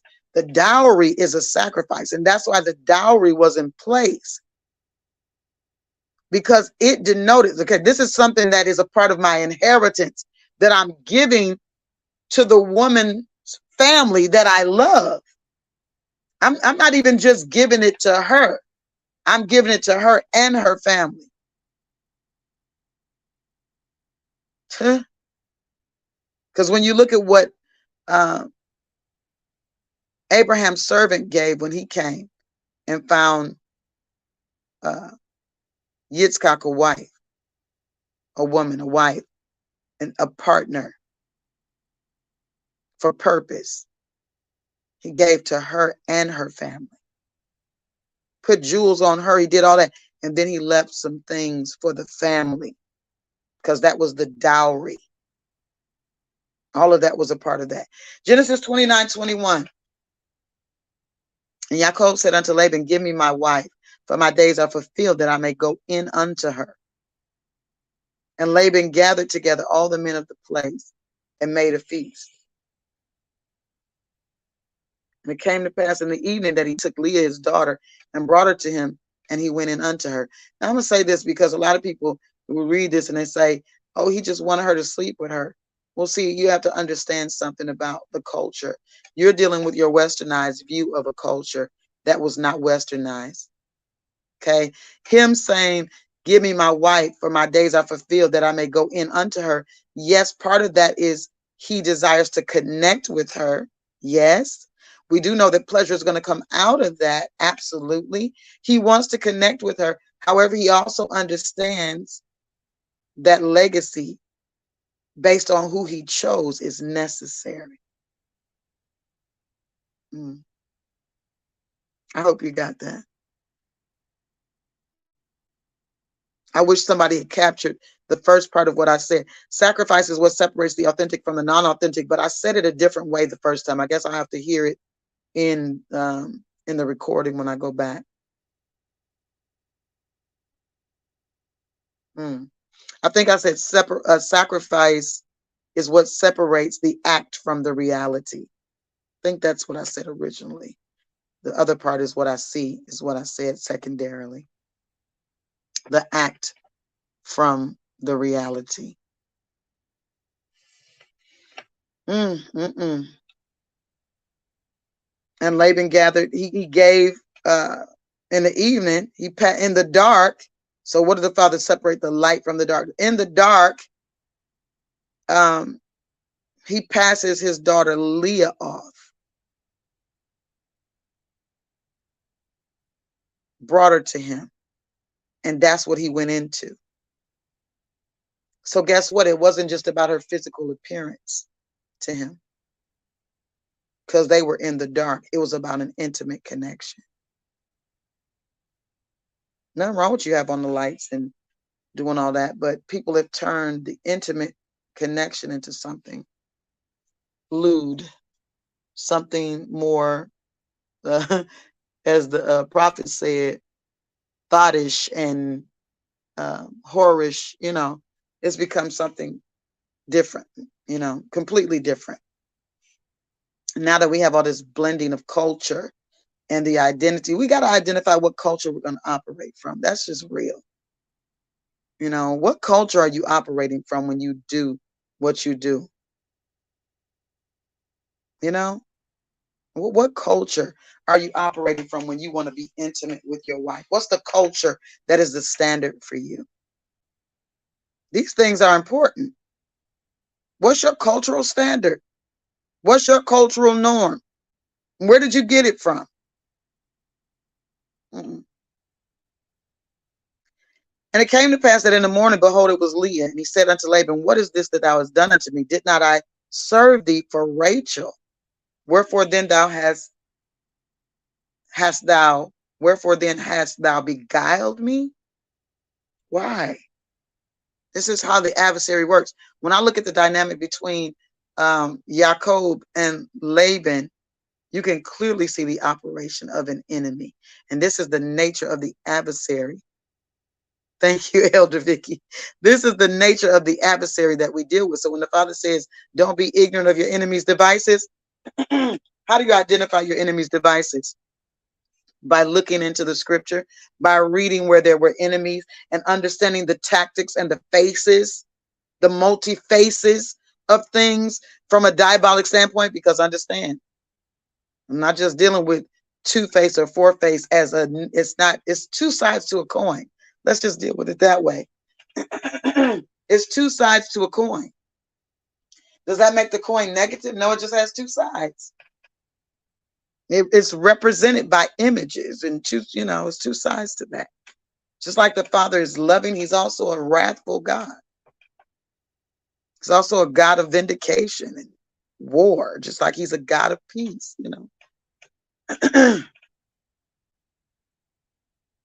Is Prophet Marlise talking? Because I can't hear her if she's talking.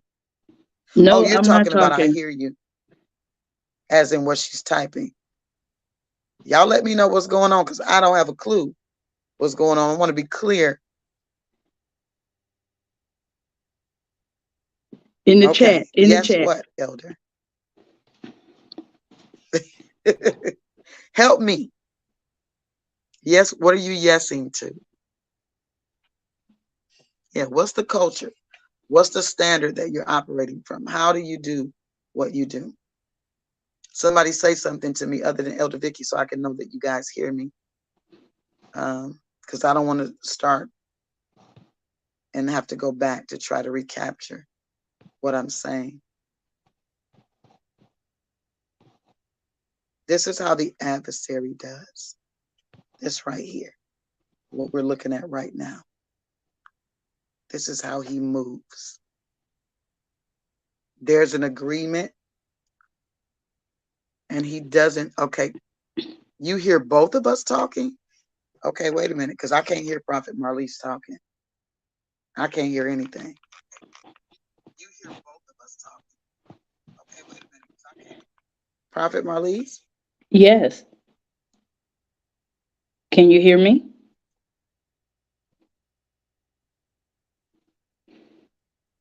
So you are here, but I can't hear you on my phone. I think it's because the phone call knocked my volume or knocked my audio off. So what I'm going to do, kind of dwell where I'm at right now, and I'm going to come back into that space and continue that conversation. Okay. Yeah, because I commented a couple of times and come back in the room so I can regain the sound. Yes, ma'am. Yes. Okay. So yeah, talk about that standard that I think about the word standard, and I think about this baby I used to watch, and he's a sweetie pie, and he's getting ready to be 3 now, but when he was a little tightwad, not even quite 1, he used to sometimes act out, but I would look at him. I said, "Hold up. You have a standard. Stop acting up." And over time, when I would look at him, I said, "Hey, standard." He knew what it meant. He knew that what he was doing was out of his pedigree or his character or his culture. And so he would stop. And over time, even now, the parents use that word standard to bring him into a place of halt or consideration. Let me think about this. Let me stop and check myself. It's a checkpoint. And so, with that, the culture of the thing, the standard. And so, breeding that in him. But as it comes into relationship, we have to know the standard and know that when we come in, a level of sacrifice. Jacob went into the space seeking Rachel. But he didn't come empty-handed, because the standard was you carry that item, or those items, or those things of value. So when you do see, or when you do find, this is the protocol, this is the standard, this is the culture in which you do, to make sure that you let them know you're serious about choosing this woman to be your helpmeet, to be your wife, and that you have the intentions of wedding her. So that's what Yachob did. Now, mind you, there was a diabolicalness in this, because as he worked those first 7 years, he ended up with who? Leah. So technically, by right, Yachob worked for Rachel for double that. Yes, he did. Yes, But he gained wisdom in what to do, because his hands were initially came in taking care of what? The sheep and the cattle. He took the burden. He took the burden. But in that, as he was taking the burden, he gained wisdom out of that burden, to where he left with more than what he came with. Oh, he yes. increased Knowledge through the wisdom, through the implementation of taking the burden. He gained another level of wisdom that allowed him to increase in wealth. Excuse me. Mm-hmm. And we discussed it earlier. Knowledge fills the house. Mm-hmm. Mm-hmm. No, what he knew, he became wise. He became a master of what he knew. Exactly. But it wasn't on his own. It wasn't on his own, because of the relationship and because of the vow, that was made, because of the conversation that was had in that supernatural place. He was stepping into, he was growing into his next. And so angelic agencies, because of the altar that was established in him concerning the vow that was made on Yah's behalf and on his behalf, now he's open. He's open for direction to get him to that place that is destined, the place that was the discussion. He has a dream. It wasn't something he just came up with. No, it wasn't something he just came up with, but he arrived at that space because of his desire to fulfill something. He wanted something very specific. So yeah, I could do that. Now, if we're gonna do it, then this is my part. This is my idea of what that looks like. And that's what has to come to the table when we're dealing with intimate relationships. This is my idea of that. This is what this looks like for me. Now we got to identify, are there any deal breakers here? Because I need to know if this aligns with purpose. Because if it's taking me out of purpose, then why would I do this? If it's taking you out of purpose, man of Yah, why would you do this? I can hear us both now too. Thank Yah. Yeah, this thing been clowning all day, but we are victorious. You hear me? We came here with victory. We not getting victory. We came here with it. So Yachob operated 14 years. That's a sacrifice. We keep identifying this place called sacrifice and how it's connected to the intimate relationship. Trying to get you back in here, Prophet. We keep falling off. Listen, it's a lot going on this morning, but we came with victory. We didn't come forward. We came with it. You understand? There you are. We There came we with go. victory. Amen. Absolutely. Well, Yeah. Apostle, I wanted to say before I got knocked off the line. So Um, rudely interrupted. yeah, so rudely interrupted. That's it. That's it. Um, Jacob, he followed instructions. He was obedient. He followed Right. instructions. If That he was had the not followed the reason. instructions, he would not have never seen Rachel. And if he had never Ooh, seen Rachel, he would not have worked them 7 years. And to get ooh. Leah, and then he would not have had children by Leah as well as later on down the line, Rachel. But then he would Right. not have worked. And if it wasn't for diligence and focus and a vision, he would not have worked it 4 years to get Rachel. He would have given his hands up. He would have hands Yeah. up, got out here. You know what? Y'all shiesty. I ain't got time for y'all. And it brings me back to that vision. Remember the Yes. vision I was telling you about with the hands Yeah. in? Yeah. And vision having to do with prophet what the word of Yah is, because without a vision, without an oracle from Yah, without a Mm-hmm. word from Yah, the people Mm-hmm. perish. People perish. That's it. Hmm. Don't take don't take that word for granted. But It's people, yeah, so invaluable. exactly. Exactly. Because people bypass the word. Mm. They omit it. They'll omit it. They'll say, oh, that ain't it. If I didn't But hear it, guess it ain't what? true.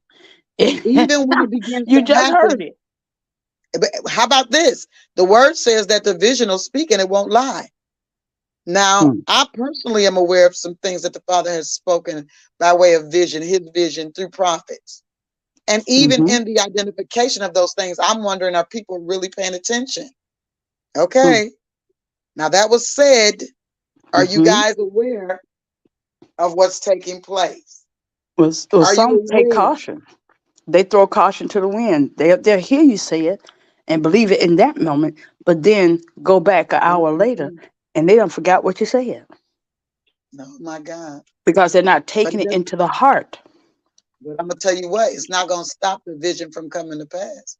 True. That's It's not true. gonna stop the vision from speaking, because then it's gonna be, well, you know how we come up with all these things after the I thought vision it was, starts look, I speaking. thought it was somebody else or something. Right.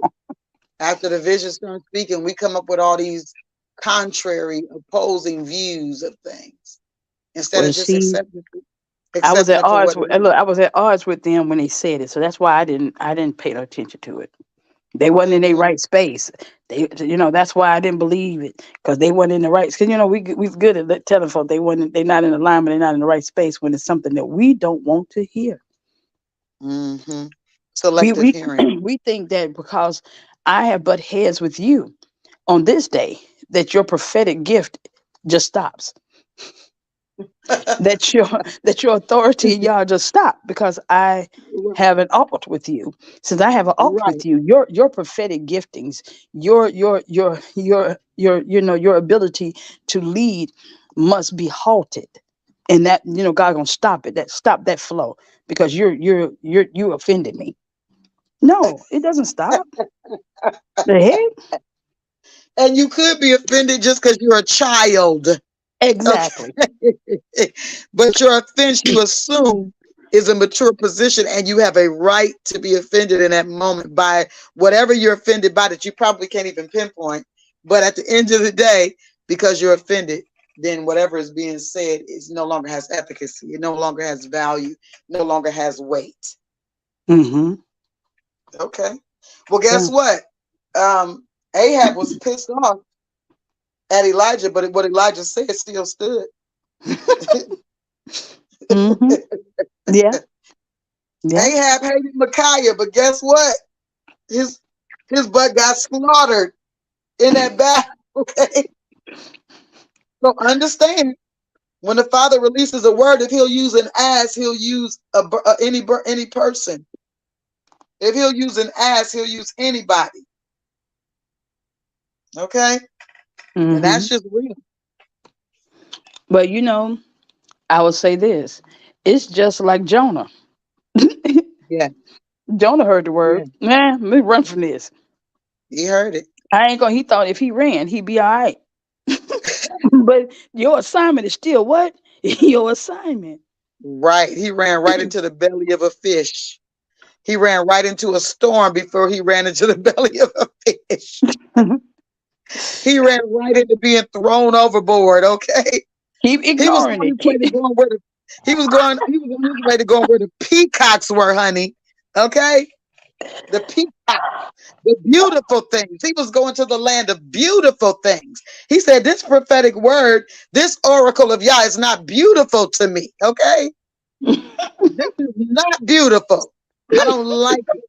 This is not a Not pretty beautiful. situation. No, I don't like this. I don't want to tell them this. I hate those people. I don't want to tell them nothing. No, it's not beautiful. Don't like it. But he ran into a situation, one after the other, all because he could not hear. But the moment he was in that belly, them 3 days, he said he cried out. Wasn't that one of the things that we started out with? Cry out. He cried out. He cried aloud, yeah. The father said, okay, you hear me now? Okay, good. Good. He had to Activate. submit. He had to sacrifice. Sacrifice that flesh. Sacrifice. It Sacrifice comes your with flesh. listen, that sacrifice details the reality of the situation. It details the authenticity of what it is. That sacrifice. If there is no sacrifice, it's not a sacrifice for you to do something you got to do already. That's not a sacrifice. No. A sacrifice is when you only got $5 and you give me $4. That's it. Because you know that I need something done, and you like, I'm just gonna sow into you, baby. I ain't got but $5, but I'm gonna give you this $4. I'm gonna keep the $1. That listen, that says that when we're billionaires, you're not gonna be stingy. That says that. See, a lot of people profit. They waiting until they have something. Oh, when I get something, I'm gonna show you something. No, I need you to show me right now. Show me right now who you are. I'm gonna see it right now, because you're not going to become this giving person in the future if you're not that giving person now. That's it. I'm not doing that. I'm not jumping on no bandwagon based on some future projection. Who are you right now? I can tell by your sacrifice. Yeah, I can tell. It says here, and when y'all saw that Leah was hated, am I in verse? Yep. And when y'all saw that Leah was hated, now let's just kind of define this word hated here for you guys. She wasn't his choice. Okay. Let's just kind of, she wasn't the choice, but understand something. I want you to understand something.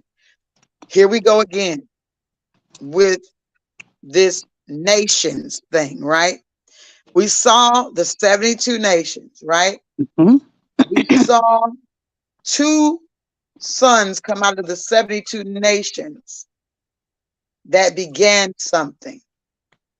Okay, if we back up, we saw 2 sons, because when we're dealing with Abraham, 2 sons came out of him, right?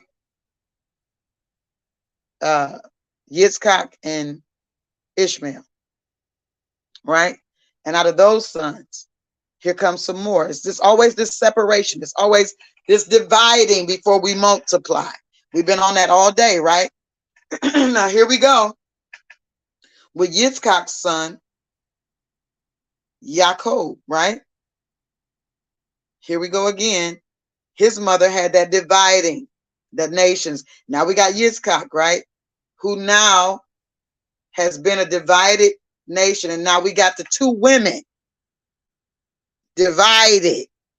This ain't what I asked for, but the Father's still using this division to create multiplication. He's building on something. Now, was it dirty what Laban did? But the Father still used it. Yes, it was. But the Father used it. He wasn't going to let it go to waste.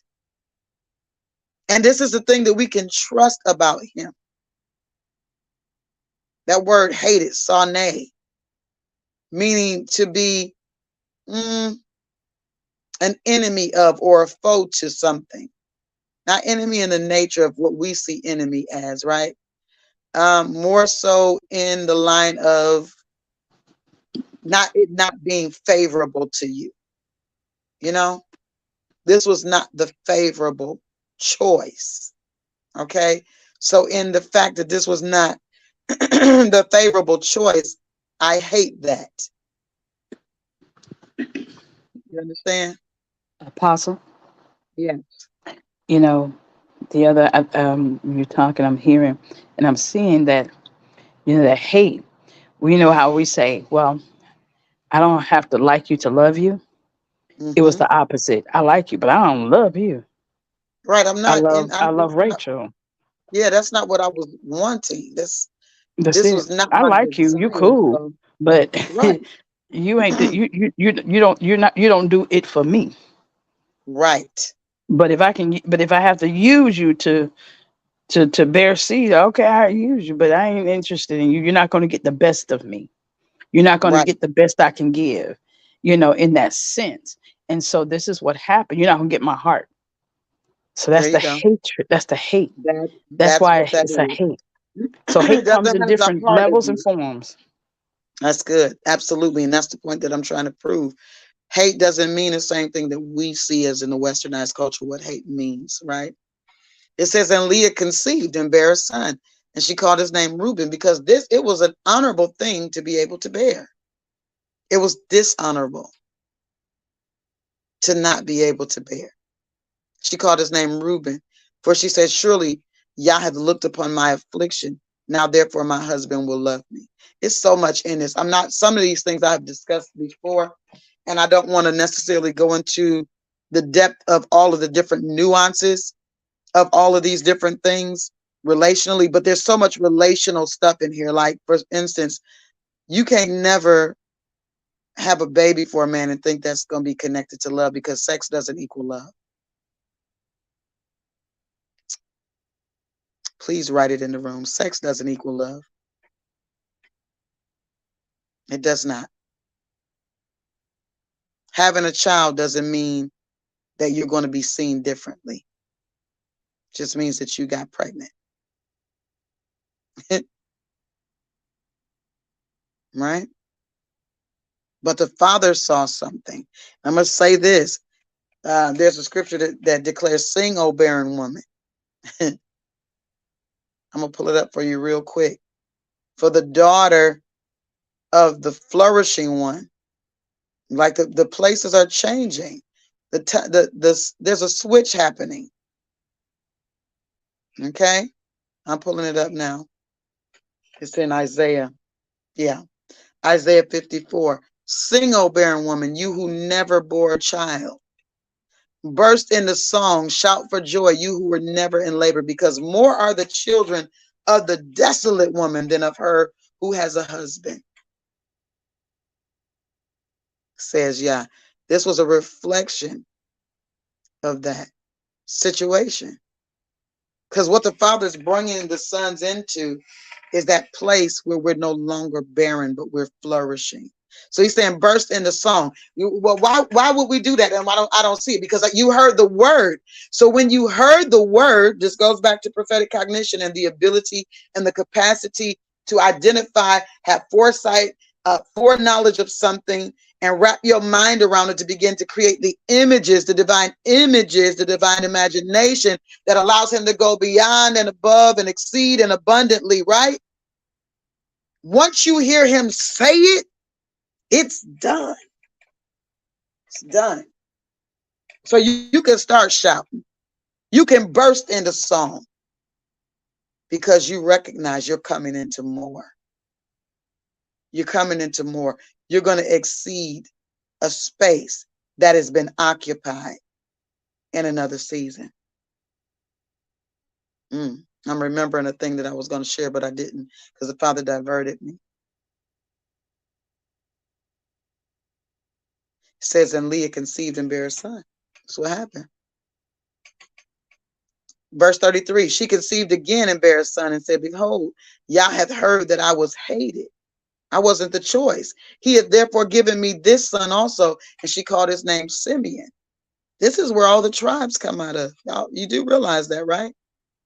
And she conceived again and bare a son and said, now this time will my husband be joined unto me, because I have borne him 3 sons. Therefore was his name called Levi. Okay, so if we look at this and we say joined, you say he was joined. They had intercourse. No, that's not joined. Joined is not just the genital parts. There go another relationship situation. That's another relationship nugget. Just because you are joined in your genital parts, your genitalia, doesn't mean you're joined at the heart. That's a phrase for you. Just because you're joined in the genital parts doesn't mean you're joined at the heart. That's something that's got to be so clear, because people are utilizing the blessing of Yah for the wrong reasons. That's why there's no boundaries. That's why you're operating from different cultures and not operating from a divine culture. And then saying, ain't nobody tell me what I could do in my bedroom and all of that crazy stuff. But can I tell you something? The reality is, when you get an overwhelming amount of people to be like, no, I don't want to do that, and you only got a few that'll go there, that should tell you something in and of itself, whether it is good or not. You know, as far as sexuality is concerned, we're not dealing with the fact that few there be that find it, which that's a divine thing versus just an earthly thing. Those two things you cannot measure the same, right? But by overwhelming response, not many people function in certain ways unless they're of a certain profession. So what are we saying in the earth when we deal with people from the culture of that profession? I'm just saying. I'm just saying. I don't know. I want that to settle in for a minute, because what are we saying? What's the culture of this thing? What, the marital relationship has a culture. What is it? And again, anything that we're building, there's a spirit of building. So what is the actual spirit of what we're building? Because that's going to be represented in everything that we do. Everything that we do. Are you still there, Prophet? I want to make sure that my line is not spazzing out again. No, I'm here. Can you hear me? Yes, yeah, ma'am. I can hear you. I'm going to read the last verse in this, and then we're going to go to the next one. And she conceived again and bare a son, and she said, now I will praise Yah. Therefore she called his name Yehuda, what they say is Judah, and left bearing. Now I want you to see a progression here. She was trying and trying to believe, oh God. She was trying and trying to believe something to be true. And this is a place that a lot of believers, so-called, quote unquote, believers operate from. It's a very deceptive place, because you're thinking because this is happening, then that means that the heart of the matter is this. That's not necessarily true. But notice, so it happens even when people pray. They do this when they pray. They say a bunch, they say these things, and then when it doesn't happen, they're disconcerted. They're feeling some kind of way because it doesn't happen, but it's because you were out of alignment with how to position yourself on that matter. So look at how the progression goes. She's having all of these different moments. Okay, the father's looked on my affliction. Now, okay, because of that, my husband's gonna love me because I bore him a son. Okay, now the father heard I was hated, so he gave me a son, right? And called his names, and she conceived again. Now this time my husband will be joined unto me. Okay, so she was under the same impression the first time that she was the second time. But the third time she said, now he's going to want to connect with me. Now he's going to give me his heart. When she conceived, the last time that she conceived before she left off bearing, she said, now I will praise Yah. Didn't none of that work, okay? None of that was worth anything. So let me give the honor. Let me put my heart, let me put my mind Let me posture myself in the right space and in the right position, because none of that was beneficial. Where are we going, to 33? And when Rachel saw that she bare Yachob no children, Rachel envied her sister, said unto Yachob, give me children, or else I die. Something about how things are bred. Envy is a thing that's bred because of lack and a desire to have what somebody else doesn't have, which is why when you arrive at the congregation in Acts, the Acts congregation, when you arrive in that assembly, you see that the Father has given instruction. He's given a blueprint for how to handle the assembly. And he says, listen, bring the things and lay them at the apostles' feet. And there needs to be distribution. Why? Because I want all of my people to have what they need. You say, so why would he allow this process to take place? One, I always say that when a woman is barren, there's something specific that needs to happen with her womb. So the Father is reserving her womb for something supernatural, for something very specific. On top of that, there is a time and a place for the specificity of the things that's to come out of her womb. It has to be in alignment with timing. Sometimes we're thinking that we don't have a thing, and the Father's upset with us when we don't understand the alignment of timing. We don't understand that we've been operating in a chronological matter. We've been dealing with the God Chronos, and the Father's saying there is a Kairos moment, and I need you to fix yourself in the position where you begin to wait. And after you wait, then I need you to expect. It's a process. We talked about this. And after you expect, you can surely begin the countdown, because I'm going to show up, because there is an appointment. Are you hearing me? So this upset Jacob. He said, the word says, and Jacob's anger was kindled against Rachel, and he said, am I in God's stead, who have withheld from thee the fruit of the womb? I didn't do this to you. Why you mishandling me? Why you mistreating me? Why you treating me like that? Why you acting like this? And she said, behold, my maid Bilhah, go in unto her, and she shall bear upon my knees, that I may also have children by her. She's going to be a representation of me. Use her as a double, a body double. Listen, that's one of those areas that is often overlooked, and the Holy Spirit is bringing that to my attention right now, because we often talk about the destiny thieves. We talk about those that come to try to stand in your place, right? So that's why they are watching. That's why they are lurking, because they're looking to take or to steal the destiny, right? But how about those times when we give destiny over? Oh my God. How about those times when we allow a body double? Because we don't understand purpose.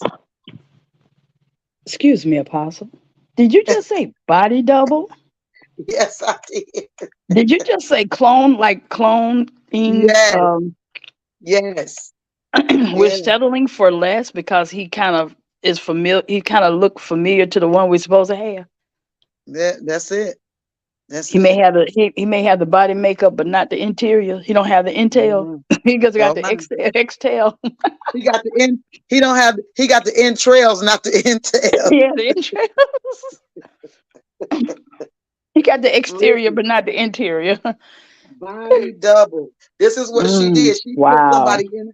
She put somebody in her place. So did Sarah. Remember, she put somebody in her place. Somebody that was going to act on her behalf. Act on her behalf, in her stead. Well, you know, Rachel, her father did that. You know, her father devised the clone. He devised the body double, the stunt He double. did. He did. That was a He stunt did. double. Yeah. Yeah. And so You she go through just a imitated. process and you end up with something different. That's just like the alcoholic who think he's getting something gorgeous and he wakes up the next morning sober and oh my God, he didn't. It's not what he thought. Did we talk about that earlier this morning? That's Yes. exactly it. Okay. Hmm. Exactly it. Like, what in the world? Because that spirit changed how things were viewed. The spirit changed the view of the thing. You thought you was getting something and you got it. You just didn't You had a know. skewed vision, a Yeah, distorted your vision. vision all But distorted. that also goes into deception and Transformers Yeah. and Decepticons. You Absolutely. have those that are transformed right before your eyes, and then you have the others that will deceive you, and they won't transform until they got you trapped and caught up. See, there's a That's difference. right. It's all kinds of facets, and we've been talking about those facets. I'm praying that these things are opening up your understanding so that you can just view things differently. You know, says she gave him Bilhah, her handmaid, to wife, and Yachob went in unto her. And Bilhah conceived and bare Yachob a son. Now understand, no, people love to, overly identify with what was going on with this man. First of all, he's been given the wrong woman. He had all these children by what he considers not the person that he desired. Okay, not the person that he wanted. But he didn't deny his children, though. Oh, I want to bring that point up real good. You know, because some people she was good enough to sleep with. Now she all kind of hoes and bees and all of that, right? But so what were you when you laid with her? What did you Apostle, become? Yes, apostle. ma'am. She was good Yes. enough for you. She was good enough for you to take that physical risk of disease, but she's not good enough for you to claim the child that you bore with her Oh, because you oh, shared I the get it. seed, but you don't now. You don't want your seed, Oh, I but you get it. prize the thing that holds the seed. Oh, I get it. You Mm, worship. I You get it. worship the vessel that holds the It's seed, idolatry. It's but you idolatry. don't want the seed. It's idolatry. Just the same You way it is. We worshiping. worship the feeling and the emotions and what we can get from Yah, Mm-hmm, but we mm-hmm, don't want Yah. mm-hmm. Yep, We don't want yep. we don't want the seed of reaping. We just want to Mm. reap. We want the blessing of things, but not the seed of who Hmm. we are to flourish. I That's don't it. necessarily have to have all of that. Yeah. Okay, you talking all this. I'm a prophet. I'm an apostle. I'm a this. I'm a that. Well, guess what? This is a reality that you have an office. Hmm. Whether you claim the office or not, it just means that you're trying to get to things without functioning through your office in that space that you're trying to arrive at. And that's a personal decision My that can Lord. cause a whole lot of issue ultimately. Because if you don't know your office, then you don't know how to regulate the gifts. If you don't know your office, then you don't understand how to navigate systems. Because you don't know who you are when you get to that space. How do you navigate the system? You Mm-hmm. know, it's like people think evangelists are people that just lead people to the master. Lead people to the altar and they pass out tracts and all that. No, evangelists are strategists. Amen. They're strategists. And the Bible declares that he that winneth souls is wise. There's a Mm-hmm. wisdom in winning a soul, a mind, a will, and emotion. And it's not just a feeling, it's not just a prayer, it's not just no. There is an investment that has to be made, and that takes strategy because it takes relationship. Well, how do I get into narcissistic? Absolutely, Apostle Ben. Not narcissistic.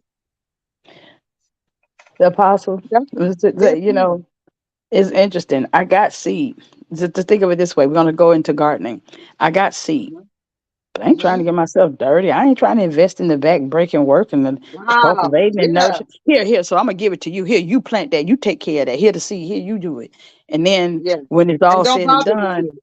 hold on, Don't don't bother bother me me with with it. But now all said and done, reaping time. Oh yeah, the accolade, graduation. Oh yeah, yeah, I'm proud papa. Oh yeah, if they come into me, yeah, I'm the papa. If you need, when they got the fabulous house and you need a place to stay because the person that you now it. messing with don't want you. Oh yeah, that's my Ooh, son. Yeah, yeah, they ooh. got the big house. I'm Oh trying to tell no. you, we got it. Like, that's the whole Better be thing. mindful. Be mindful. Capitalization, usury, Hmm. usury, Yes. Yes. usury. Consumerization. All of That's that. it. I just want to consume, consume, consume. And it happens even in the quote unquote uh midst of believers. But let me say, but what's so dangerous about this is because that seed has the DNA blueprint of that person, Hmm. it travels through the lineage. Yeah. Yep. So now, what could have Now. been good fruit, now the fruit is slightly tainted. It has Hmm. blemishes. It may not grow Yeah. in the correct shape. It may not have the sweetness it's supposed to have. It may not have the seeds that it's supposed to have.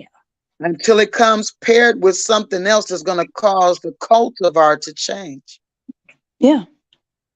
The But it's cultivar but has it to but it change. still That's to travels come into through the the hands of generations somebody. until it's broken. Yeah, until it's broken. That's what I'm dealing with, the breaking of that.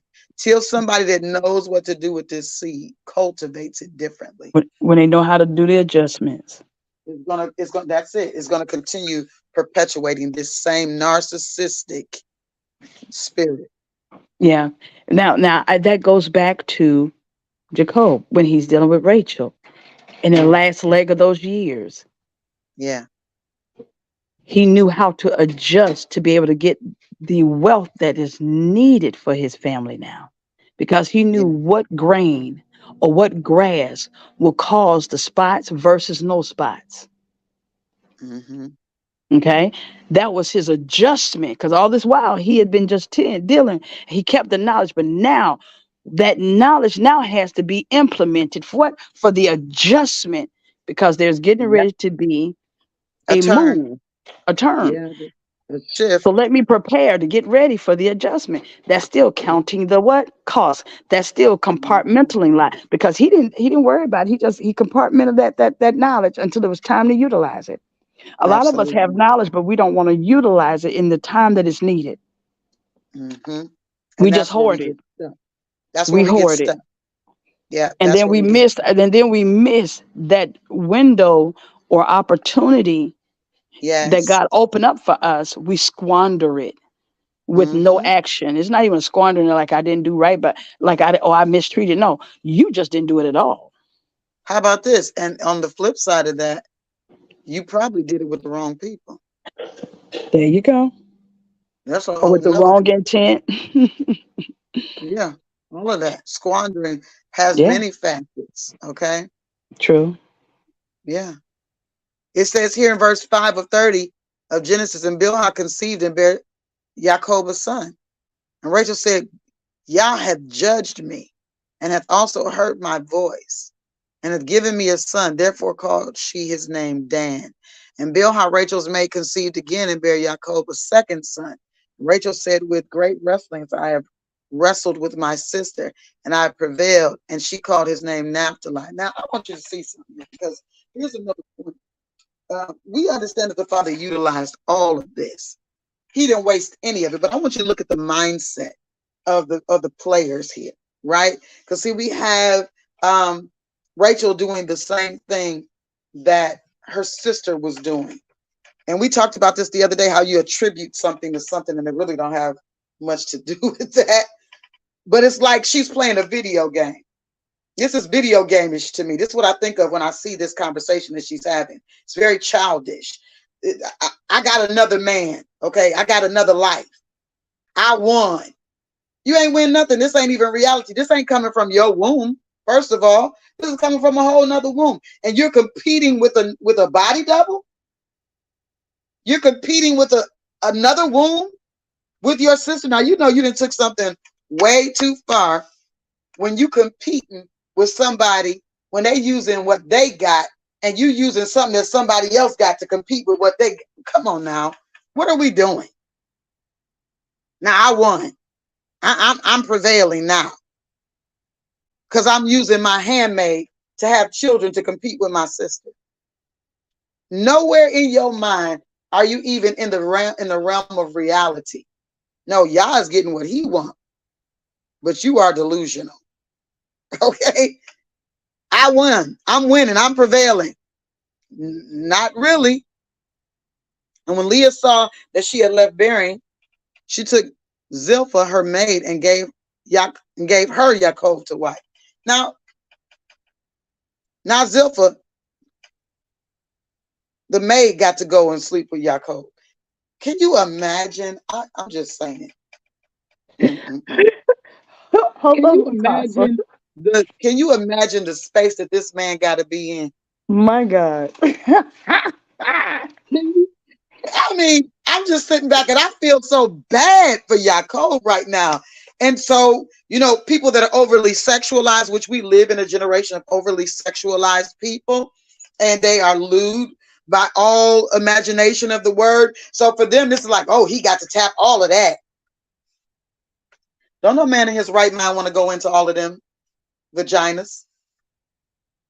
They just don't. Because, when you join yourself with something, you become one with it. That's a thing. He's not seeking that out. They're giving their handmaids to him. They're literally saying to him, this is how we're going to create progeny. This is how we're going to create our legacy. Listen. Yeah, sex doesn't equal love. It typed it wrong, royalty. Sex doesn't equal love. He Apostle. don't love none of these women. The woman he loved is still barren and cutting the food. Okay? Go ahead, prophet. It's just interesting.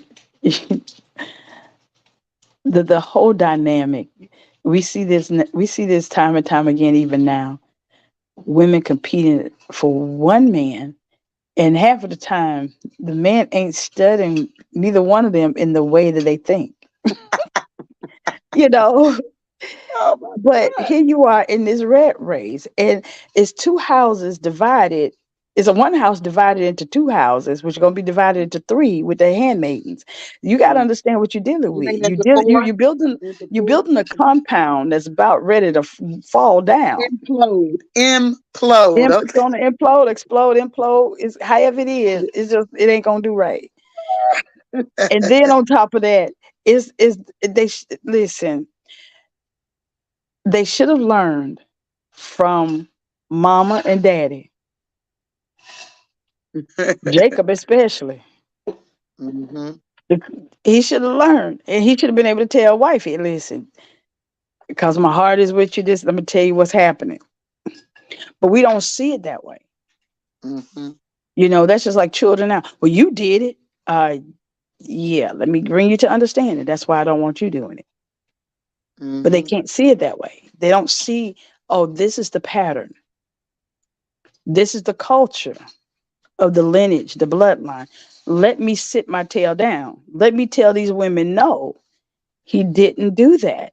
And let me say this. This goes back to the garden when Adam didn't tell Eve no.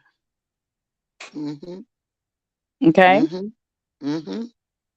Absolutely. let's just be real with it. Let's be real. Couldn't tell no. Abraham could not tell Sarah no.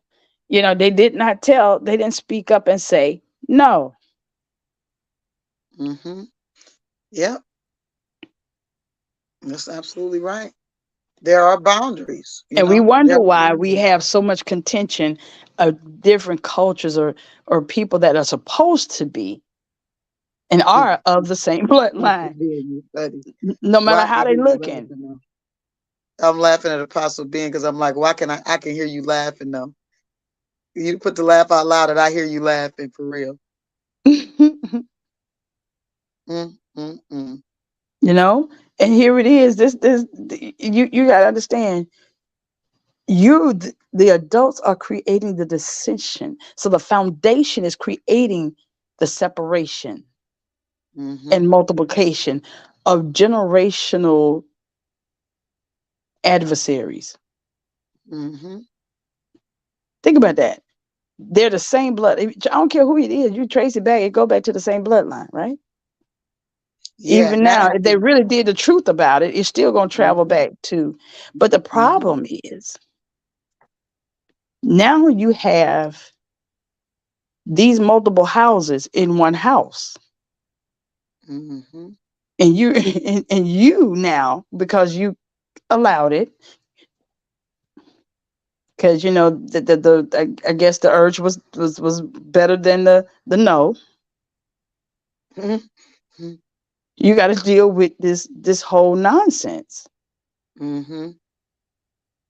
Yeah, and understand one house as in one people, but they had separate tents. You'll Yeah, find that as they're we multiple continue to houses read. that you got to tend to Yeah, now. yeah, That multiple you're houses. not, that you have a Mhm, greater obligation to. It's not just the mhm, responsibility of making sure everybody, because once you're a part of the camp, you're a part of the house of that who is mhm. the head of that house. That's right. So his house is now Yeah. truly divided. Hmm. And we're gonna find that when we get to Joseph and how his brothers handled him, right? We certainly gonna Hmm. get to that at some point. I don't know if we're gonna get there today, but we're definitely gonna get to that point. Let's look at this. And Bilhah Rachel's maid conceived again and buried Yachob a second son. And Rachel said, with great wrestlings I have wrestled with my sister and I have prevailed. She called his name Naphtali. When Leah saw that she had left bearing, she took Zilpah, uh, her maid, and gave her Yachob to wife. So I want y'all to see something real quick, because at the end of the day, what marriage looks like is not what people have stated that it looks like. And this is why the word declares that the two shall become one flesh. When a man lays with, and here's another, when a man lays with a harlot, he becomes one with her. All of these things, we see that the woman at the well, there's a conversation there. Now, there may be marriage, but that doesn't make the person husband or wife. Hello? There can be Hmm. marriage, but the people in the marriage are not husband and wife. But marriage is literally, or wife, literally, this union literally is a result of that consummation of it. So it goes back to the top of what we were talking about. It's not just about what's stated, but it's about what's done. It's the convergence. It's the merging together of those bodies, those physical bodies that say we're going in a direction. And usually what comes with a merger is seed. Now if you passed a bearing stage or your tubes are tied, whatever, there's still something that comes of that union, of that collaboration. It's still something that comes out of that. And it comes Hmm. out in the way of what's born in the heart, the mind, the vision. All of that is still seed, you know? And so Zilpah, Leah's maid, bare Yachob a son. I'm in verse 11 now of Genesis 30. And Leah said, a troop cometh, and she called his name Gad. And Zilpah, Leah's maid, bare a Jacob a second son. And Leah said, happy am I, for the daughters will call me blessed. And she called his name Asher. And Reuben went in the days of wheat harvest and found mandrakes in the field and brought them unto his mother Leah. Then Rachel said to Leah, give me, I pray thee, of thy sons mandrakes. And she said unto her, is it a small matter that thou hast taken my husband? And wouldst thou take away my sons mandrakes also? And Rachel said, therefore he shall lie with thee tonight for thy sons mandrakes. And Yachob came out of the field in the evening. Leah went out to meet him and said, thou must come in unto me, for surely I have hired thee with my sons mandrakes. And he lay with her that night. And God hearkened unto Leah, and she conceived and bare Yachob, the fifth son. So let me share something with you, because has um she's tapped into something. She's identified something, right? And I want to address this, royalty. We understand that Yah is love. I get that. And when I said sex doesn't equal love, I'm talking about the act of sexual nature does not equal love. Just because a man sleeps with you doesn't mean he loves you. And we're proving that even in scripture. And you can ask any man from his own mouth, he can love a woman and cheat with somebody else and still say to you, I don't love her. It's not true that sex equals love. And So that's why I made that. Yes, ma'am, Prophet, I heard you. That's why I made that comparison and made that statement, because a lot of people think that if I sleep with him or if I give in to this earth, then he's going to love me. And that's not true. No matter how much love Yah is, he's also a God of wrath and a God of war and vengeance and all of that. He's not just the God of love, but all of that is rooted in his love. But there are different expressions of love. Everything is rooted in the love of Yah. It absolutely is when it comes from his perspective, right? When it's coming from him, everything is rooted in his love. Even his judgment is based on his love. But sex don't equal love. Because somebody lays down with somebody doesn't mean they love each other. They could just be in it for the thrill. You understand? They could just be in it for the thrill. And that's just what it is. So I wanted to make sure that that was clear. Okay? Act, activate, action, activity. Yep, all of those things are part of action or acts. Yep. All right. So let's go back over here. It says here, and Yah hearkened unto Leah, and she conceived and bare Yachob a fifth son. So understand, absolutely, yes, we can. I love those kinds of things, by the way. So absolutely. Leah tapped into something. She identified something, and there were things that were created to assist or to aid or to prepare a womb. And so we have those things even today. You know, red raspberry tea is one of those things that women can use when they're in the process. Now, you don't want to do it too early, but around that fourth, fifth, maybe fifth month, you want to start drinking that red raspberry tea. Why? Because it conditions the womb. You know, it primes the womb, and it also makes labor very easy. You understand what I'm saying? Because the womb is primed, it's ready for what has to take place. It also is great for conception. There are some things that the Father has created that are good for preparing the body to conceive. It nourishes, and it deals with areas that need to be dealt with to prepare the body to go into that space of conception. So she tapped into something. That's what the mandrakes were all about, by the way. The mandrakes were about that. And so when Rachel realized the thing about the mandrakes, she said, hey, you can have him tonight. Give me the mandrakes. I see where we at. I see what we own. Okay. Now everybody's tapping in. Everybody's tapping in. So it says here, and Yah hearkened unto Leah, and she conceived and bare Yachob the fifth son. And Leah said, Yah hath given me my hire, because I have given my maiden to my husband. And she called his name Issachar. And Leah conceived again and bare Jacob the sixth son. And Leah said, Yah hath endued me with a good dowry. Now will my husband dwell with me, because I have borne him 6 sons. She called his name Zebulun. And afterwards she bare a daughter and called her name Dinah. And Yah remembered Rachel, and Yah hearkened unto her and opened her womb. You see the difference? She got those mandrakes. You see that? She tapped into something, and now her womb has been conditioned for the situation. But it was in the right timing. It was in a Kairos moment, because Joseph could not have come anytime sooner. He needed to be the youngest. He needed to come at the time he was coming, because he was going to be situated in that time for the thing that was coming. Okay, and it was going to all be set up based on their hatred for him. It was going to all be set up based on their envy of his father's love for him because of the coat of favor and all of that, all of these dynamics. So when we're looking at the dynamics of our life, there is a space. This is why the word says, in everything give thanks. Why? Because when you understand that this is the will of Yah, that everything about your life, the will of Yah, is attached to those things, and nothing is going to stop you from entering into that promised place. Those things that are outside of you cannot hold you from entering into the promised space.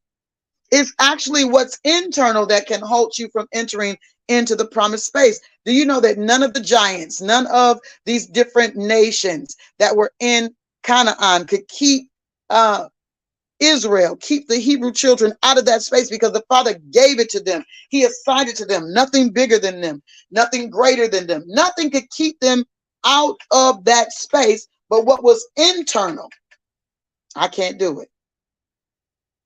That stuff is bigger than me. We're grasshoppers to them. Hello?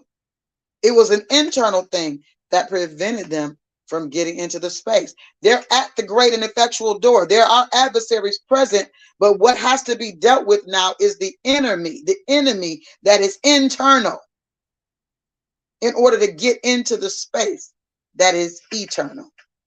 Got that? And she conceived and bare a son. And Yah had taken away my reproach, she said, because he opened her womb. She called his name Joseph and said, Yah shall add to me another son. See, once you step into something, and we were talking about this earlier. We were talking about this earlier. We'll talk about this, royalty. That sidebar, we'll talk about that. We will talk about that because I don't really deal with dormant love. Love is not dormant. It has action. It has action behind it. The love also, the expression of love has a nature and all of that. And it's not just physical. It's not just physical. I'll say that to that, but we will definitely communicate. So here is the thing. She's conceived now. Now Joseph is here, and now she is aware of the fact that she can do something. So she announces, now I'll do it again. It can happen again. It can happen again. We were talking about this earlier. When the Father does a thing, right? How soon people forget that he did something that someone else said was impossible. It looked like it wasn't going to happen. It looked like it wasn't a possibility, but he did it. And so in this culture, it's like we need to see him do it over and over again before we really accept the fact that he does this. Then before it becomes our norm, we need to see 5,000 transactions of him doing this before it becomes my norm. No, it should become your norm. The first time he does it, she says he'll do it again. I'll bear again. She said, Yah shall add to me another son. She got comfortable in it. She said, this is going to be the norm for me.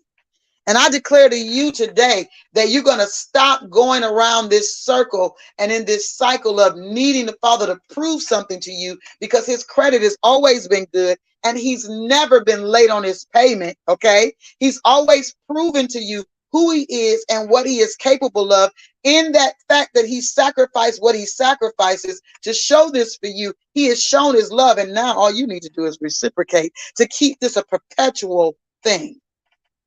Just reciprocate. Just accept the fact that this is who he is and make it your norm.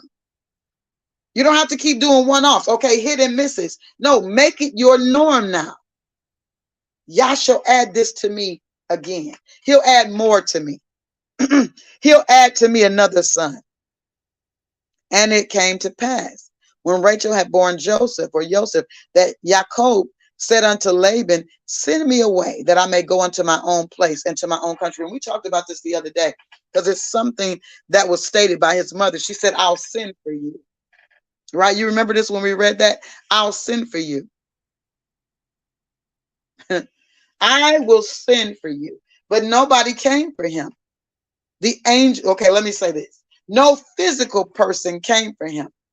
There was something that was triggered in him when he had the encounter with the angelic agency in his dream and received the information, that prophetic oracle, that utterance, that vision of Yah for his future, to set up his future, to show him what to do with the bark of the tree, and what tree to pick and how to put it in the troughs and when to put it in the troughs for the cattle, or for the cattle to mate, for the herds to mate is what I'm after, because it wasn't cattle. Yes, it was cattle, sheep and goats and all of that. Okay, so here we are in this moment in verse 25. The shift is happening. He's saying, it's time for me to go. Give me my wives and my children, for whom I have served thee, and let me go. For thou knowest my service which I have done thee. And Laban said unto him, I pray thee, if I found favor in thine eyes, tarry, stay, don't leave me. For I've learned by experience that Yah hath blessed me for thy sake. I've learned by experience. Nakash is the word experience, which means by divination, by demonic whispering, by demonic prognostication, through divine enchantments. I have learned. Now, I don't have a value for the divine things, but I have a value for the diabolic things. So I'm observing from a fleshly point, not that the Father has revealed this to me. I'm just using my flesh for the experience. And so I want you, because you've been increasing me, to stay in this position. We talked about this, Prophet Marlise. Stay in the position where I am over you and let me increase. Continue to make me increase, because this is why I'm blessed. This is why I'm blessed. And he said, appoint me thy wages and I'll give it to you. Tell me what you want. Tell me what you want. Reminds me of this episode on 227, where Jackie gets into an accident. And in the accident, she's trying to milk the situation for all she can get from it. She takes on all of this stuff, right, that she's hearing, all of these great ideas that she's hearing from the people around her. And she takes it on. And so she goes into the office of the lawyer with all this stuff. And he realizes, oh, my God, if she goes in like that, then it's going to, cause there to be a great transfer. He says, well, so what he does is he kind of befriends her. He takes her out to dinner. See, now he's getting ready to tap into her desires, her lust for things. And her lust for things overrode what she was after. She was after a $100,000 settlement and wound up with a $12,000 outcome, because he took her to dinner. That was $250. Then he bought her a fur coat. And she was more interested in the look of the thing, how it made her feel, so much so till she could not get to the reality of the thing that she was after, which was the settlement. So when I think it was Rose asked her, well, how much, she was talking about bragging about the coat and the dinner and all that, and how he had taken her. And she said, oh, that's nice. She said, so I've been paid and this, that, and the other. And so she said, well, how much was the coat? She told her how much the coat was, and how much was the dinner? Oh, and how much was the settlement? And then it dawned on Sandra, $100,000. Oh, wow, $100,000. This is not equal to that value. This is not equal to that value. And he said unto him, thou knowest how I have served thee, and how thy cattle was with me. For it was little which thou hadst before I came, and it is now increased unto a multitude. And Yah hath blessed thee since my coming. And now when shall I provide for my own house also? And he said, what shall I give thee? He's still asking, just tell me what your price is. Tell me what your price is. And we deal with this all the time, not even understanding that we're dealing with a price. You understand what I'm saying? There are people, and their price is just the knowing of something. Their price is their ability or their desire to be seen as knowledgeable. And because of that, it doesn't mean that the knowledge is right. But if I'm seen as knowledgeable, then that's the price I'm willing to pay. I don't have to come into the reality of the thing. I don't have to come into the truth of the thing. As long as it seems like I have it, that's all that matters, as long as it appears that way, right? What's your price? We should not be able to be bought as sons, right? And Yachob is not able to be bought. but he goes along with the gag for the moment because he understands at this moment he's not interested in a battle. There's something about the wisdom of a man. I tell my grandsons this all the time. Men are solutions. They're not problems. He's not looking to cause a problem. It's a settlement in his heart. Something in him is settled because the outcome is going to be what the outcome is going to be, and I'm not going to fight you about the outcome. So he says, thou shalt not give me anything. If thou wilt do this thing for me, I will again feed and keep thy flock. He said, I don't want it to be monetary this time. See, this was a time and chance moment. This was an opportune time. This was an opportunity that he had to step into. Now, if he was in his feelings and if he wanted to go toe for toe and word for word and go on this battle route, then he would not have arrived at this wisdom route, which says, listen, okay, don't pay me that way anymore. The payment has shifted. We're going to up the ante now, okay? He said, don't give me anything. If thou will do this thing for me, I will feed and keep thy flock. I will pass through all thy flock today, removing from thence all the speckled and spotted cattle, all the brown cattle among the sheep, and the spotted and speckled among the goats, and of such shall be my hire. So shall my righteousness answer for me in the time to come, when it shall come for my hire before thy face. Every one that is not speckled and spotted among the goats and brown among the sheep, that shall be counted stolen with me. He said, we're going to change the dynamic and look at how this works. Now he's in another household and he is desiring to go out of that space, but he doesn't want to go out empty. So, okay, the father's giving him some things, but he doesn't want to go out empty. So now the thing has to shift. And Laban said, behold, I would it might be according to your word. Okay, I agree with that. And he removed that day the he-goats that were ring-straked and spotted, and all the she-goats that were speckled and spotted, and everyone that had some white in it, and all the brown among the sheep, and gave them into the hand of his sons. And he set 3 days' journey betwixt himself and Yachob fed the rest of Laban's flocks. And Yachob took him rods of green poplar, and of hazel and chestnut tree, and piled white strakes in them, and made the white appear which was in the rods. And he set the rods which he had piled before the flocks in the gutters and the watering troughs when the flocks came to drink, that should conceive when they came to drink. That they should conceive when they came to drink.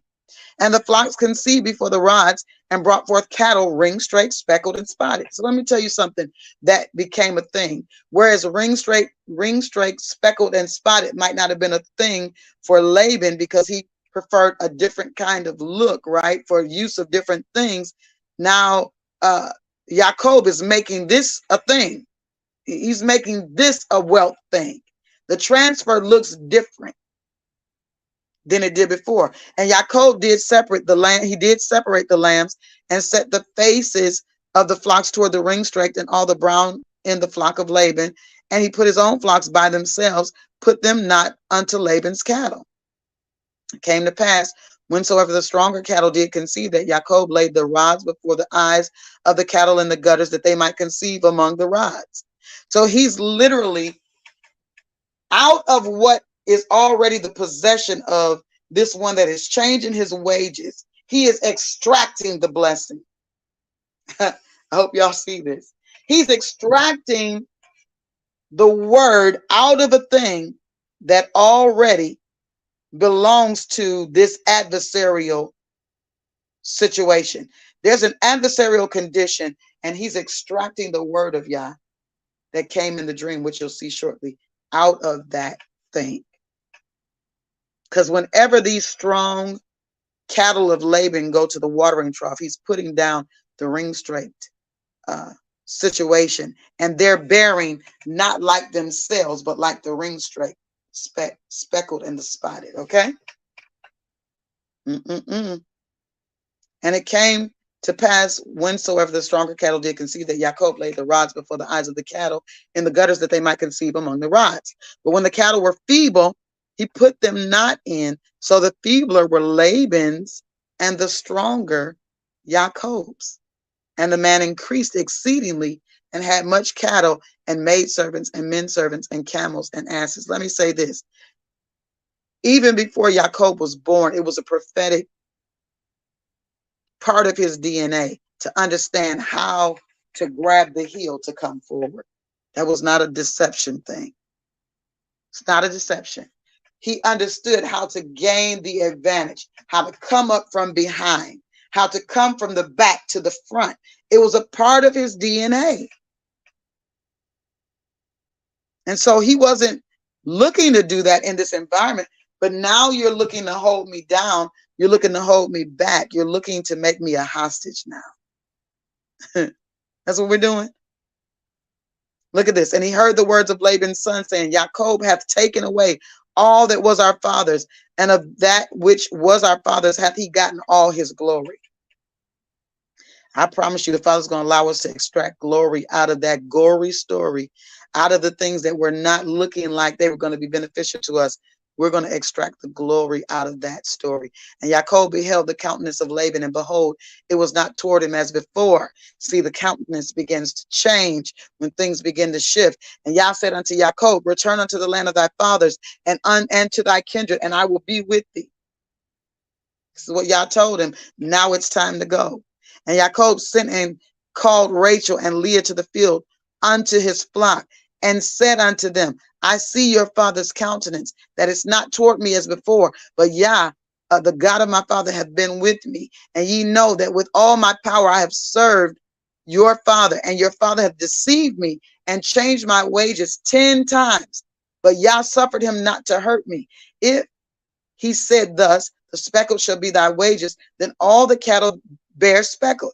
And if he said thus, the ringstrike shall be thy hire, then bear all the cattle ringstrike. This details that there was more conversation behind the scenes, because when Laban began to realize that the stronger and the multitude of the cattle were turning into a thing, whether ringstrike, spotted, or speckled, he'd call it out. Well, whatever's speckled. And he said, okay, that's what it's going to be then. All right, fine. Whatever's ringstrike. So then they began to continue to bear ringstrike. Whatever you say, man. But we declared already that this is what it is. And it came to pass. Okay, here it goes. Verse 9 of 31. Thus Yah hath taken away the cattle of your father and given them to me. It came to pass at the time that the cattle conceived, that I lifted up mine eyes and saw in a dream, and behold, the rams which leaped upon the cattle were ringstrike, speckled, and grizzled. That's where he got it from. He got it from the dream. May Yah give you the dream, the vision, the trance, the imagination, the view on creation, so that you can see, and the ability to conceive a prophetic word that comes from the mouth of the prophet in this season. And the angel of Yah spake unto me in a dream, saying, Yachob. And I said, here I am, or here am I. And he said, lift up now thine eyes and see all the rams which leap upon the cattle are ringstrike, speckled, and grizzled. For I've seen all that Laban doeth unto thee. I am the God of Bethel, the Elohim of Bethel, where thou anointest the pillar. I'm going to try my best not to go into that, because we know Elohim is a plural word. Okay, but we're not going to go there today. I've talked about it before. If you have inquiry, meet me in the inbox or something, or in the chat window, and I'll respond. Where thou vowest a vow unto me, now arise, get thee out from this land, and return unto the land of thy kindred. He remembered the vow. And because of the vow that was made, these things were done to fulfill the thing that was vowed. And Rachel and Leah answered and said unto him, is there yet any portion of inheritance for us in our father's house? Are we not counted of him strangers? For he hath sold us and hath quite devoured also our money.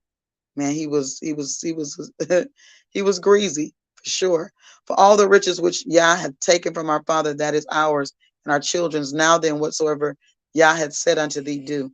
So they agreed with him to leave the space. Then Yachob rose up and set his sons and his wives upon his camels.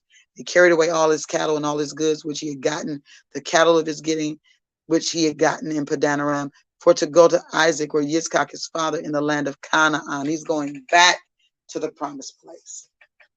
And Laban went to shear his sheep, and Rachel had stolen the images that were her father's. So we understand what divination is about and the altar that had been established in that place and why he was functioning and operating the way that he was operating. And this is one of those areas where we can identify how people are operating and what altar they are at based on how they respond, based on how they function. Everything is very irritating. You know, Prophet Marley said this earlier. If I get agitated with you, or if I am offended by you, then the word that you speak is no longer has any efficacy. It's no longer effectual. You understand what I'm saying? So I can distance myself now from the word that you're speaking because I have aught with you or I have issue with you. But that could be your own issue and have nothing to do with the realm of reality. So therefore, you're distancing yourself from the word of Yah, not from the word of the prophet, not from the word of the leader, but from the word of Yah. And I'm dealing with authentic leaders. Not everybody is an authentic leader. It says here, and Laban went to shear his sheep, and Rachel had stolen the images that were her father's. And Yachob stole away unawares to Laban the Syrian. Understand that was mentioned there for a reason. And that he told him not that he fled. So they didn't even give him in any indication. They didn't give him an announcement of them leaving or anything. So he fled with all that he had, and he rose up, passed over the river, and set his face toward the Mount Gilead. And it was told Laban on the third day that Yachob was fled. And he took his brethren with him and pursued after him 7 days' journey, and they overtook him in the Mount Gilead. So they had to actually have set up camp for a season just in that space. And Yah came to Laban the Syrian in a dream by night and said unto him, take heed that thou speak not to Jacob or Yachob, either good or bad. Now, I said this before, when we're dealing with it, we're not necessarily talking about prophetic cognition today, but I want to bring this out because this is a point that should be well recognized, that the Father, I was saying that people in general, humans in general, the Father speaks to humans in general to give them identity on things, to give them insight on things. So everybody that is human has access to the prophetic realm on some level. Okay, everybody. This is why people say, well, something told me. No, that's a prophetic realm that is easily accessible. This is, like getting into the prophetic realm is not, we talk about it from this perspective in the westernized, and this is why I'm saying it this way. From a westernized version, we think getting into a realm, we don't think living from the realm. Okay, so because people are trying so hard to get into the realm, and they don't understand what it means to live in the realm, or to just step into spaces and recognize and accept that realm. Because I told you the other day when I was laid out, when I had the issue with the technology, and we wound up on these phones for a season till I get this cord, the Father said something to me, and the word that he gave me was, it's more than one way to do a thing. Okay, he said something else as well, but then he dealt with the diversification of things. Okay, and so when I accepted that word, it took me into a space, and it sounds like a simple word, but the acceptance of whatever Yah says produces something. That's why I said mankind has to relearn what it means to be that vehicle that the Father can do something through, because all of creation understands his nature and how to express it. But mankind is constantly having to relearn it because we've unlearned it through the cultures and the systems and the cycles that the world has given us, or that we've accepted in the world. Sometimes we didn't even know that we were accepting those things. Okay. All right. So here we are. Moving on to the next thing. All right. It says here that they overtook him. It was a 7 days journey, and they overtook him. And Laban said unto Yachob, what hast thou done? And that thou hast stolen away unawares to me. First of all, you left without telling me, and carried away my daughters as captives, taken with the sword. Okay, like you had to sneak up out of here like an enemy, stealing them. Wherefore didst thou flee away secretly and steal away from me, and didst not tell me, that I might have sent thee away with myrrh and with songs and with tabret and with harp? Here's another one of those spaces that the adversary operates from. If you had told me, I would have, but you did not. Remember what I told you about who the person is who they are. They don't need certain circumstances to be that. That's who they are. If I had a heads up, I would have had a whole party for you. You ain't had no party for me, and I've been here for 20 years. I've made you wealthy. And you haven't thrown not one party for me. Okay? Not at any time was I contentious with you. And you changed my wages 10 times. You haven't thrown no party for me. Now all of a sudden, if I had told you, you would have threw a party? No. And has suffered me to kiss my sons and daughters, and has now done foolishly in so doing. Like, you didn't even give me a chance to say goodbye to my people. It is in the power of my hand to do you hurt. But the God of your father spake unto me yesternight, saying, take thou heed that thou speakest not to Yachob either good or bad. Meaning either favorably or unfavorably. And now, though thou wouldest needs be gone, because thou sore longest after thy father's house, yet wherefore hast thou stolen my gods? Now, I said all of that to come up to this place and say, at the end of the day, no matter whether we agree on all of this or not, my gods came up missing. And Yachob answered and said to Laban, because I was afraid, for I said, peradventure thou wouldest take by force thy daughters from me. In other words, I know. And so, Prophet Marlise, here it goes, that other answer to the thing that we've been talking about with Abraham and with Yitzchak and the whole, these are my sisters. Not a lie, a protection. I don't owe anything to my enemy, but I do have a debt to my brothers, to love them. Okay? And in loving the brethren, I won't withhold things that are necessary. In loving the brethren, I won't lie to my brother. You understand what I'm saying? So he understood that 31:31, that's the key right there. That's another answer to that. I see where I'm at. Yachob answered and said, because I was afraid. Because I see how you roll, you know. If I'd have told you that, you would have taken by force your daughters from me. That's the kind of guy you are. You say one thing, but you do something else. That's another one of those things, y'all. I don't see what you say. I don't see what you say. So I can't come into alignment with that. I can't come into agreement with people that I can't see what they say. With whomsoever thou findest thy gods, let him not live before our brethren. Discern thou what is thine with me, and take it to thee. For Yachob knew not that Rachel had stolen them. And Laban went into Yachob's tent and into Leah's tent and into the two maidservants' tent, but he found them not. Then he went out of Leah's tent and entered into Rachel's tent. Now Rachel had taken the images, put them in the camel's furniture, and sat upon them. And Laban searched all the tent, but found them not. And she said to her father, let it not displease my lord, that I cannot rise up before thee, for the custom of women is upon me. And he searched, but found not the images. She said, I'm bleeding. Y'all know what that is. It's an unclean situation. You can't even touch what I'm on right now. And I'm not going to rise to give any honor because, I'm in the way of women. And Yachob was wroth and chode with Laban. And Yachob answered and said unto Laban, what is my trespass?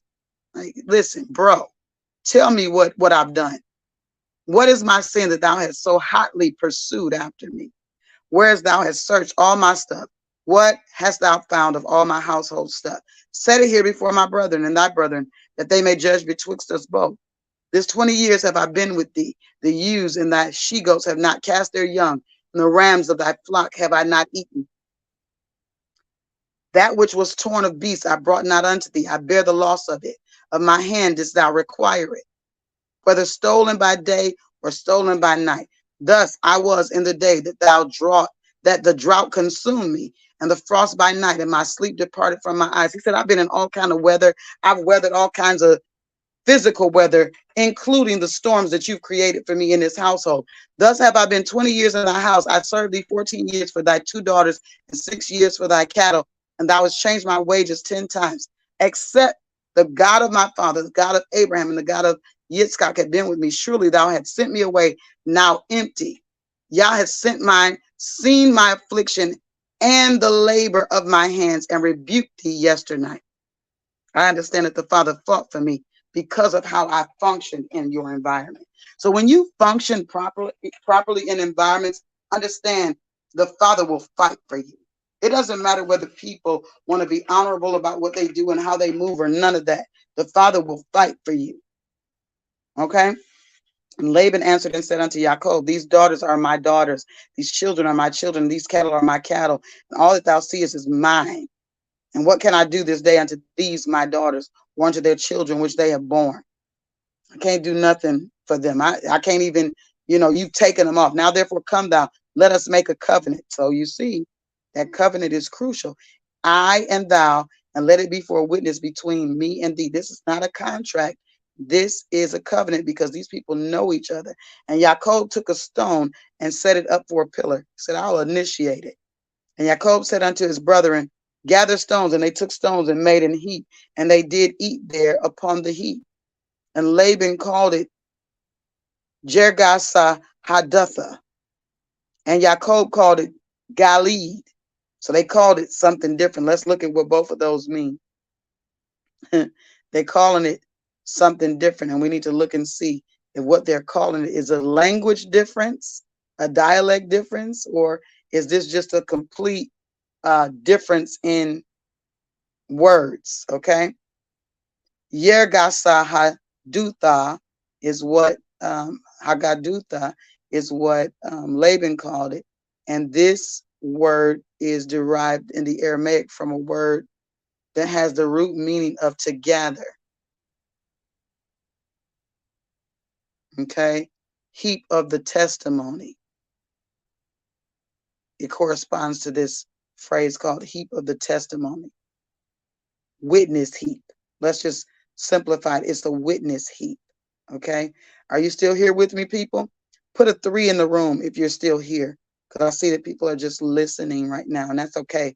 I just want to make sure that I'm not sharing all of this and it's not being heard. Galeed, okay, is what Yachob called it, and Galeed means a memorial, a heap of testimony. So for one, it was a witness, and the other one, it was a testimony. Okay, witness heap, Galeed. Yeah, it's the same, but their perspective was different. It could be the same word, but a different perspective. Okay, same word, different perspective. One saw it as a witness, the other saw it as a testimony. Okay, awesome. Thank you so much, Royalty. All right, let's go back to this. And Laban said, I'm in Genesis 31:48. This heap is a witness between me and thee this day. Therefore was the name of it called Galeed. And Mizpah, for he said, Yah, watch between me and thee when we are absent one from another. When I tell you that's a word that people have used in the church industrial complex the majority of my life. I don't know how long they were doing it before I was born, but I'm sure it was long before I was born. And they really thought that that was a benediction. They really thought that that was a blessing. No, it was a realization that we have an issue. Okay, that somebody here is done an injustice, and may the Father judge between us. If thou shalt afflict my daughters, or if thou shalt take otherwise besides my daughters, no man is with us. See, God is a witness betwixt me and thee. Thank you, Pastor Shauna. And Laban said to Yachob, behold this heap, and behold this pillar, which I have cast betwixt me and thee. This heap be witness, and this pillar be witness, that I will not pass over this heap to thee, and that thou shalt not pass over this heap and this pillar unto me for harm. It didn't say, don't come back past here. Okay. It says, if you come past this, you won't come for harming. You won't come for the purpose of harm, bringing harm to me. That was the covenant that he wanted to make. And you remember the covenant that we talked about last week between the people of Haran and Yitzchak. After they wanted him to leave, now they want to make a covenant because they see the strength of his wealth. And that strength of his wealth means this guy could potentially hurt us. Let's make a covenant with him. And the covenant that they made with him was don't hurt us. Same thing here. So we see that when the Father begins to increase people, he begins to increase his people, it causes a little bit of concern on the part of people who were authorities. And this is blessing me so much right now, based on something that I was talking about with somebody I love the other day. And it's this idea that there are powers that be that want you to concede to the fact that you cannot be the power when you are the power already. So because of that, we get into these spaces and say, well, I'm not going to challenge authority. I'm not going to challenge the powers that be on these different levels because they might come looking for me. They might. Guess what? Nobody care what they might. This is the end of the age, baby. You better understand that I am here to live and to declare the glory of Yah. I have a work to do, and I'm going to accomplish the work. And if that means I have to stand up to a giant, whatever I have in my hand is the armament that I'm going to use to put it right between the eyes of this giant. And then I'll take his own sword and cut his head off. But I'm coming through here because at this point in the game, I hear what's being said. And I'm offended by it because you're dealing with the armies of the living God. You understand what I'm saying? This is the age of sons that's going to stand up to the challenge. This is the age of sons that's going to be a power to powers. This is the age of sons that's going to be, listen. This is the age of sons that's going to be an issue for diabolic nature. Because we ain't scared. We understand like the Mashiach understood. Oh, you trying to push me off the cliff? I'll walk through the crowd. I'll go undetected. You'll see me, but won't see me. You'll find me, but won't be able to locate me. You understand what I'm saying to you? This is the age of sons that's going to understand what it means to take a people into a promised place. For people to actually see what the Father has said by way of the blessing and the nation that would be that light that men could come to. This heap be witness. It says in verse 53, the God of Abraham and the God of Nahor and the God of their father judge betwixt us. And Yachob swear by the fear of his father Yitzchak. Then Yachob offered sacrifice upon the mount and called his brethren to eat bread. And they did eat bread and tarried all night in the mount. In other words, listen, they solidified this covenant. And early in the morning, Laban rose up and kissed his sons and his daughters and blessed them. And Laban departed and returned unto his place. I think we're going to 32:3. Oh, I'm paying attention today. I ain't going to be from the read on church today. Yep, 32:3. Look at that. Look at Yah. He like, not today. Okay? Not today, honey. We're going to move through here. 32:3. So we're 32:1. And Yachob went on his way. Come on, he went on his way. And the angels of Yah met him. It says angels. And the angels of Yah met him. And when Yachob saw them, he said, this is God's host. This is the host of Yah. These are the hosts of Yah. And he called the name of that place Mahanaim. And Yachob sent messengers before him to Esau, his brother, unto the land of Seir, the country of Edom. All right. So we are done with the parasha for today, the HAFTARA, which is the Torah reading. And let's look at Hosea. Hosea chapter 12, verse 13 through 14, verse 10. Prophet, are you with me? We're almost there. This parasha, guys, is the 7th in the book of Genesis. Vayetze, which means that he went out, and we see what it looks like when he goes out, when he ventures out. Okay, it's something that happens when we venture out, when we, at the command of Yah, upon the instruction, the divine instruction, we go out. Okay, and we see that Beersheba, if you look in that description section, I want you guys to go through those areas where that word Beersheba is brought up, because you're going to see that continual coming back to a place. Why? Because something was established. And so this is how we're tracking the journey from Yachob to Yisrael, right? He becomes something on this journey. Today, we're not going to see it, but he's Yachob now, but he's going to become something else. The journey out of or from the birth house, the earthly identification, to the spiritual house, the revealing or the establishment of the spiritual house. That's where we are. Let's look at the next space here. Hosea chapter 12. Prophet, are you still here? Hosea chapter 12.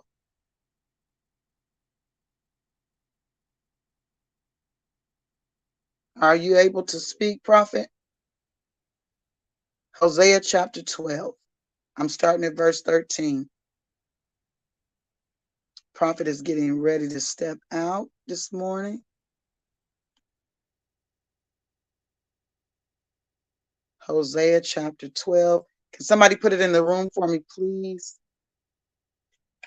Because I'm going between devices trying to make sure I'm getting to the right place. Having to close and open windows. Okay, verse 13. Hosea chapter 12, verse 13. And we're going to and we're going to chapter 14, verse 10. So Hosea chapter 12, verse 13 through 14:10. Can you put that in the room? Hosea 12:13 through 14:10. We're almost there. Thank you so much. Can you put the through 14:10 for me? Because I want to make sure I don't overread. I want to make sure that I don't overread. And by the prophet, Yah brought Israel out of Egypt, and by a prophet, he was preserved. Got that? By a prophet, Yah brought Israel out of Egypt, and by a prophet was he preserved. Because we're dealing with the person and the nation all at once. The person and the nation all at once. My baby girl is calling me. I'm trying to figure out why you're not even on the live this morning.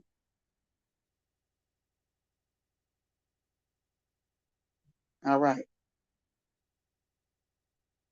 Ephraim provoked him to anger most bitterly. Therefore shall he leave his blood upon him, and his reproach shall his Lord return unto him. Hosea chapter 13. Thank you so much. I appreciate that, Ruati. When Ephraim spake trembling, he exalted himself in Israel. But when he offended in Baal, he died.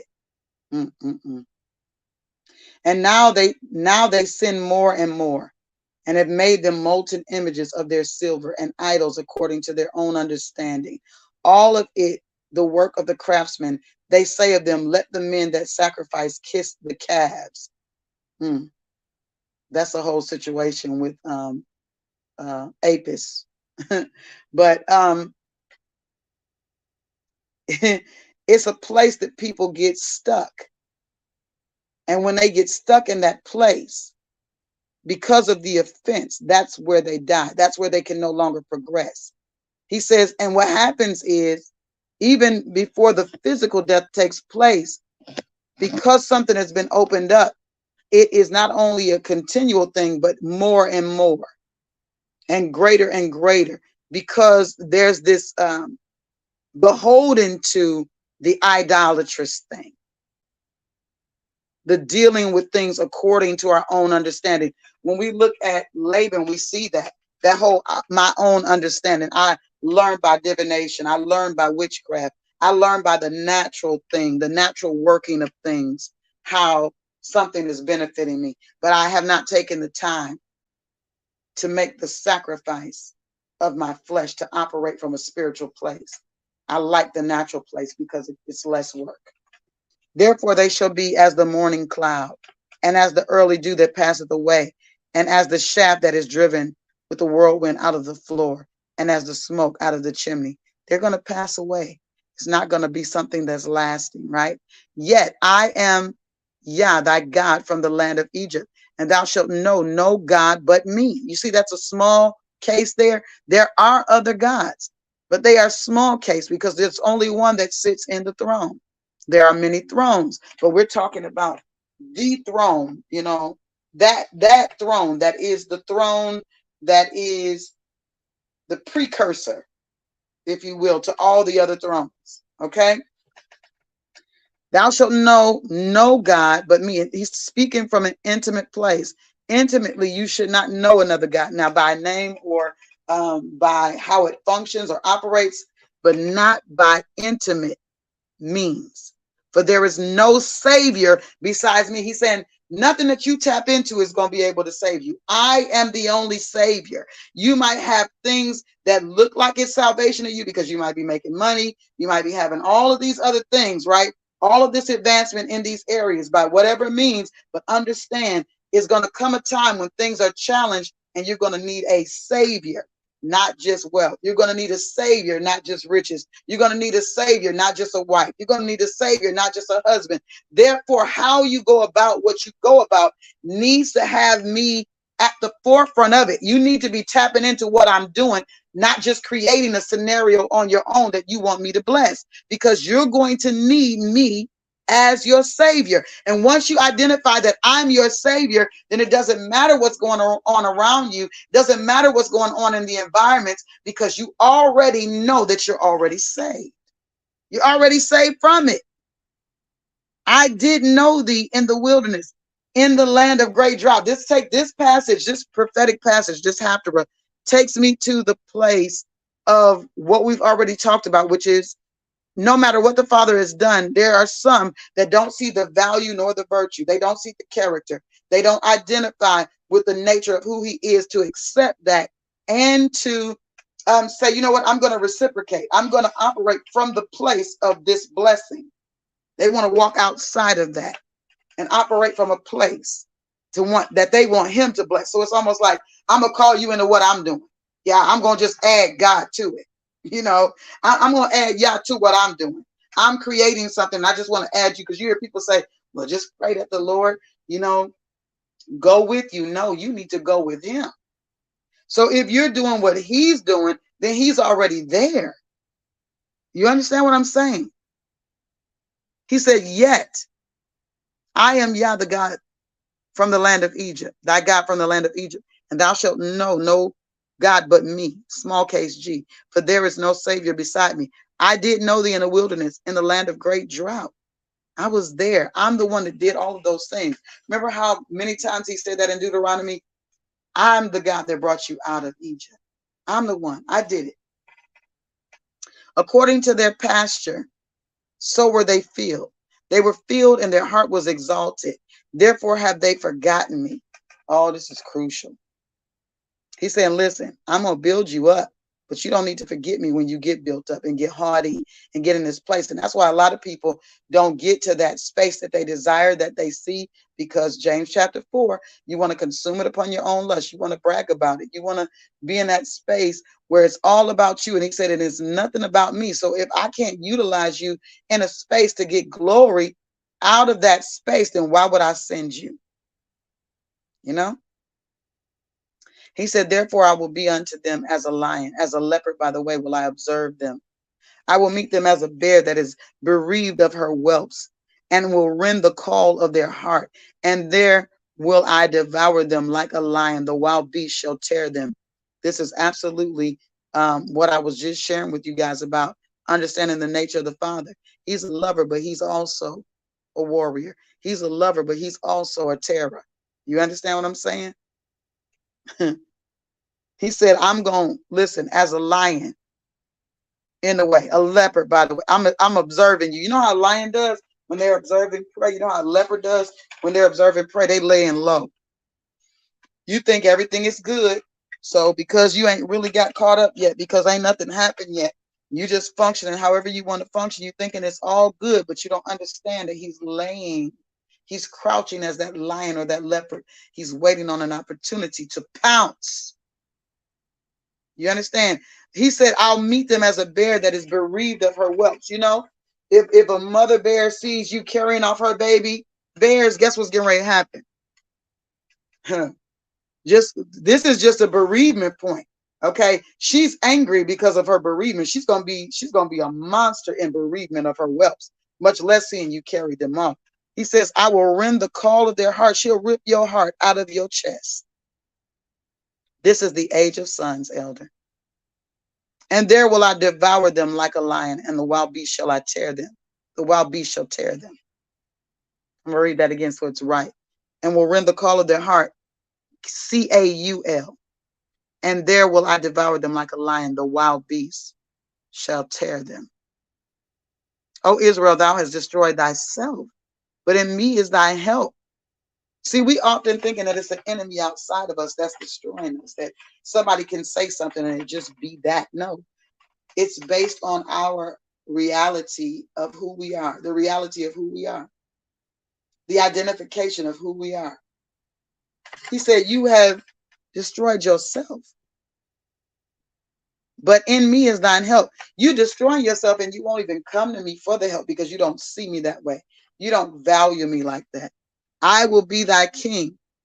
Where is any other that may save thee in all thy cities, and thy judges of whom thou saidst, give me a king and princes? He said, you want to be like everybody else. So because you follow that path, you want what they have, then you get what they get. I gave thee a king in mine anger and took him away in my wrath. The iniquity of Ephraim is bound up. His sin is hid. The sorrows of a travailing woman shall come upon him. He is an unwise son, for he hath not stayed long in the place of the breaking forth of children. I will ransom them from the power of the grave. I will redeem them from death. O death, I will be thy plague. O grave, I will be thy destruction. Repentance shall be hid from mine eyes. He said, I'm not going to relent from what I'm about to do. Though he be fruitful among his brethren, an east wind shall come. Y'all have to understand the east wind is the wind of destruction. The east wind shall come, the wind of Yah shall come up from the wilderness, and his spring shall become dry, and his fountain shall be dried up. He shall spoil the treasure of all pleasant vessels. Samaria shall become desolate, for she hath rebelled against her God. They shall fall by the sword, their infants shall be dashed in pieces, and their women with child shall be ripped up. You know, that's a real place for a lot of people.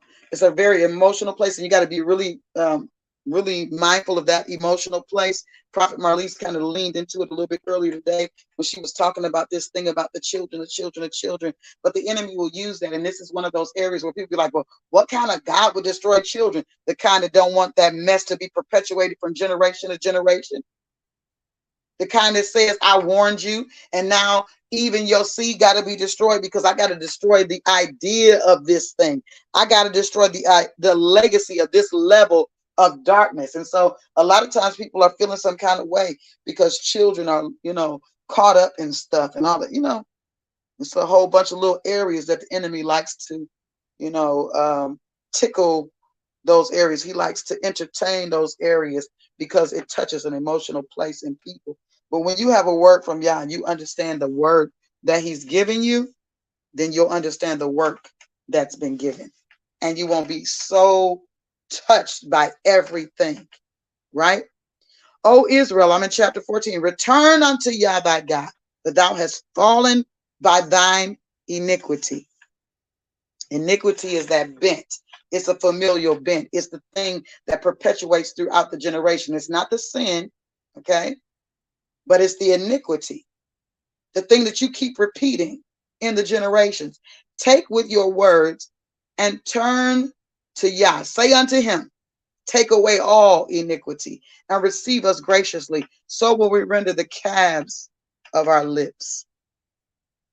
Asher shall not save us. We will not ride upon horses, neither will we say anymore to the work of our hands, ye are our gods. For in thee the fatherless findeth mercy. Do you hear this? This is that space of the ego that a lot of people operate in, even not even with the clarity that that's the space that they're operating in, because we do it with all kinds of stuff. We do it with degrees. We do it with knowledge. We do it with revelation. We do it with all of that, you know? He said, I'm not going to utilize the identity of something else that's going to save me. I recognize you as Savior. He says, I will heal their backsliding. I will love them freely, for mine anger is turned away from him. I will be as the dew unto Israel. He shall grow as the lily and cast forth his roots as Lebanon. Who is something so powerful in this statement. The Father becoming the dew unto us. The dew that causes the growth. The beauty that comes from the growth of the lily. how it's grounded as the trees of Lebanon. It's just, this is amazing imagery. His branches shall spread, and his beauty shall be as the olive tree, and his smell as Lebanon. They that dwell under his shadow, I think I went past, no, I didn't. They that dwell under his shadow shall return. They shall revive as the corn and grow as the vine. The scent thereof shall be as the wine of Lebanon. This is so important because we've been talking about this even in the conversation about what were we talking about? Adjustments and about prophetic cognition, because there is a space that we must step into that allows other people to step up to, so that they can walk in a space to bring others. It's a, you know, that Wella Balsam commercial, you tell one and so on, and they tell one and so on and so on. This is how the Father does what he does. There's a witness that's necessary, and that witness is the person that is leading a charge. And as they are leading, other people are watching that lead, and they're identifying how to do what they're seeing, and then they begin to do it, and now they're leading, and others are watching, and they're seeing, and they're becoming. You understand? But it gives people a space to be refreshed, to be revived, to be fed, to grow. And the sin itself, I mean, when you're dealing with sense, you're dealing with something that deals with the senses, something that attracts a thing, something that draws a thing. Ephraim shall say, what have I to do anymore with idols? It's going to come a time when you recognize what idolatry looks like. As sons of Yah, if you call yourself a son, it's got to come a point where you recognize what idolatry is. You know, right now, people are okay with pagan pageantry. They make all kinds of excuses for it. He said, I have heard him and observed him. I am like a green fir tree. You know how that works. The leaves don't wither. They don't die like that. They do change out, but that tree never dies in and of itself. All leaves are never gone. From me is thy fruit found. Who is wise? Something is going on here.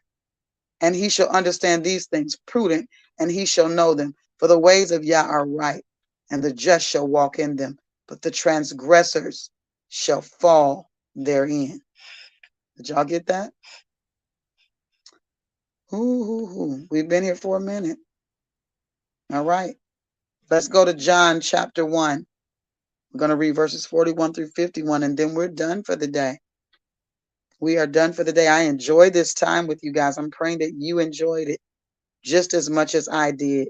Put a 5 in the chat if you have received of Yah today the bread that is necessary for the day. Something for you to consume, something for you to benefit from, something for you to get the nutrients from, so that you can carry out the rest of this Sabbath. This is the Sabbath day, y'all. I believe it's the last Sabbath of this month, and so I'll tell you guys when the next Sabbath is, if you haven't already identified how to do that. I'll have those conversations inadvertently because it's something that we need to know. You know? All right. Good deal. Good deal. Good deal. John chapter 1, verses 41 through 51. John chapter 1.